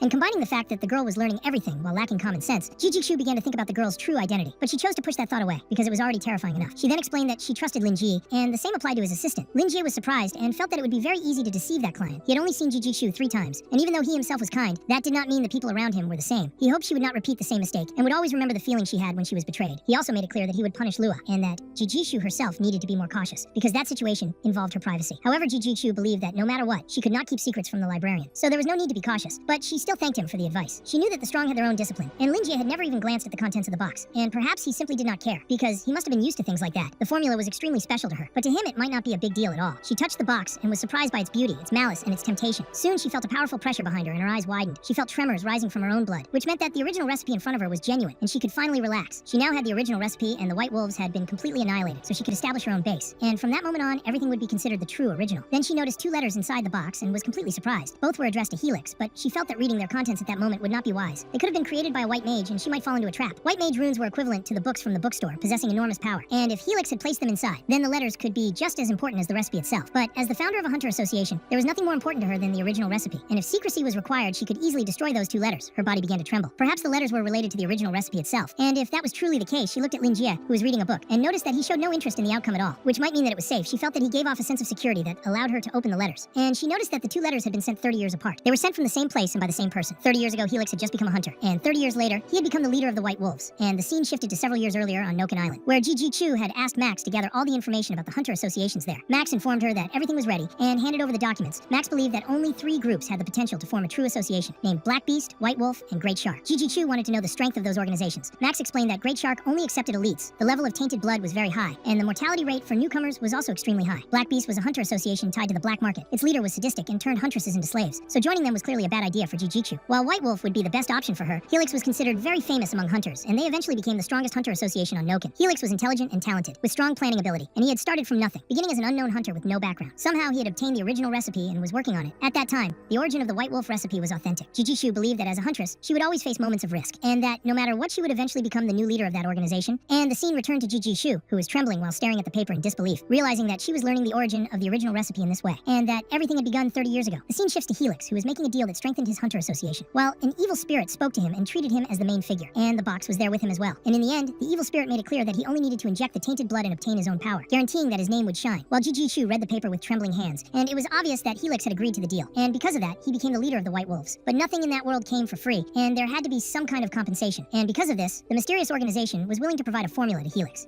Shu believed that this mysterious organization possessed a terrifying power, because they held a formula, and she had never seen the watermark symbol on that letter before, and there was also information about the mirror egg written on it, which left her in shock, and now she understood that Helix had not wanted to get rid of the mirror egg at that time, because he wanted the egg to ignite at a destructive level, but Helix did not expect that the moment he touched the mirror egg, the end of his story would be completely rewritten. She believed that the mysterious organization had made Helix do many more things over the last 30 years, helping him rise to the top and also leading him to his downfall, and she could not imagine what was going through his mind at that time, between mental clarity and madness. And in the end, he was nothing more than a puppet who could only cling to the rain god, while Linjie had not looked at the contents of the box out of respect. But Shu's reaction alone told him everything, as she was shocked, surprised, and also terrified. To the librarian, only a truly good story could produce such reactions, and just by observing them, he could already imagine what had happened. And he thought that the paper had exceeded her expectations, but he also believed that it came from a man who had once broken her heart. So he assumed that inside the box there were either unpleasant things for her to read or a simple confession of love, and Shu seemed to have a sudden realization, as all the doubts in her heart were dispelled. However, this realization came together with horror, the horror of her past, and he believed that she felt fear because the true reason written in the letter was far more terrifying than discovering her ex betraying her. And if she had not done what she did to take revenge, something truly terrible would have happened to her, and to the bookstore owner. This was the only way the situation made sense, and perhaps even her ex had been part of an organization trying to obtain her money in some way. But in the end, they failed to carry out their plan because she eliminated all of them at once. Now he understood that those who would betray her did so out of envy, and because they had smaller companies and they wanted to affect Shu in some way. So he questioned the Huntress about whether they were an organization, believing that her ex had been just a pawn who was being controlled and destroyed, and it seemed that her revenge was far from over. While Shu confirmed this and admitted that she had never imagined how powerful that organization was, and they seemed to be very well hidden, but even so, she already knew that the truth would be far more terrifying than she had expected. Her revenge would follow a long path, but she would not be the only one involved, and she would do as the librarian had advised, cultivating trustworthy people to remain by her side. And in the end, Linjie discovered that the name of the traitor was Helix, but in truth, he was not her ex at all, as this had all been a product of the librarian's imagination. And he also believed that Helix had become a tool, someone who was used until the end, and with limited resources he could act against this organization, while business rivalry was Linjie's weak point. So he would not give direct guidance. Since there was no way to advise a fighting tournament to resolve the matter, he decided to leave such things to professionals and only give reminders to his client. And he warned Shu to keep her father alert and to remain cautious, because the enemy would show no mercy. And she simply thanked him for the advice, and truly intended to inform her father about it, as that organization was hidden in the shadows and could affect the company. She did not know how many mutants from Helix's group had been nurtured by that organization, and she believed that she would have to face other renowned factions, something completely different from the small disputes she had experienced before. And she still lacked experience, but Linjie could give her guidance, and she found the librarian's perspective terrifying, while Linjie himself was happy, believing that the secret lists held by the wealthy made life more interesting, until he took a sip of tea and a tear fell from his eyes. He then quickly placed the cup on the table, and Shu did not understand why he was acting that way, while the poor librarian had simply taken a sip of cold tea and even lost the desire to speak. And at that moment, Shu realized that Linjie's way of doing things was very similar to how the organization had been nurturing Helix, by providing help from the shadows and issuing tasks afterward. And if that was the case, then it was possible that Linjie himself was plotting in the shadows and controlling everything, so that he could fight against that unknown organization. She believed that they had been competing in the dark and must have clashed many times, and that the result of the final confrontation would decide the future of Noken, with the most recent major event being the birth of the mirror egg. And in her mind, the final outcome would be the victory of the bookstore owner. And she also believed that her own performance in the battle, which earned her the approval of the bookstore owner and allowed her to hold the original formula in her hands, was a reward he had prepared for her. However, she was unable to open it, and even asked him to do it. And at the moment when he looked sad because of the cold tea, she mistakenly thought that his expression was one of disappointment, believing that he considered her too weak. And in the end, Linjie took advantage of the fact that she was there and that he needed her help, while Shu became anxious and quickly clarified that she was more than willing to help him. And she explained that she had a client named Burton who had recently lost his job, but that he possessed good skills and could become a subordinate. And the librarian believed that she could arrange a new job for him. In the end, she understood that the librarian wanted Burton to join her organization, and she clearly remembered that he was indeed one of the bookstore's clients, and that the Society of Truth had announced a few days earlier that he had abandoned the wild mission, which caused his reputation to fall sharply, and led hunters to develop mixed opinions about Burton. But regardless of that, he was already well known, and thanks to Burton's help, her organization had not suffered as much. And since both of them were clients of the bookstore, it would not be a bad thing for them to work together in the future. She understood that losing his job meant giving up on pursuing Frank, and she believed that since they already knew each other, she truly could recruit him, which further strengthened the idea in her mind that the librarian controlled everything, and she made it clear that it would be a pleasure to cooperate with Burton. And she was surprised that Linjie had thought of everything in advance. So the librarian asked for her address and said that he would contact Burton so that he could seek her out. The sky was also growing darker, and since there was nothing else to discuss, he believed it would be better for her to return, as walking alone at night was quite dangerous. And he even felt a bit sad because he enjoyed talking with her. And Shu agreed and explained that she would wait for Burton's arrival. And although she was a hunter close to the destructive level, the people who frequented the bookstore belonged to major factions and were a threat to her. And if it were not for the original formula, which was extremely important and something she did not want many people to know about, she believed it would be a good idea to bring in another recruit she had previously set aside, as she intended to follow Linjie's advice and cultivate trustworthy people at her side. She planned to focus on this before Burton began working with her, when Lua called Linjie and showed him the box, as Lua had developed an interest in it, but the box looked expensive, and he could not allow Lua to develop the habit of wanting to keep other other people's belongings. And because the box belonged to Gigi Shu's ex, he believed she would not want to keep it, and that destroying it would be a great waste. But before he could comment on the box, Gigi Shu placed it on the table, catching him by surprise. She believed that the librarian's assistant liked the box very much, and thought that Lua could keep it as a sign of gratitude. And Lin Jie felt concerned because the box seemed valuable, but Gigi Shu saw no problem with that, and believed Lua could keep it without issue. And Lin Jie thanked his client for this, but felt that it would be rude not to give something in return. Yet he did not have anything valuable enough, so he asked whether she would like something from his bookstore. He clarified that he could not give away the statue because it was a handmade gift from a client. But aside from that, she could choose anything she wanted, and Gigi Shu became excited, as she believed the box was already open, and the seal was useless. And since she did not have the ability to close it again, without the seal, the presence of the original formula would leak and attract unwanted attention, possibly even drawing destructive level elites. And she believed this might be a test from the librarian, but she was willing to give the box away regardless, especially since this decision made the librarian happy. Since she could choose anything, she believed Lin Jie had his reasons for allowing it, and she knew there were powerful books there, but she could not judge how much a book she picked would actually help her. So she wanted to find something that would truly make a difference to her strength. And she ended up noticing the rose that had not been present the last time she visited the bookstore, and she felt something that made her unwilling to look directly at that rose. However, the rose wanted Gigi Shu to choose it, and it practically commanded the huntress to take it away from that place, threatening that if she did not do so, it would devour her. And Gigi Shu was shocked for a moment as she received a threat directed straight at her soul, and the flower emitted a terrifying aura that she could not resist with her current strength, forcing her to rely on sheer willpower to block the threat aimed at her soul. But she believed that something possessing such terrifying power and making threats while needing her help was the greatest assistance she could possibly obtain. She then informed Lin Jie that she wanted his rose, and he was completely confused, as the rose was already close to dying, and he did not understand why Gigi Shu would want such a thing. But the situation was complicated, because Doris had given him that flower as a gift, and he could not give it to someone else. So he believed Gigi Shu should think more carefully. And he explained that he had forgotten to mention that the flower was also a gift from another client, that he had done his best to take care of it, and it had seemed fine not long ago, but caring for it was difficult, and he was planning to get rid of it in the coming days. He also warned that the one who had given that flower was Doris, and Gigi Shu was caught off guard by this revelation, and in any case that flower clearly meant something to him, so he wanted her answer only after she had carefully thought it through. And even though he wanted to get rid of the flower, he still believed it should be saved, because simply throwing it away would not be the right thing to do, while Gigi Shu believed that the librarian was testing her to see whether she was worthy of that gift. And she also remembered that after recovering from her injuries at Doris's house, she had sung that same song to Max. Because of her caution and a strange feeling she had, she asked Max to investigate Doris's background, and 2 days later he presented a shocking investigation report. And it was then that Gigi Shu discovered that Doris was a great sage of the Iris clan, someone who had possessed destructive level power for thousands of years, and who had focused on searching for the Silver Witch, which allowed her strength to remain unchanged for centuries. And when the war on Street 23 occurred, the council had confirmed that it was her work, meaning that Doris was truly a well-known and influential figure. Gigi Shu felt embarrassed when she remembered how she had behaved near such an important person as Doris, and she believed that Lin Jie was warning her that the gift would not only benefit her organization, but would also prepare her to form an alliance with the Iris clan to face a far greater threat, one she had no idea they would have to confront. While in her mind, the librarian had already orchestrated everything, and in the end, Lin Jie was gathering all those individual hunters to form a hunters association capable of fighting the Tower of Secret Instrumental and the Society of Truth. In this way, the librarian would gain another hidden card to use against the mysterious organization, and all of Nokin would undergo a massive change. And she believed that Lin Jie's ability to plan was impressive, and that she could not disappoint him. So she sought a resolution for her own destiny, believing that everything she had and everything that existed was for the sake of the librarian. And she explained that he should not worry, because she would not let that gift be wasted, promising that she would do her best to take good care of the flower and live up to the expectations he had of her. Lin Jie was even startled by her determination, and in the end he realized that he could not reject it, although he still did not understand why she wanted that flower. But since she was wealthy, he assumed she might know how to deal with plants. And after seeing such a beautiful flower deteriorate in his own hands, he understood that perhaps she believed it would be better for her to take care of it, because if it stayed with him, the flower might one day never see the light again, and if he let it die, it would disappoint Doris. So he decided to give her the flower and explain the situation to Doris the next time he met her. In the end, he realized that the two of them knew each other and could resolve the matter through conversation later, meaning there was no need for manipulation, and everything would turn out fine. So he informed the huntress that he would leave the flower in her care, hoping that she could restore the plant. And Gigi Shu was very happy, as was Lua, simply because that terrifying flower was finally leaving, and Gigi Shu took the flower and left, since it was getting late, and she wanted to let him rest, once again thanking him for his generosity and promising to take good care of the flower and prove her worth to him. The scene then shifts to Andrew's mansion in the Central District, where a subordinate apologized for interrupting his rest, explaining that she had something important to report, and Andrew believed she should not be so hasty, and should maintain her elegance, as she was the head maid. And she reported information related to the Society of Truth, explaining that it seemed his previous orders had reached the Group of Wisdom, a group known for stealing the knowledge of others, and that they had become interested in the bookstore. Andrew nearly collapsed upon receiving this information, but he chose to act normally, saying that he understood perfectly, and instructing the subordinate not to involve herself in anything related to that matter from that point on, as he would handle it personally, and he wished her a good night, while she in turn asked him not to overexert himself and to rest properly. And after she left, he pressed a button and a massive image of Doris appeared right in front of him, which immediately made him feel relieved. He wanted to know who was opposing him once again, since those orders had been cancelled earlier by him, and someone had intercepted the cancellation order. And the worst part was that he could not even command his trusted people to investigate who was behind it, as he believed that only Doris truly understood his talent and value, and all he wanted to know was whether she was safe, so he abused his authority and used the surveillance network to search for her location. The price he paid was that the surveillance network collapsed and he lost all his authority, but as long as she was safe, he would not regret his actions, and he felt an eternal longing for the elf, believing that she was truly unique in the world. And in that regard, he was not entirely wrong, while at the same time Lin Jie felt frustrated, because Doris had said the plant was very easy to care for, but he chose not to dwell on it, and only hoped that the flower would have a better life with Gigi Shu. Eventually, Lin Jie began to think that Gigi Shu might want something more from him, remembering how she had wanted to get to know him better when she first arrived at the bookstore, recalling her determination not to disappoint him and how happy she looked when she left with the rose, and he believed there was no way they could work out, as they existed on completely different levels. So he decided it would be be better to think about how to explain the entire situation to Doris, feeling guilty and also realizing that he had never been in a relationship before and had no idea what he should do. Then he preferred to put it in his head that it was better to let things follow their course. He had ended up dealing with only 2 customers that day and was already tired and about to close the shop, which showed how lazy he was since he had only attended 2 people, until he remembered that the flower was missing and that the silver emblem was still there. He remembered that he had been so focused on talking with the priest that he ended up forgetting to give the item to him. But it was not only that, because the priest had also forgotten. If he had noticed earlier, he could have run after Vincent to return it. In the end, the priest must have forgotten and left, so he decided to take a look at the silver emblem. He saw that it was a very delicate item with a simple design, but now he could only return it when the priest came back again, and he would not leave something so valuable in the middle of the bookstore. He noticed Lua holding the box. He thought it was a coincidence and remembered that he had just managed to get insurance. So he went to Lua and wanted her to remember the small mistake she had made before because he was going to give her a punishment, and she became very afraid. She had truly forgotten about the punishment because she was very happy about getting the box and because the flower was gone. Then Lin Jie wanted her to say what her mistake was, so she explained that she should not touch customers' belongings without permission. He thought it was very good that she had learned, but she still needed a punishment, and quickly he placed the silver emblem inside the box. Her punishment would be to take care of that emblem, and when the priest returned, she would have to give it back. Lua promised that she would take very good care of it. He warned that they were going to close the shop and rest while the gargoyle felt very tired of listening to all that talk. After that, they closed the shop, and Lin Jie told Lua that when the people from the Ashen Chamber of Commerce came by, she would receive her new identity, and he would even ask them to change the layout of the second floor, so Lua could have her own room. He thought she should think about whether she wanted any furniture or accessories when she was free. He said that he was going to bed at that moment and wanted her to change her bandages before sleeping. Then he wished her good night. She went to the room and put the box on the table. Then she took off her clothes and checked the bandages. The small scratches had already healed, but she would reapply the medicine and rest. Now she only had injuries on her back and neck. After that, she lay down and kept the box beside her because her boss had told her to take care of it. And this time, she would need to find a way to break the bad seal on the box to open it properly. So first, she would observe the reaction. And inside the box, the silver emblem began to glow. Lua started to feel sleepy until she woke up a little startled and found herself in another place. She did not understand what was happening, but remembered that she had learned how to break the invisible runic seal on the box. However, she had cheated because she managed to find the core of the runic seal by tracking it. She had tried to go beyond her limits, and her thoughts became confused and overloaded her brain, so she knew that her consciousness was in the dream realm. Then she saw the stars and thought they were very beautiful. The silhouette of a being appeared, and soon a woman emerged, explaining that Lua was a guest and did not need to be surprised, stating that she was truly in the dream realm, and that this meant her destiny would intertwine at that moment. That woman had been waiting to meet her because Lua was the person who had been guided to that place, promised by destiny 10,000 years later. That woman was Walpurgis, and she welcomed Lua to her dream realm, and the scene suddenly changed to Doris, who felt something unusual, while the other elves wanted to know what had happened. Doris explained that something had appeared in her own dream realm, and the other elves were surprised and wanted to know who it was. They began to believe that it was Prada, but Doris did not feel Prada's presence, even though the level of presence was equivalent to that of Prada, and the great wise elf believed it might be another original witch who had blessed her promised person. This was something rare for Doris, because nowadays, supernatural beings and their species did not know the ancient legends and secrets. Everyone had their own perspectives about the original witch, but they did not truly believe, and it had been a long time since those secrets were scattered everywhere, even into parts considered abnormal and forbidden, such as the plague cult, which never approved the existence of the original witch and considered it an abnormality, and the Dome Church believed in the moon, but did not associate it with Walpurgis, who controls the night, making them 2 separate forms of resistance. Because of that, the Immortals were the only ones who truly understood the original heritage. A cat suddenly appeared and began rubbing against Doris, but for the great wise elf, this was not a serious problem anyway. The real issue was that the war had left the members of her clan injured, and she was taking care of them while they recovered. So they would need time, and she did not understand why talking cats kept bothering her. The elves saw her starting to pet a cat, and they could not imagine that there were cats among the clan. Doris was not willing to tell the truth to the clan for now, trying to avoid general panic, and dealing with those cats was a great challenge for her. As the great wise one, if nothing worked, she already planned to ask Lin Jie for help. She would visit him when she had time to thank him, and she believed that for him to help and save her, she would need to prepare a gift of gratitude sufficient to repay the debt. She also had no idea whether the librarian was related to the original witch who had entered the River of Dreams that time, but she also thought it was impossible for a dream realm to contain 2 original witches at the same time, because she was seeing someone being blessed by the original witch she believed in, and she also wanted to know what kind of feelings the promised person was experiencing at that moment. The scene shifts to Lua, who was confused and did not know who Walpurgis was, and Walpurgis thought that this made sense because they were meeting for the first time, so she introduced herself and explained to Lua that she was the guide of day and night, the wing of the twilight slope, that the sun and the moon were her children, while the stars and rivers sang for her. She blessed all things born in that world through day and night, and she had also made vows with all beings who held demonic power. Those who called upon the sun were loved by her, and those who swore by the moon would be caressed by her. Those who were caressed by her were not harmed by darkness and chaos. And at that moment, Lua realized that Walpurgis had guided her before, which Walpurgis confirmed, also thinking that Lua was being well taken care of, and that her appearance was much better. She also knew that the girl now had a proper name and wanted to know it. So Lua told her name to Walpurgis, while the original witch gently squeezed her cheeks. And Lua also thanked Walpurgis for saving her. Lua had not realized that Walpurgis was more than enough to overwrite the traditional concept that ordinary people had about the original witch, because she was not only in charge of the night, she was also responsible for a much broader domain that included day, night, and twilight, which meant that she possessed the power to control the time of day, the sun and the moon, the stars and the rivers as her subordinates, and her authority stood far above all of them as she ruled over everything. The original witch Walpurgis appeared more like a goddess and believed that everything was fate, while Lua tried to explain that she was very grateful, but that she was not the person Walpurgis thought she was, and she wanted to understand why Walpurgis had brought her into the dream realm. And while holding back laughter, Walpurgis thought the girl was both very cute and foolish, explaining that in truth it was Lua herself who had entered her dream realm. Because of that, Lua was called the Promised One, and Walpurgis emphasized to the girl that those who believed in her would definitely be helped by her, even if her power was no longer as great as before and people had forgotten her name. And at that moment, Lua quickly understood that she had been drawn into a dream captured by a dream catcher. And as for the medium, she believed it was the emblem of the Dome Church kept inside the box. She also noticed that her wound no longer hurt and thanked Walpurgis for that. But Walpurgis did not want the girl to worry and explained that she had given her special treatment and that there would be no scars left. Then Lua remembered Father Vincent and her boss. So she asked Walpurgis about it, and Walpurgis denied being the moon itself, but clarified that the moon was also her beloved daughter, just like the girl who was there. Yet the girl realized that the moon was not present there, which Walpurgis confirmed. Walpurgis explained that when darkness devoured everything, she buried herself together with the sun, while the Dome Church still believed in the moon but simply did not allow people to look directly at it. Walpurgis explained that this belief was false, because the true moon does not fear the gaze of its followers, and the girl did not understand what the original witch meant by fear. So Walpurgis explained that false belief causes people to go mad, and fear that their false identity, which selfishly seeks control, will be exposed. Because of that, rules were established to prevent people from looking directly at it, something Walpurgis considered hateful, and if she still had her full power, she would never allow such a foolish practice to continue. But unfortunately, she could now only exist within the dream realm where Lua was at that moment. And now, things seem to be taking a direction, and the silver-haired girl could be Walpurgis's chance, which naturally left the girl confused. Walpurgis explained to the girl that she had a soul as clear and pure as water, that she was a vessel that could be shaped into any form. So Walpurgis wanted to know whether the girl was willing to accept that dream realm, because she would give the rest of her power to the girl and make her the owner of that dreamland in her place. And Lua explained to the original witch that her boss had taught her that she should be grateful to those who helped her, but should never expect anything in return, so she was willing to help, but she wanted to know what the original witch wanted her to do. In the end, Walpurgis thanked Lua and explained that it was actually very simple, and that Lua only needed to kill that false moon. Then the scene shifted to the city as dawn arrived. Colin was sleeping while sitting beside his sofa, and as soon as he half woke up, he burped, noticing that it was already morning, and that during the previous night, he had only watched the neighboring house until the sun rose, thinking it was good luck, that he had not heard a single scream or sound of fighting throughout the night. He believed that his fragile heart would not be able to endure seeing anything ghostly, and all he wanted was for Father Vincent to return with good news, until he received a message from the priest. And in the message, the priest explained to the chubby man that he had completely misunderstood everything, clarifying that the bookstore owner was a normal human and also very helpful. He also explained that he had been transferred to another district, and that if Colin had any objections, he should contact the person in charge of the district, where he was now assigned. Colin could not believe it, and thought that this was the end for him. He collapsed to the floor and believed that even the priest he had hired had been controlled by Lin Jia, and in his mind, he had treated the bookstore owner as if he were a demon. At that moment, Colin cried even more sadly than when his father had died, while Vincent was sleeping peacefully somewhere, and Colin began to replay everything involving the priest and the police, having no doubt in his mind that they had been brainwashed by a demon and were practically doomed. He only wished that they could rest in peace, and when fear in the human heart reaches a breaking point, it can sometimes turn into anger. So Colin punched the floor and declared to himself that he was tired of this, and did not want to be afraid of his neighbor anymore, practically turning himself into a Super Saiyan in his imagination, deciding that he would invade the bookstore and deal with his neighbor. Even if he died, he would expose Lin Jia and show everyone that he was a demon as soon as he stepped outside. He quickly went back into his apartment and realized that he had almost thought of doing something that would cost him his life, showing how cowardly he actually was. And he also noticed that he had not picked up his exorcism equipment, treating the situation as if he were about to face the final boss of a game. After spilling water on the floor and getting himself wet, he thought he should change his pants as well. Then he decided to look for his holy water until he found it. However, the bottle contained very little holy water, and he did not know if it would work, since he believed he needed to hurt the demon he had created in his own mind. He felt he needed something more, becoming quite irritated because Lin Jia was forcing his brain to think too hard, which only highlighted how lazy he was, when suddenly he heard a noise, glanced sideways, and saw a coin behind the armchair, quickly picking it up. He felt it took great effort just to pick up a simple coin, but the coin felt very familiar to him, and he remembered that it was his family's treasure. He had seen that coin when he was 8 years old and thought it was very shiny and even tried to eat it, but his father punched him on the head, thinking he was extremely stupid for trying to eat the family relic, while the child only complained about being hit. Colin's father explained that their family was only wealthy because of the power of that coin, which they called the lucky coin. Colin understood that it was the coin that had allowed them to open the audio shop, even though it was now broken down. And his father also mentioned that the ash market had come to borrow money again a few days earlier, but for his father, what truly mattered was the meaning behind it, as they had once lived through days of glory, and he wanted to know if his son still remembered the legendary story behind the coin. Colin did not remember it, so his father explained again that long ago there had been an elven kingdom, and one day an evil demon king appeared and desired the legendary treasure of the elven clan. To achieve his goal, he captured the king's daughter, and then a hero whose name was very similar to their family name rose up and followed the clues left by the princess. When he reached the church, he pulled out the legendary holy sword of the elven clan, and in the end, the hero defeated the demon king and saved the beautiful elven princess. After the demon king's curse disappeared, the two lived happily ever after, and later the hero was seriously injured by a flock of chickens in a village, and their ancestors obtained that lucky coin from the hero's body, a story very familiar to anyone who liked video games. And in the end, the boy's father truly believed that the coin was miraculous, because ever since the family had kept it close, they had grown richer generation after generation. Even though now only a broken audio shop remained, the chubby man's father believed that when his son was willing, they could restore the family's days of glory. He wanted his son to understand everything he had done, but the boy did not care at all and kept playing with his toys, thinking the legend was lame and outdated, which led his father to give him a severe beating. The old man had gone mad and looked as if he might kill him, and now Colin found that coin at such a moment and thought that maybe this was the stupid power of luck. He had never believed it, but he was still determined to destroy his neighbor, whom he believed to be a demon. And since he did not know whether the legend of the coin was real, he decided to bring it just in case, hoping that the family relics would protect him. He refused to let his neighbor escape this time, so he grabbed his holy water and left his apartment, trying to be a hero at least once before dying, just like the old legend his father loved to tell, feeling like the strongest hero in the world at that moment, which showed how fertile his imagination was. And he arrived at the bookstore with a kick while constantly trying to encourage himself along the way. Then he suddenly realized that there were many people gathered there together with the librarian, and all of them looked completely confused until he noticed that the markings and uniforms were something he recognized, because that was the largest commercial organization in all of Noken, the Ash Market. A little before the Fat Man arrived, causing a commotion, the people from the Gray Market arrived, and one of them, who wore glasses, wanted everyone to be cautious, not to touch anything, and not to look at anything, because they were only there to fulfill Lin Jia's request to resolve the identity issue, and this was also the wish of their master. That man with glasses was called Edmund Chapman, and he was the butler of the Chapman household. So everyone decided it was time to enter, and they opened the door of the bookstore. Lin Jia was surprised to see them and said that he had been waiting for them, and Edmund immediately introduced himself to Lin Jia and explained that he was Cherry's butler. The librarian was surprised by how efficient they were, because he had contacted Cherry by phone only a few days earlier, and he could see that she really knew how to repay kindness with gratitude. So he greeted Edmund and pointed to the girl who needed needed a new identity. Lua stayed very quiet until Lin Ji placed his hand on her head and told her that she could stop playing for the moment to cooperate with the identity issue and that she could play with the box later. Edmund, however, found it terrifying that just by glancing at the box, he felt trapped by it, and he saw that the box was full of runes and must have been created by a high-ranking white mage. So he became curious about what kind of item was being kept there, and he started trembling just from thinking that the bookstore owner thought that box was just a toy. So he decided that he would not touch it or look at it, just as he had instructed everyone. He realized that his boss had been right, and that the bookstore was truly incredible. So he made it clear to Lin Ji that they would serve him with pleasure, and quickly they took out a camera. The Atai network of the Society of Truth, which handled real and civilian identities, could not forge anything, but the Ash Commerce Chamber was different, and could do so, because when the Itai network was just starting, its mechanical abilities were still in the process of improvement, and there was a long road ahead, and it was a machine that they, as druids, helped build by contacting dwarf mechanics. They were different from low resources, which was strong and independent, because the Ash market specialized in investment and creating connections. And for example, the Cats of the Secret Instrument Tower were sponsored by the Ash market, and obviously the Ash market would only create a false identity for someone very special, and since this was a request from Cherry, they were willing to do it. Because of that, they approached Lua and asked her to cooperate, and she became scared when she saw those unfamiliar men pointing a camera at her face, since they were going to capture her Itai energy, and they asked her to smile for the photo, while Lin Jie watched and remembered the first time he had seen Cherry and Bella. Edmund also informed Lin Jie that Cherry was handling market affairs and would visit him when she could, and he asked the librarian to forgive his mistress for this, explaining that, as an apology, she had sent him a gift. Lin Jie made it clear that he would like it just because it came from Cherry, and Edmund thanked him on her behalf and believed that she would be happy when she heard what the librarian had said. Quickly, he opened something that surprised Lin Ji, as Edmund showed a coin that had been passed down through generations since the 1st century of ancient times. The legend said that it was formed from the eyes of the god of fate, and they called it the coin of misfortune, and the scene shifted to Cherry telling Edmund that this was the gift she had prepared for him, because it had magical power and a long history, and she wanted to know what Edmund thought and whether Lin Jie would like the gift, but her butler explained that the coin had great value, and that he thought she was being selfish by wanting to give away something desired by countless sorcerers and witches. She immediately made a puppy-like face, as if begging for food from the butler, so he made up an excuse saying that the danger index had not been removed to take the coin out of storage, and that they would replace it with another item for the auction, and Cherry liked the idea. In the end, she agreed that the coin was quite dangerous, and she showed a photo from the moment they found the coin, explaining that if a sorcerer was too weak, they would end up being devoured by it, and that this had happened to its former owner, who suffered one misfortune after another, and to make things worse, his innocent disciple slipped after being startled and ended up being impaled along with her master. In the end, this was proof that the coin had duality, because it could cast strong karma-type magic, but could also bring bad luck to the caster, so Edmund should deliver it with great caution, and should not touch it. Lin Jie, seeing the coin, thought it had great research value, and it was a huge coincidence because he wanted to understand the history between the 1st and 2nd centuries of Azir. So he took the coin firmly in his hand, and Edmund was shocked, and Lin Jie told Edmund to thank Cherry for the gift. At that moment, Edmund understood why his mistress admired the librarian so much, because the coin was treated as just a tool for learning ancient history, and he tried to maintain his composure with Lin Jie. But the legend also said that the coin of misfortune had to be combined with the coin of fortune to be considered complete, and since the end of the era of ancient legends, the coin of fortune had never been found. Lin Jie knew many things, and believed that if the coin of misfortune existed, then the coin of fortune must also exist. And it was at that moment that Colin entered Lin Jie's bookstore, shouting loudly. That was the moment when Colin became embarrassed after seeing so many people, and he started to think that Lin Jie was truly evil, and had even controlled the people from the Ash Market as well. He dropped to his knees on the floor and trembled intensely, because he believed that Lin Jie was brave enough to fight a demon. But the Ash Market was complicated, since Colin owed them 10,000 and did not have the courage to confront an Ash merchant. Because of that, he came up with an excuse, and quickly explained that he had come there to thank Lin Jie for turning off the circuit breaker the last time. He placed the coin of fortune on Lin Jie's table, and ran away in desperation, leaving everyone confused, while Colin was on the verge of a breakdown. At that moment, Lin Jie realized that the coin left by the fat man was exactly the same as the coin of misfortune, and he concluded that it was indeed the coin of fortune. Edmund remembered Lin Jie explaining the existence of the coin of misfortune and the coin of fortune, and he felt that it was no coincidence, because before Lin Jie even finished speaking, the coin of fortune had already been delivered to him. Ordinary people might believe in coincidences and luck in the world, but those who had walked the path of superhumans already knew that everything in the world was connected by karma, and once the divine level was reached, it was possible to feel, see, or even control these karmas, allowing one to influence the fate of others. In the mysterious world they lived in, there was no such thing as a mere coincidence, and Edmund was now seeing concrete proof in the legendary coin that had been split into two. From the 1st century until the disappearance of the coin of fortune, the two coins had always found ways to repel each other and cause unimaginable trouble like that, with their owners always disappearing or becoming involved in serious incidents, and the coins being separated once again. When fused together, the two coins were extremely powerful in terms of sorcery, and Edmund believed that the coin of fortune had suddenly stopped there because of the power of the librarian. Lin Jie was extremely surprised to see the coin of fortune right in front of him, because he never imagined that Cherry would give him the coin of misfortune, while Colin would appear with the coin of fortune. Now he just wanted to understand what had happened, and he noticed everyone looking at him with great surprise. Lin Jie believed that his own luck was so strong that not even the coin of misfortune could take it away from him, and in the end, he thought that it was destiny, since he had always been a romantic person who believed in fate, even if that was not truly who he was and he was only pretending. While he was very happy, everyone else felt uneasy, because no one could believe that someone would give such an important treasure to another person just for helping to turn off a circuit breaker. They all believed that the librarian must have done something, and that he was truly cruel. Lin Jie quickly brought the two coins together right in front of everyone, becoming curious about what kind of material they were made of, and his eyes shone as he looked at them, finding their craftsmanship fascinating. In the end, he told Edmund that he never imagined he would obtain the complete set of the coins of destiny, and Edmund immediately stated that the librarian was very lucky. He smiled only to pretend that everything was fine, while Lin Jie placed the combined coins into the box where he had previously received only the coin of misfortune, and he believed that his neighbor had gotten himself into some kind of trouble. Edmund then offered his time and his men to go check on Colin for Lin Jie. Even though Edmund still believed that Colin had gotten into trouble related to the bookstore owner, he only pretended otherwise so as not to displease his mistress. He believed that the librarian would ask them to investigate the fat man or even kill him. Lin Jie explained that Colin had previously mistaken him for an evil spirit, and had now simply decided to apologize by giving away his family treasure. And although Lin Jie thought Colin was lazy, he now now knew that he was kind and willing to help him. Edmund immediately said that he would send someone to check on Linji's neighbor at once, believing that the fat man was unlucky for having irritated the librarian, thinking that Linji was unpredictable, and also believing that the librarian liked to deceive common people as a personal interest. The door was not locked, and Edmund entered Colin's house, where Colin was hiding behind an armchair and trembling violently. And when Edmund called him, he trembled even more, wanting to know what they wanted. Edmund already knew that their company had lent $10,000 to Colin, and explained that the repayment deadline was approaching, something Colin had already expected. Even so, Colin began blaming Linji for what was happening, portraying himself as a victim being intimidated, swearing that he was a good person, and trying to encourage himself to overcome his fear. Edmund continued and explained that they could cancel the loan, and Colin immediately shouted, asking what the price would be. He asked Edmund how much the shop and all the items inside it were worth, and Edmund estimated it at around $30,000. Colin then asked if he could pay the debt using his shop, and Edmund clarified that he could do so, but that the price was only an estimate and would be much lower during the actual transaction. Edmund then asked whether the fat man was facing some kind of trouble, and in the end, he had planned to cancel the debt. But since Colin insisted on paying them back, he would not refuse. As Edmund looked at Colin, he began to think that he was a responsible fat man, and that the bookstore owner was incredible for realizing that his neighbor was truly a good person. In that moment, Colin shouted with happiness, saying that there was no problem at all, and he drooled a lot, because for the fat man, he was finally free and would survive. He grabbed his holy water and a few other things because he wanted nothing else. He did not want family business or profit, since nothing was more important than his own life, so he decided to leave immediately, gathering his belongings and running outside, promising that he would never come back, and looking very happy with the decision he had made. The people from the ash market were completely confused and simply believed that Colin wanted freedom, and Edmund told his men that they would report everything to Linji. After the librarian learned about it, he was very surprised and tried to understand how he had not noticed that his neighbor was willing to abandon everything and leave, until he suddenly realized that the shop next door was empty at that moment, and his expression changed right in front of the ash market merchants. He noticed it and explained to Edmund that he needed to ask for help once again, but before he could say anything, Edmund showed him the property contract of the audio shop next door that Colin had handed over to them. Edmund understood that the bookstore owner had taken Colin's coin, which meant Colin was in great danger, and that Lin Jie, together with his bookstore, had used Edmund and his men to give the fat man a small scare and also legally take over his property. Edmund also offered Lin Jie help to organize the renovation of the shop next door, and Lin Jie liked the idea very much. He apologized to Edmund for the trouble, and since they were willing to do that, he also made it clear that he wanted a renovation of the second floor layout of the bookstore as well. Edmund shook his hand and made it clear that there was no problem and that they would handle everything quickly, while Lua, listening quietly to the conversation, thought that Lin Jie probably wanted a nice wool carpet. After that, Lua took the men from the ash market to show them the librarian's room, and they were very frightened by what they saw there. Meanwhile, Lin Jie went to the property that had belonged to Colin and found it strange that Colin had left some things behind. He even noticed a remote control that was extremely greasy, almost like a bag of cooking oil, and Lin Jie doubted that the fat man actually worked. It also did not make much sense to open a shop in such a remote place, and clearly the store was not large since the location was small and narrow, and Lin Jie found it hard to imagine Colin walking through those shelves every day. He also thought it was unsurprising that his neighbor mostly liked to stay on the sofa watching television. As he walked past some shelves, he found several plot protection magazines, and he realized that Colin used an old tactic of placing suspicious items in the most obvious place while putting all the normal movies and music albums on the lower shelves, which was typical of a shop in bad shape. Since it was a rare opportunity, Lin Jie decided to take a look at the culture of that city, making excuses to himself that he was a professional cultural researcher and that exploring such things was part of culture and tradition. So he examined all the content there while creating many justifications in his own mind. Eventually, he found a table with some ingredients on it, and he picked up a plant and smelled it, which made him suspect that Colin enjoyed making perfume as a hobby. In the end, he realized that he did not truly know his neighbor, because making perfume required delicacy, which did not match Colin's massive appearance. But the presence of salt there made Lin Jie feel doubtful, since in some cultures salt was used as a tool for exorcism. Even so, he no longer cared, because the misunderstanding had been resolved, and Colin had already left anyway. So he decided to go back and call Edmund and the others to organize the place. He also planned to turn that location into a cafe connected to the bookstore after the renovation was finished, and he wanted Lua to take care of it, selling some items for him as a way to attract customers to both shops. After 3 days passed, the opening finally took place, and Lin Jie could not believe that all the work had been completed. The gray market had been incredibly fast in finishing the renovation in just a few days. He even thought about recommending some books to them, but then remembered that Edmund and his men had left in a hurry. He did not know it, but those men had been extremely scared and wanted to leave as quickly as possible, and Edmund had used the excuse that his boss was waiting for him. After that, Lin Jie told Lua that they would close the shop and rest. In the end, he asked her what she thought about the renovation of the second floor, and Lua liked it a lot, especially because there was a wool carpet. He wished her a good night and explained that when the coffee equipment was ready, he would teach her how to use it properly. He also wanted her to dedicate herself to her studies, because he planned for her to take care of the shop in the future, so she needed to help it grow. Now Lua had her own room, and Lin Jie said goodbye to her that night. He had finally recovered his own bedroom and was not sure whether he missed it or not. He still had some time before sleeping, so he decided to use it to analyze research materials that Claude had given him. He saw that the documents had been compiled by Joseph and consisted of an article with several records and related research documents. And there were also two other researchers mentioned, one called Plitt Hall and the other Trollop Robert. Robert handled the part about religious enthusiasm, the rise of the kingdom, and homomorphic revenge, while Hall worked on the remaining culture, and Lin Jie separated only the information that was necessary. The strange part for him was that Robert and Hall were unable to get their hands on the books called The Dark Era Rise and The Fall of the Elves, because that information was confidential and was held by scholars known as the Society of Truth. And the third point, which was also the most important, was that the conclusions reached by those researchers were exactly the same as what he had previously seen in his dreams. This included the arrival of the gods, which began with worship and fear, then the rapid rise of the Elven Kingdom, and finally the moment when the last Elven King challenged the gods at the end, which resulted in the annihilation of the entire country. And there were also traditions such as the king wearing a crown made of laurel branches and the king holding a coronation ceremony in a white hall when he reached adulthood. And all of this was the life of the Elven King Candela as he experienced it in his dreams. After that, things began to spiral out of control for the librarian, because for him it was unclear whether those dreams were prophetic dreams or just simple visions. But the scenes he saw in his dreams were still very clear in his mind, and there was no way those documents could be fake. And he believed that if he could get his hands on those books, he would be able to learn more about what happened in that era. And now he wanted to know where the Society of Truth was, and believed they were an academic organization until he was suddenly surprised by the sword Candela and thought that Lua Lua had placed it there. He also remembered that since Lua had been there, he had never taken a proper look at the sword because he did not want to frighten the girl. And after he picked up the sword, it began to shine brightly, and he could not understand why, because a sudden sense of familiarity appeared. And through that, he understood the meaning of the text engraved on it, and the words carved into the blade said that the night would end and he would become light, which he found strange because Hall had not only researched some form of culture, but also the method used to pass down the sacred blade. Then he heard a voice that confirmed exactly what the librarian himself had seen, stating that there was nothing left except that pure soul, and that it was the last soul of the elves and the final gift they were able to offer before disappearing. And Lin Jie immediately widened his eyes as a gust of wind entered his room, leaving him completely confused about what had just happened. And he could almost see King Candela smiling at him from within the blade. But in the end, all he could do was confirm to himself that he was not insane at that moment. He began to tremble and wanted to understand whether that was a ghost, and he started to believe that it might be the same phenomenon that occurred in his dreams, meaning that Candela had become the spirit of his precious sword. And the more he looked at the engravings on the blade, the stronger the sense of familiarity became, and bits of information started to surface in his mind, as if he had known them from the very beginning, as if that sword should be sheathed on the altar in the main hall of the White Church, and as if the sword symbolized authority together with the laurel crown. When he woke up from the dream for the last time and looked at the sword, it gave him the same familiarity he used to feel when conquering a battlefield, along with the sensation that he had mastered every sword skill. But now that feeling was not merely an illusion, because he had even mastered a language he had never spoken before. And although he wanted an explanation for all of this, his brain itself was functioning perfectly well. Then he remembered that Candela had also given him something else, which was the crown of the Elven King, and he decided to look for the mark he had on his arm in the dream. But he found nothing there, and that also made sense to him, because otherwise he would have noticed it days earlier. And he did not know whether he should feel regret or relief, and in the end, it felt more like he had sent the Elven King on his own path within the dream. He believed that the sacred sword of the Elven Kingdom, after passing through many generations, eventually became the treasured sword of Joseph's family, or that his family had taken on the role of protecting the sword so that the spirit would not manifest in the world and harm people. But it seemed that everyone had slowly forgotten this duty, and when Joseph handed the sword to him, Candela gained the power to influence his dreams. Lin Jie found it strange that the king was so friendly toward him, and he believed that the final part of the elf's obsession had been purified through him. And in the end, the most important thing was the life experience of Candela that he had lived through in his dreams, because it was the method chosen by a spirit from an ancient era to allow the entire kingdom to continue existing. And the problem for the librarian was that he did not know how much of those dreams were real and how much of them were false. He still remembered all the knowledge and sword skills that Candela had learned as a palace instructor, but some of the sacred arts, spellcasting, and the memory of the king challenging the gods at the end were very blurred in Lin Jie's mind, and only fragments of those memories remained after he woke up. So Lin Jie believed that Azir had once possessed an ancient legendary era, but it eventually vanished along with the fall of the old kingdoms. However, Lin Jie did not know whether everything had been intentionally hidden, so he wanted to get his hands on that book, because he was eager to uncover the whole truth and wanted to know what kind of existence that god was who annihilated the ancient elven kingdom. And since rushing would not help, Lin Jie decided it was better to stop the research for that day, and the coin he had obtained that day was also mentioned in those documents. The coin could be used for divination and was a very important ceremonial tool, and because both sides were identical, it could be used to predict the future. So Lin Jie drew a smiling face and a sad face on it to distinguish between good fortune and misfortune, and he also believed that he would have a good dream that night. And suddenly the librarian appeared in another place and became frightened because he did not know where he was until the original Silver Witch welcomed him once again. At that moment, he quickly realized that he might once again be inside Prada's dream, and everything was very different from the last time he had dreamed there. And he believed that he had met her on the promised next night, even though that promised night had been delayed. And in the end, this was already the third time he had entered the same dream, and he had read some books about dreams and learned that it was not impossible for dramatic dreams to repeat. But the problem was that he was dreaming of the same place and the same person 3 times in a row. And when the same thing happened 3 times, he believed there was no way it was a coincidence. And something had also happened to his body now that he thought more carefully about what occurred earlier, because everything began after he ate that fruit from the tree in the previous dream he had with the original witch Prada. Because of that, he came to the conclusion that there was a connection between these dreams, and if this was happening because he had eaten that fruit in the dream, he wanted to know what kind of existence Prada was. And he also wanted to know what she thought about the book he had given her last time. And Prada found the book very interesting, because she had never seen the world portrayed in such a romantic and beautiful way, with humans and demons being able to live together. Her heart completely immersed itself in that feeling, and she walked straight past him, leaving the young man wide-eyed, and she made it clear that she liked the gift he had given her and thanked him for it. And this was also the first time she had ever felt something like this. And reading that book felt as if someone had been beside her the entire time, and she had never known that reading books could be such a pleasant experience. And Lin Jie felt very happy hearing her opinion, and she thought the book was so perfect that she wanted to leave that dream and transform the world into what the book described. She wanted to know whether the librarian also longed for that kind of world. And just as he was about to respond, he was surprised when the sword Candela appeared in his hand, and he did not understand what was happening. So he planted the sword into the ground while his mind was full of doubts. And he explained that anyone would desire that kind of world, but that it was impossible because weak humans possessed more intelligent minds and more malicious hearts. As for demons, they were strong but could not be clearly distinguished between good and evil like in the book. And helping others for free was absolutely foolish in that world. And Prada thought that the librarian was very pessimistic because when he had previously asked her to be happier, she believed he was active, romantic, and optimistic. And she even thought he was quite romantic most of the time. And he himself was willing to believe in the nature of humanity, but not completely, because he also believed it depended greatly on the situation. In the end, he always advised others to be wary of ill intentions. And Prada believed that they were not actually contradicting each other when it came to humanity. And then she saw the sword and found it very familiar. And Lin Jie became a little embarrassed and tried to explain the situation. And after explaining, he clarified that he truly did not know how the sword had followed him there, because it had simply appeared. And Prada found the situation very amusing. However, she thought it was obvious that the sword would come along, because Candela had already sworn to him with his soul, promising to be his sword and his support. So he would truly follow Lin Jie, whether in reality or in dreams. And this deeply affected the librarian, who then wanted to know whether the original witch knew the Elven King. And Prata quickly confirmed that she knew King Candela, explaining that he was the last king of the elves and was also known as the Mad King and the source of the plague, and that the Elven King Candela had once worshipped her as as well. She also made it clear to Lin Jie that everything the Elven King had told him was true, and that humans had confused this part of history with something else. And Lin Jie clearly remembered that the White Hall that later collapsed used to be a hall where the royal family worshipped the gods, and it was also the place where Candela chose to exile himself, and it was there that he discovered that Prada was the god worshipped by the elves. Soon he realized that the story was more confusing than it first appeared, and Prada, seeing that Candela had regarded Lin Jie as his master, understood that Candela had been willing to give everything he had, including his memories. But she wanted to confirm whether she was correct in thinking that Lin Jie could not clearly see all of them, and that only the sword skills had been fully transferred. And Lin Jie quickly confirmed this, explaining that those skills felt as if they had always been part of his own memories, even though he had never consciously practiced them. Prada was willing to make a deal with him, because she would teach him the sword techniques properly, and once he fully mastered them, she would explain what had been mixed and altered in history. And she asked whether he was willing to accept this deal, and of course he agreed. But she immediately made it clear that there would be no turning back. And before they began the lesson, she wanted to ask him one more question, which was whether Lin Jie knew about ether. And this question caught him completely off guard. Ether was the most basic element required when space or matter was formed, excluding all other elements, because ether was considered the fifth element that existed in everything in the world. And during ancient Greek times, it was an imaginary substance in physics that ancient scholars used to explain certain physical phenomena. And at that moment, Prada was referring to the concept as understood in occultism, though it was not exactly the same. And Lin Jie began to think that ether was a type of energy that truly existed, similar to a form of mental power. And this also connected to the philosophical concept of azure. That concept also meant the blue color of the sky, which matched the idea of ether being part of both the world and the heavens. And now Lin Jie believed that the space he was in was not merely a dream, but a real space. And to him, it was clearly no longer a coincidence. And one thing he had never questioned before was how the Black Shadow had placed him in that world. So he directly asked the witch Prada whether that dream was in fact ether itself. Prada saw that he already understood more than enough, so she chose not to explain it further. But Lin Jie admitted that he did not actually know that much, and she therefore decided to skip the basic lessons, which made him panic because he truly did not understand. And he even blamed himself, thinking that he spoke in a confusing way. And now he felt less comfortable asking her questions. And in simple terms, Prada explained that if he could not remember something, it was because Candela himself no longer remembered it. But Lin Jie still could not grasp the deeper concept behind those memories. To avoid conflicts of knowledge, anything he did not yet understand was automatically censored. And Lin Jie, feeling a bit awkward, realized that the memory itself was intelligent. And Prada clarified that a normal human did not possess this kind of ability, because when something from a higher level flowed down to a lower level, it was like a flood hitting a dam. And if the dam lacked sufficient strength, it would collapse easily. And Lin Jie believed that the Black Shadow was the one causing all of this, since it was something he himself could not do. Now he understood that if he wanted the complete version of those memories, he would need some kind of key, and Prada asked him to close his eyes and focus on the sword. And Lin Jie immediately assumed that she was about to teach him how to obtain that key. And Prada instructed him to sink his consciousness into the blade, though he had no idea how to do that. And suddenly he began to fall. Lin Jie thought that Prada had tricked him, and that everything had been intentional, because his consciousness was being pulled into some kind of abyss. And soon a powerful energy appeared, which he identified as the vision of the remaining soul of Candela within the sword. And Prada explained that this was ether, and that he could safely use it because it was Candela's soul fused with the blade and sworn in loyalty to the librarian, though it was still only a temporary manifestation. And Lin Jie would need to build a space to store it for now. Lin Jie immediately understood that this was similar to how her dreams worked, and she confirmed it. And Prada also intended to teach him how to do this, but the scene suddenly changed, showing an armored individual declaring that the hunt was about to begin. And then the scene abruptly shifted to one day earlier, revealing the mechanical rebirth of the Society of Truth. And at the reconstruction site were George Byron and Walter Leonard, who were clearly unhappy about having to work overtime, as the lack of funding had made everything much more difficult. They had lost many projects, and their previous investments had been wasted. And on top of that, the deputy leader Diamond, who wanted to control everything, had forced Andrew to take full responsibility, putting Raoul Feige in a very difficult position. And the main reason was the enormous consumption of manpower and resources on a project called Dirty Track. Yet the best results they achieved had been taken by someone else, and they observed S-277, where no one was present, and the mechanical division was already in a miserable state, which only worsened after the incident. There were many people on the council who opposed the Dirty Track project, and were now blaming them for all the damage, so they halted the project to prevent further losses. And Raoul Feige became so depressed that he announced he would isolate himself to focus on his own research, while Walter wanted to find time to play chess with his old friend. And now the council had redirected its resources to focus on exoskeleton armor that could actually be useful to the public. Eventually they ended up seeing two young men who were arguing, with one of them shouting loudly while the other did not seem intimidated at all, making it clear that they had only taken their knowledge and had not damaged their vitality. The younger man was openly belittling the scholars, while the bald man became extremely angry and wanted to teach that young man a lesson. The young man quickly realized that the bald man was acting purely out of violence, and at that moment the bald man suddenly froze in place and started trembling. However, the young man began to provoke him, because he wanted to see the bald man actually try to teach him that lesson, and he even questioned whether the bald man was too scared to hit him. At the same time, the young man knew that the bald man was actually worried about what would happen if his aunt found out that he had been beaten by someone like him. Because of that, the young man ordered the bald man to let him go, and clearly stated that he would forgive him just this once, saying that the old man should be grateful for his kindness. The bald man called the young man a knowledge vampire, and the young man even found that name quite creative. He then explained that for sages like himself, there was nothing better than knowledge, and shortly after that, he disappeared, because he still had much more knowledge to hunt. George became irritated just from listening to that boy speak, since he had no idea who the young man was, and Walter explained that he was Langdon Hood, a terror-level scholar who belonged to the sages under Raoul Feige. Walter also explained that Langdon Hood had contributed greatly to the development of firearms, and was a big fan of heavy weapons. He explained that sages were like religious fanatics in an ordinary religion, because they were always chasing knowledge, especially the knowledge belonging to other people. They were an ambitious and unscrupulous group that even looked down on human life, and they were considered an outlaw organization. That was why they were called knowledge vampires by other scholars, since they committed unethical acts. Walter believed that George should avoid getting involved with people like that as much as possible. At that moment, a scientist arrived asking whether Hood was around, and explained that he had received an order from Andrew to detain anyone who was in conflict with other scholars. Walter thought it was unfortunate and explained to the man looking for Hood that he had just disappeared using teleportation. The problem was that Andrew had mentioned something about a bookstore meant for sages, and was even planning to cancel the mission at that very moment. Walter was immediately shocked and explained that the situation was urgent and that the Society of Truth could collapse because of it. He wanted them to make an announcement quickly and locate the knowledge vampires as soon as possible. Leonard became furious because he believed the council was full of idiots and that they should have captured the young man right there on the spot. The scene then shifted to 23rd Street, where Hood was standing with his followers gathered around him. He wanted his followers to report the observations they had made over the past few days. He had received information from the former vice leader Andrew that Linji was very unusual, but after observing the librarian for a week and a half, he did not seem like a normal elite. Hood had also received many different reports, and after combining all the conclusions, he believed that people from the Ashen Market had been hired to renovate the place. However, the situation felt far too strange to him, and he preferred to make an even bolder assumption, believing that the owner of the bookstore, the man who had made multiple factions fear him and who had summoned the ancient elf king, might no longer possess that kind of power. Or perhaps those powers were limited, or even lost for unknown reasons. In the end, Hood believed that Linji was actually nobody, and he wanted to verify this to be 100% sure. One of Hood's followers warned him that this was not the time to get excited, because even if the bookstore owner had lost his powers, the bookstore itself was still extremely terrifying. Hood understood his followers' concerns, but explained that there was no need to be afraid, because he was fully prepared and was using all the resources available to him. He believed that there was no way the librarian could kill all of them at once, since they were equipped with prohibited exoskeletons that he had personally built. He also explained that each of them had unique features. He then revealed his secret weapon, which was the part that excited him the most. That weapon was capable of withstanding a full-force strike from a destructive level attack. All of them put on that armor, and Hood felt eager about what they were going to do that night, because the knowledge vampires of the Society of Truth were about to hunt the most precious thing of all, which was knowledge. They then set out to invade the bookstore, and Hood wanted them to investigate both the knowledge inside the store and the owner himself. When they arrived in the middle of the night, Hood believed that it was just an old and shabby bookstore. He thought that the place might contain some kind of danger, but it seemed to hold only ordinary books. Still, they continued investigating while using invisible skeletal coding technology. The more time passed, the more Hood became convinced that he was right, and that there was not a single terrifying power within that bookstore. The scene then shifted to Lin Ji, who felt tired even after waking up because Prada had not gone easy on him. He felt that if he slept a little longer, she would squeeze out every last drop of his endurance. Practicing his sword skills was truly exhausting him. Just then, he heard the door opening and became very startled, knowing that it was not the girl, because she would always knock before entering. So he believed that he was being robbed and that it was an emergency, and he decided to deal with it using what he had learned, relying on the sword skills that the witch had forced him to learn. He moved immediately and appeared behind the individual wearing an exoskeleton, placing the sword against his neck, which left the individual completely shocked. And Lin Ji wanted to know if that was an attempted robbery. The scene shifts a few seconds earlier when Hood entered and found Lin Ji's room. He seemed somewhat bored because he could not feel even the slightest sense of danger, but he still expected to find something interesting to amuse himself. Suddenly, he felt a terrifying presence and began to believe that he was about to die, and at that moment, the Candela sword appeared extremely close to his neck, while Lin Ji wanted to know if that was an attempted robbery. Trembling, Hood admitted it, and in sheer terror, he realized that something had gone terribly wrong. The reason was that the librarian already knew their objective, which meant that the entire operation had been exposed from the very beginning. The worst part was that Hood had already admitted everything before even realizing it, so everything was already over. He could not understand how he had failed to sense the presence of the librarian there, and now his head could be cut off at any moment. He believed that all of this was part of Lin Ji's plan, and that the librarian had known everything from the start. But in reality, the librarian had still been asleep and had only just woken up. What had happened was that his consciousness was still half dreaming, and his body had moved on its own. He felt that his movements were smooth, but he still believed that he needed more practice. Even so, he could not show weakness, because he believed he was facing thieves. He noticed that the thief was wearing armor, with a unique design, and that the equipment was extremely advanced. But what truly caught his attention was the weapon. The thief had invaded his bookstore carrying a weapon, and had even sneaked into his bedroom. He judged that the thief was extremely arrogant, and decided that he would not let this go. He convinced himself that this was nothing more than self-defense, because in his view, the thief was malicious, and conceited for bringing a weapon inside. He decided to take advantage of the situation, and believed that he could not afford to make a mistake. Because of that, he wanted to know if he was correct in assuming that the thief's accomplices were downstairs. He stated to Hood that he had known everything since the moment they entered his bookstore, and that everything they had done was under his control. But in truth, he was lying and simply playing with the petty thief. Suddenly, one of Hood's accomplices knocked over a book downstairs, while Lin Jie was wondering what Hood believed would happen to the people below. When the book fell, Lua immediately woke up and rushed out of her room at an absurd speed, running down the stairs. She let out a loud scream when she found them. Lin Jie had already imagined that he did not need to worry about the people downstairs, because his assistant would handle them, and since she could easily carry any amount of weight, dealing with those men would be effortless for her. Because of that, he continued playing with Hood and ordered him to lower his weapon immediately. In the next instant, Lin Jie felt a brief surge of malice and split the weapon in half, leaving Hood completely unable to believe what he had just seen. He remembered Feige showing the blueprint of that weapon, explaining that it still lacked safety and stability when firing, which meant there was a serious risk of explosion. The plan had been to improve both efficiency and safety, and at that time the project had been temporarily banned. Hood had listened to everything Feige said, and had obviously stolen Feige's knowledge. The scene shifts to Hood, who had already completed the weapon. He had received no support from the authorities, but he had used his own resources and his connection with his uncle to create a product that was officially forbidden. His next step had been mass production, and his goal was to make the sages, as he called his followers, grow together with him. At that moment, he realized that all his hard work had been destroyed by a single strike from Lin Jie, while the librarian simply wanted him to continue. In the end, Hood could not understand what the librarian wanted after destroying his weapon, because everything he had done, all the knowledge he had stolen, and the materialization of his intelligence had been reduced to nothing right in front of his eyes. Hood felt that this was abuse, and could not understand how a librarian who was supposedly human could do something like this to him. He told himself that he needed to calm down, because he still had his armor, and losing the weapon was something he could endure. However, to his despair, his armor was completely destroyed in an instant, and began to collapse right in front of him. Hood was utterly incredulous, while Lin Jie thought that now Hood should be able to move more freely. Hood trembled and treated the armor he had built as if it were a baby, while Lin Jie could not understand why such a low-level thief was so heartbroken. Because of that, he believed that Hood would no longer try to do what he intended, and decided that he would simply tie him up. The scene shifts to Hood with his hands already bound, and Lin Jie finally saw his face. He did not expect him to be so young, and he noticed the sorrowful expression of someone who had lost something extremely precious. He also could not help but notice from his clothes that he came from a good family, which led him to believe that he was nothing more than a typical rich and arrogant young man. He recalled that Noken also had youths with strange personalities like this, and as he he walked down the stairs, he wanted an explanation for why she was involved in things like this. He explains that what she is doing is wrong, and in the end, he believes that she should work hard to get what she wants. Instead of taking what belongs to others, Lin Jie believes that she herself created the weapon and the other toy, which shows that she has talent. But he thinks it is shameful that she's committing crimes, and that she needs to be punished. And he makes it very clear that his bookstore is not just any place, and that it has its own rules. Hood soon starts crying and accuses him of destroying his work, even though he claims he did nothing. And even though he went there intending to steal, he still had not taken anything yet. However, Lin Jie becomes very angry at the fact that she is making excuses after trying to steal from him, and she quickly falls into despair. And Lin Jie warns her that she should consider herself lucky that she did not have time to do anything, because otherwise it would not be just a simple punishment. He explains that he was a teacher in his past life, and that he hated it when a child behaved badly and still refused to change. Hood starts crying again, and Lin Jie wants Hood to stay there with his friends while waiting for the police to arrive. When they reach the lower floor of the bookstore, all of Hood's followers are lying on the ground, and Lua is observing all of them and soon wants to know from her boss what they are going to do. And Lin Jie notices that there are 7 people in total, so he considers it a planned operation. They tried to look for money in his cash register and probably found nothing, so they search for something valuable in the shop. The girl was upstairs in his room, and he is sure that she was the leader. And he was also lucky that only one person went up, which made it easy for him to deal with the situation. But those people also did not expect that Lua, who is very strong, would be there, and he thanks Lua for what she did. But Lua does not understand anything, because she did absolutely nothing. She heard a noise coming from downstairs, and when she arrived, she saw those people holding onto the book, each of them twisting on the ground in fear, and even trying to crawl toward the exit. And she thinks that it would have been better if she had run and closed the door so they could not escape. But since her boss thanked her, she starts to believe that she did the right thing. Lin Jie asks if she was hurt, and the girl is completely fine. Hood is terrified. He looks at Lua and thinks it is impossible that Lin Jie's assistant is someone he has seen before. Hood never had any talent for creation, but there was always a lack of people in the project called A New Path, and he ended up working with Chief Feige to earn some points. She was familiar with the homunculi from that project, especially the one with the codename S277. The mechanical division had been attacked, and the best homunculi were lost in the middle of the chaos, and she did not want to imagine that one of them could end up there in the bookstore. If this was not a coincidence, then she believes that the bookstore owner had already planned all of this, and that maybe the real target was the Society of Truth, while Lin Jie uses the power of his connections and prepares to call Claude, who is a police officer, and while he tries to communicate with Claude, seeing those men trembling on the ground, the librarian wants to understand what is wrong with them, and Lua realizes, through their equipment, that they are scholars of the Society of Truth. She informs her boss that those men are there to steal knowledge, and at that moment Lin Jie wants to understand whether they were there to steal books, since she explained that they were stealing knowledge, and Hood says that he was there to hunt and not to steal. And he tries to confront Lua for talking about the Society of Truth, but Lin Jie stops him and hits his communicator against Hood's face, ordering him to stay silent. Then Lin Jie realizes that she mentioned the Society of Truth and did not finish what she was saying, and suddenly Claude answers the call, and Lin Jie quickly apologizes for calling at such a time and explains that some people just invaded his bookstore. And a huge noise comes from Claude's side, and he asks the librarian to give him 1 second. Claude is in combat with his teammates, and a massive explosion happens. He shouts for the medical team to treat the wounded, and Lin Jie hears several curses, realizing that he called Claude right in the middle of a criminal pursuit. However, he does not want Lua to record any of those words, and after a few moments, Claude appears again and apologizes to Lin Jie, explaining that the blood traces have become active again, and they are trying to capture at least the remaining members, because those people set up an ambush to catch them. Lin Jie does not see a problem with that, but at the same time, he thinks that the name Blood Festival sounds familiar, until he remembers that Wild mentioned something like that before, when he was invited to join that organization. Lin Jie becomes curious, and Wild explained that they are a group of useless people who go around causing trouble, and after some advice from Lin Jie, the old man Wild abandoned the idea, and in the end, the librarian did not expect to hear about that organization so soon, but now some Wild individuals appeared, and Claude and his team are dealing with it, and Lin Jie thinks it was good that he convinced Wild not to join, otherwise he would have lost a loyal customer. At that moment, Claude wants to know what situation happened with Lin Jie, and the librarian explains that there were 7 people who claimed to be from the Society of Truth, and who invaded his shop to steal his things, but he simply captured them and wanted to leave them to Claude, who is an authority. To deal with them properly, Claude immediately asks if they were scholars, and Lin Jie confirms this, causing Claude to start trembling, because the accidents his teacher had been trying to prevent were still happening. Then Claude explains to Lin Jie that he understands the situation, but that he cannot leave his position at that moment, and asks if he can go there in the morning. Lin Jie sees no problem with that, and also apologizes for the call. After that, Lin Jie tells Hood that it would be better for them to wait for the police to arrive, and he instructs his assistant to remove the armor and weapons from everyone, and to tie them all together in a way that makes escape impossible. And Hood realizes how bad their situation truly is. They're like mages whose physical bodies are not strong, scholars are quite weak, and now Hood sees himself as a lamb in Lin Jie's hands waiting to be slaughtered. In the end, he starts crying, as he realizes that all his hard work was worth nothing, and now he only wants all that pain to disappear and for his life to end, until he notices his people having their armor removed and sees that none of them are injured. They were not even hit by Lua, and he finds it strange that they are convulsing and vomiting, and that they are even saying things that make no sense. That kind of reaction only happens when there is a failure during predation, and the soul is devoured, and to him the chances of that happening should be extremely low, especially because each person only had 1 book in their hands. So he wants to understand how that happened. In the world of superhumans, ether is the boundary between blood and soul, and represents the 2 paths taken when cultivating with ether, and if a scholar wants more knowledge, they focus on cultivating their soul, which makes a scholar a good mage. And under these circumstances, there are 2 reasons why predating knowledge can fail. The first reason is an excessive volume of knowledge that pushes the soul beyond what it can handle, and the second reason is when the content is too difficult to understand, including forgotten knowledge, lost knowledge, or high-level knowledge, all of which exceed the soul's capacity, because this ends up breaking the soul and causing unimaginable pain to the physical body. And if both happen at the same time, the soul and the physical body suffer a massive impact that causes the individual to completely lose consciousness. And Hood realizes that this is exactly what happened to his companions. He believes that the books in that bookstore are abnormal, and with each of them holding a single book, that alone was more than enough to overwhelm his companions. Lua finishes tying everyone up, and the librarian notices that all those bandits are young people, and Lua also tied them up in a very professional way, proving once again that she really is a genius who can do anything, and he thanks her for doing a good job, while also finding it somewhat funny that they did all of this just to steal books. He does not even know if he should feel angry, but in the end, he says that he is actually a very friendly person for not doing anything worse to those people. Yet he also feels that he should teach them some manners. manners, and thinks that he should talk to them. And soon Lin Jie asks whether they are members of the Society of Truth, and Hood immediately becomes terrified, sweating as a sword rests against his neck. With no way out, Hood admits it and gives his information, stating his name, his age, and that he is also the leader of the scholars and the librarian, who is a teacher at heart. Feels strange seeing a child like that, because to him that boy looks like a private school student trying to rob someone, and he thinks Hood's personality is a rare type, because education clearly has not yet had the necessary effect on his mind. Lin Jie's gaze toward Hood is similar to the gaze of powerful figures within the Society of Truth, who look down on those with less wisdom, and the boy is tired of that. And if that bookstore were the Society of Truth, Hood would have already caused chaos, and he is truly furious, but he can only choose to stay quiet for the moment, pretending obedience while looking for a chance to escape. And then Lin Jie asks whether Hood knows about Preet Hall and Trollop Robert, which leaves Hood confused about why the librarian is asking him these questions. He soon explains that those two were scholars, saying that Hall was the former leader of the medical division, and that there is nothing particularly special to mention about his life, while Robert was the last leader of the archaeological division and died a century ago, and after his death, the archaeological division fell into chaos and remained leaderless until it eventually ceased to exist. Lin Jie does not like the fact that the two researchers involved were both division leaders of the Society of Truth, yet still did not have enough authority to read the rise and fall of the elves. Even so, Lin Jie thinks that Hood knows quite a lot, and Hood starts boasting, making it clear that he truly is knowledgeable and openly advertising his group, as if pursuing knowledge were only possible by following them, confidently saying that as long as they can obtain the knowledge they need, sooner or later they will be able to uncover the truth. And Lin Jie sees that Hood is really just like a child, becoming completely excited when he receives even the smallest praise. Then he wants to know from Hood how Robert died, and Hood becomes visibly nervous at that moment. Lin Jie asks whether the boy is not going to answer his question, and makes it clear that if he does not respond, he will ask his subordinates instead, and Hood explains that those people would not know anything related to that matter. And Lin Jie quickly concludes that Hood truly does not know, and that this is why he cannot answer. Because of this, the librarian begins to imagine that this information is not public, and that scholars cannot extract information from someone who truly does not have it. And even so, Hood already gave some of the information he knew about those two researchers, and Lin Jie wants to know where the boy obtained that knowledge from. The librarian makes it clear that he can tell Hood has a high status within the society, and believes that his parents hold a very high position in the Society of Truth. He then asks what the boy would think about being used as a bargaining chip to make a deal with the Society of Truth, and Hood becomes desperate because the situation turns very bad once he realizes that the bookstore owner has obtained the worst kind of information possible, because he truly is not an ordinary student. His maternal aunt is a high-ranking figure, and at that moment she is trying to ascend to an even higher classification, focusing 100% on her affairs, and only after that would she concern herself with the problems of the Society of Truth. However, if she learned that her nephew had been kidnapped and that the criminal even tried to negotiate with the society by threatening to expose its secrets, Hood fears that the entire society would be held responsible and countless problems would arise. And no matter how it ended, the Society of Truth would lose all of its reputation, and Hood becomes frantic, rocking back and forth, while Lin Jie watches the thief's condition and begins to enjoy it, because everything is proceeding exactly according to his plan. He pretends that he is joking with Hood, saying that everything he is doing is meant to educate him, and then he gives up on making a deal with the Society of Truth, and instead proposes a small game to Hood, where the thief must attempt to predate his knowledge. And if he succeeds, Lin Jie is willing to let the boy go, but if he fails, he must tell everything he knows about Robert's death. And Lin Jie makes it very clear that he possesses 20 valid years of knowledge, and wants to know if the boy dares to play this game. Hood immediately falls into despair, and Lin Jie finds it wonderful that the boy's reaction is as bad as possible, and he allows the boy to attempt to predate his knowledge, because he simply wants the boy to face reality, remembering that he once did the same thing with a badly behaved student, and that the parents were satisfied with his methods. Hood thinks the librarian is insane for suddenly talking about a game, and in the end, he believes it's nothing more than a threat when he sees Lin Jie's gaze. Then he realizes that he has no way out, and must play Lin Jie's game, because he does not want to be used as bargaining material, so in negotiations with the Society of Truth, he feels like prey trapped in a spider's web. The more he struggles, the more stuck he becomes, with no escape plan available, and he can only accept it. So he tells the librarian that he will play, but he does not see it as a game at all, instead feeling that the librarian is treating him like a toy. And he also clearly heard during the call that Lin Jie was speaking with someone named Claude, realizing that the librarian knows people from the Tower of the Secret Instrument to deal with his problems, meaning surrender is not even an option. Lin Jie seems to forget that the boy is tied up and provokes him by calling him weak, making it clear that he can untie the ropes if needed. And Hood becomes deeply irritated and states that his methods are completely different from those of everyone lying on the ground. And he quickly focuses, feeling as if he is floating in water under Lin Jie's presence, entering a meditative state where he is in his best condition and his breathing gradually calms down. Normally, he would not need to do this and would simply take knowledge through the scholar's touch, but using that method now would be asking for death. Lin Jie's aura is extremely strong and he does not want to take the risk. The boy's objective is to steal all of the librarian's knowledge so he can secure his own safety and not end up like the others lying on the floor. And since he has been in this kind of situation countless times before, he believes he has prepared well enough and cannot fail, fully convinced that he will be the winner. He approaches the librarian and finds it strange that Lin Jie does not try to defend himself, and he starts to think that Lin Jie is just an ordinary human, suspecting that there must be some kind of trap and that he only needs to get a little closer. Using his enhanced touch of wisdom, he plans to pass through the tip of the librarian's soul as quickly as possible so that Lin Jie cannot do anything to him. And when he finally manages to touch the bookstore owner's hand, he believes that he has won. However, he suddenly felt an immense pressure, and his meditation was completely shattered, and he began to see many different creatures all around him, as if he were falling into that place. And at that moment, he truly realized that it was a trap, because he believed that all the knowledge of Lin Jie was nothing more than a trap. And he also realized that there was no defense against it, since the librarian did not need any defense at all, and every fragment of knowledge there was a different kind of poison for Hood's mind. In despair, the boy admitted defeat, confessing that this was already enough, and his body trembled violently, and he had great difficulty even trying to stand up, while Lin Jie became confused and wondered whether he was alright, because he had not done anything directly to him. Yet the boy had ended up in that state, and if that was merely the boy's own self-reflection, then there was truly nothing he could do about it. So he approached Hood and asked whether he could stand up, and Hood, lying, made it clear that he was fine, which made Lin Jie feel relieved, and so he asked Hood to stand up and sit down. Lua only watched silently, and Hood stood up, but suddenly a third eye opened right in the middle of his forehead, which greatly shocked Lua, and she immediately grabbed the sword Candela, because she could not understand how Hood had failed to prey on her boss, and yet had gained a third eye instead. And she thought that perhaps he had seen something within her boss's soul, while also considering the possibility that he had not actually failed, and had simply been lucky lucky enough to glimpse a small portion of Lin Jia's knowledge. It was a horrifying sight, and if a normal human had seen that scene, they would probably have died from shock. And fortunately, Lua was not a normal human, as she believed her boss existed on an entirely different level. And at that moment, Hood tried to stand up again, but failed, and quickly fell to his knees. While Lin Jie thought that his method of educating a child had worked, and that Hood had already become much more mature, and the librarian's thoughts drifted to the group of stubborn and troublesome people known as the Sages after listening to Claude, thinking about how they were always protesting, never working, and constantly hindering others. And it seemed that they had gone very far down that path. Lin Jie believed that he had shown the boy that everything he had been doing was meaningless, delivering a lesson that shook the heart, and now he wanted to know whether Hood would continue preying on knowledge or keep maintaining the little group of sages. And while trembling intensely, Hood explained to the librarian that he now understood that everything he once believed to be true was nothing more than a lie, and that he was finally seeing the reality of the world, as he felt like he was going mad upon realizing that everyone had been lying to him, and that intelligence itself had become completely distorted. He was almost turning into a madman, believing that he had been completely wrong, and that everything he had done was nothing but a chain of mistakes. And even though Lin Jie could see that the boy was on the verge of collapse, he felt that this kind of therapy was far more effective than he had expected, and he believed that he had saved yet another young boy who had been lost. And he wanted Hood to remember this and never again attempt something illegal and pointless, like what he had done by coming to the bookstore again. Invasion, theft, and the path of an outlaw were never correct, and as a human being, Hood should obey the law and be honest. And even if he only wanted to steal books, he should not continue taking what did not belong to him. And Hood fully understood this. So Lin Jie ordered Lua to bring a chair for Hood after he admitted his mistakes. And the librarian felt that the way Hood admitted his errors was perfect, and even saw potential in the boy. He was even willing to brainwash that child and turn him into a potential customer, which showed that Lin Jie truly was insane. And Lua quickly brought the chair, and the boy sat down, while Lin Jie thought that the boy was very young and had a bright future ahead of him, one in which he should learn to enjoy the joy of seeking new knowledge, because true fulfillment would only come if he achieved something through hard work. And Hood felt that the librarian's words made sense, since the sages believed they were nothing more than a coincidence. And the deeper they went into that belief, the worse it became. Hood now felt that he needed an even more solid foundation, and a path that truly belonged only to him. And Lin Jie believed that by using his intelligence, the boy would create that unique path for himself. And he made it clear that he saw an absurd level of intelligence in the boy's decisions, also believing that intelligence was more important than knowledge, which surprised Hood. And Lin Jie explained that with knowledge, one could create new things, but with intelligence, one could create new knowledge. And Hood firmly decided that this idea would become his foundation. Lin Jie continued his speech, and the boy listened carefully. And Lin Jie talked so much that he even forgot his original objective, though he eventually made it clear to Hood that he would still need time to understand everything. And even so, he still demanded information about Robert. And Hood finally decided to tell everything he knew about Robert, explaining that Robert did not obtain a natural sample, and that there was a rumor saying he died because he was searching for something related to the history of the 2nd and 3rd centuries. But he went mad after discovering a forbidden secret, and because of that, he himself crossed over to the other world. And after his death, it was said that a few archaeologists also died after trying to understand the reason behind Robert's death. And because of this, no one else had the courage to search for information about that incident, as scholars became extremely frightened and did not want to deal with any materials or information related to it. And this fear continued to grow until a certain rumor began to spread. The plague of that story would eventually reappear in the current generation after tens of thousands of years. And in order to prevent fear from spreading even further, the Society of Truth decided to remove the archaeology division. And at that moment, Lin Jie realized that reality was far more cruel than he had imagined. And he also found it very strange that a specific line of research had caused so many consecutive deaths, while believing it was possible that within that part of history there was something capable of completely overturning the scholars' understanding, to the point where they could not accept it and would end up crossing over to the other world themselves. Hood also revealed that all the information had been sealed, including the handwritten notes from the first research related to ancient documents and articles, and among them, the most important reference book was said to be the one Robert read shortly before going mad, meaning that special authority was required to read it. And Hood gave the same name of the books that Lin Jie had seen in the research materials provided by Claude, which surprised the librarian because the information matched perfectly. Hood then made it clear to Lin Jie that he could bring that book if he wanted, showing that it would be very easy for him to do so. And he explained that the leader of the Society of Truth was his aunt, whose name was Maria, and since she was locked away at home handling her own affairs, she had given him freedom to borrow books. And Lin Jie asked the boy to do something that was within his capabilities. The others began to stand up in a dazed state, and Lin Jie completely forgot that Hood's companions were still tied up. So he asked his assistant to untie them and have Hood teach them a lesson. And they carried out the task, and soon after, Lua informed her boss that everything was finished, and Lin Jie then told her that she could go to sleep and that he would take care of things when the police arrived, as he still believed his assistant had beaten everyone, since they were all groggy, even though in truth, she had done nothing. Claude soon entered the bookstore asking for permission to come in, while the librarian wanted to know if everyone there had something to say, and they all quickly apologized to him and declared that they had made a huge mistake and were willing to abandon the sages as soon as they left, which greatly surprised Claude. And Lin Jie realized that he had arrived and explained that he had taught those people a lesson, and since they had apologized, everything was fine for him at that moment, and he decided to leave the sages with Claude, asking whether Claude had any idea how he would deal with them. The sages smiled like lunatics, and Claude preferred to let them go since the matter had already been resolved. And so the group left the bookstore, and Hood asked whether everyone in his group had seen it, and they confirmed that everything written in the book was true, and they were very happy to have been filled with knowledge, and they even wanted to read more books. And Hood declared that from that moment on, they would no longer follow the Society of Truth, and everyone agreed with him. And Hood then wondered who they should follow instead. And since Lin Jie had given them a path, they were willing to follow the librarian. Because Lin Jie had said that intelligence creates new knowledge, they chose to believe in intelligence. Because the two of them were alone at that moment, Claude wanted to know whether Lin Jie had any news about Frank Wilde, and he soon noticed that the librarian was holding a rope in his hand, which left him confused. So Lin Jie quickly explained that it was used to tie books together, and then asked whether Joseph was looking for his old friend. And he remembered that the first time Joseph had gone to his bookstore was to reconcile with old Wilde. And he also believed that Wilde was deliberately avoiding Joseph, since both of them held resentment toward each other. He believed that he should talk to Wilde if he ever had the chance, because he wanted to avoid any kind of misunderstanding with Joseph later, and Claude did not understand this, since no one had said that they were old friends. And in the end, he explained that they still had not been able to locate old Wilde, and also said that they had managed to find some clues, because Frank Wilde had appeared in District 52 some time ago. But he stayed there only for a short period, and the librarian became a little thoughtful, until he remembered that District 52 was where the second explosion explosion mentioned in the news had happened. He remembered that the incident had occurred half a month earlier, and that the explosion that time was much worse than the gas leak incident. And the newspaper showed a lot of information about it, explaining that the terrorists had placed explosives in the sewers during heavy rain, which caused the ground to collapse. And the terrorists also attacked research organizations in the central area during the chaos, while the police were conducting a large-scale operation to investigate the case. And Frank had stayed in that area, which was a place where a normal person could not move around freely. And Linjie quickly realized that Claude was hiding something. He then began to believe that old Frank was related to the attack, and started to suspect that his client had joined a dark organization after what happened to Charles. So he explained to Claude that Frank had not visited him since the last time he returned the books. And Linjie did not feel good knowing that his client was heading down the wrong path, so he wanted to know whether Frank was connected to the District 52 incident, believing there was no need to hide it. And Claude confirmed it, and felt relieved after saying it, as he could finally relax. The secret instrument tower suspected that the library was behind the White Wolves incident, but Claude believed there was no connection. And he also could not confirm the same about Frank. And he also recalled the time when he was with his teacher, who showed him the altar that the White Wolves had built, which was part of the investigation. And he was going to examine the entire area to look for traces of Frank Wilde's ether. But Joseph believed that this was unnecessary, and threw several stones onto the ground. A green fire quickly rose up, revealing the remaining ether of Wilde, which was something Joseph found repulsive. And they now had confirmation that Frank had been there. And while they were analyzing the blood ritual that the hunters had carried out, Joseph sensed traces of Wilde within it. And since he had known Frank for a very long time, he was almost familiar with his tricks and magic. And Joseph became furious that Wilde had escaped once again. And with a heavy stomp, he destroyed the ground, insisting that Claude continue the investigation. Joseph only wanted to get his hands on Wilde and tear out his heart, and he was eager to meet Wilde again. And Claude understood that both of them were customers of the bookstore, with Wilde having come much earlier, and even leaving a gift that was kept at the reception. And he thought that Linjie would not help them deal with Frank. And in the end, he only hoped that the librarian could provide some information. So he explained to Linjie that Joseph was trying to hunt down Wilde, and he hoped for Linjie's cooperation, saying that they were even willing to pay for the information. Linjie immediately became very worried, realizing that his client had truly become a suspect in the incident, and he could not imagine what Frank would do to escape from the situation. But he clarified that he would do his best. And he also had something he wanted to understand, because Claude had mentioned that the communication device of the Blood Festival had become active again. So he wanted to know whether Claude was in charge of the pursuit, and Claude confirmed this, explaining that the organization had been around for a long time, but always acted in secrecy and with long intervals between its actions. The members in hierarchy were loosely scattered, and documents related to them could be traced back several decades, and they had only recently resumed their activities while the investigation was ongoing. And Linjie realized that a criminal organization capable of making the Central Police run in circles for decades must truly possess vast resources. And he also told Claude that Frank had once mentioned that he had been tempted by an invitation to join the Blood Festival, but he also clarified that he had persuaded his client to give up on that idea, although at that moment he was starting to believe that the old man had not listened to his advice. In the end, Frank had also mentioned that he planned to go to some kind of gathering recently, and Linjie believed that he was referring to a meeting with that organization. And Claude was deeply shocked, since he had never imagined that a high-level dark sorcerer had been invited to participate in the Blood Festival, and that revelation completely changed the direction of things for Claude, who began to believe that Frank had completely ignored Linjie's warnings. He did not expect that someone like old Wilde would even consider the possibility of joining the Blood Festival, and if Wilde had truly joined, Claude already anticipated that the Blood Festival would take action once again, so the tower needed to intensify its investigation. And he made it clear to Linjie that his advice was extremely important to the operation, thanking him for everything, and Claude felt embarrassed and thought that the librarian was very friendly. Now he believed that, because of the Blood Festival, the only thing he could be was cautious, since it was an organization with a long history of activity in Noken, and they recruited new members through a specific method in which clients assigned missions and tasks to members, along with rewards.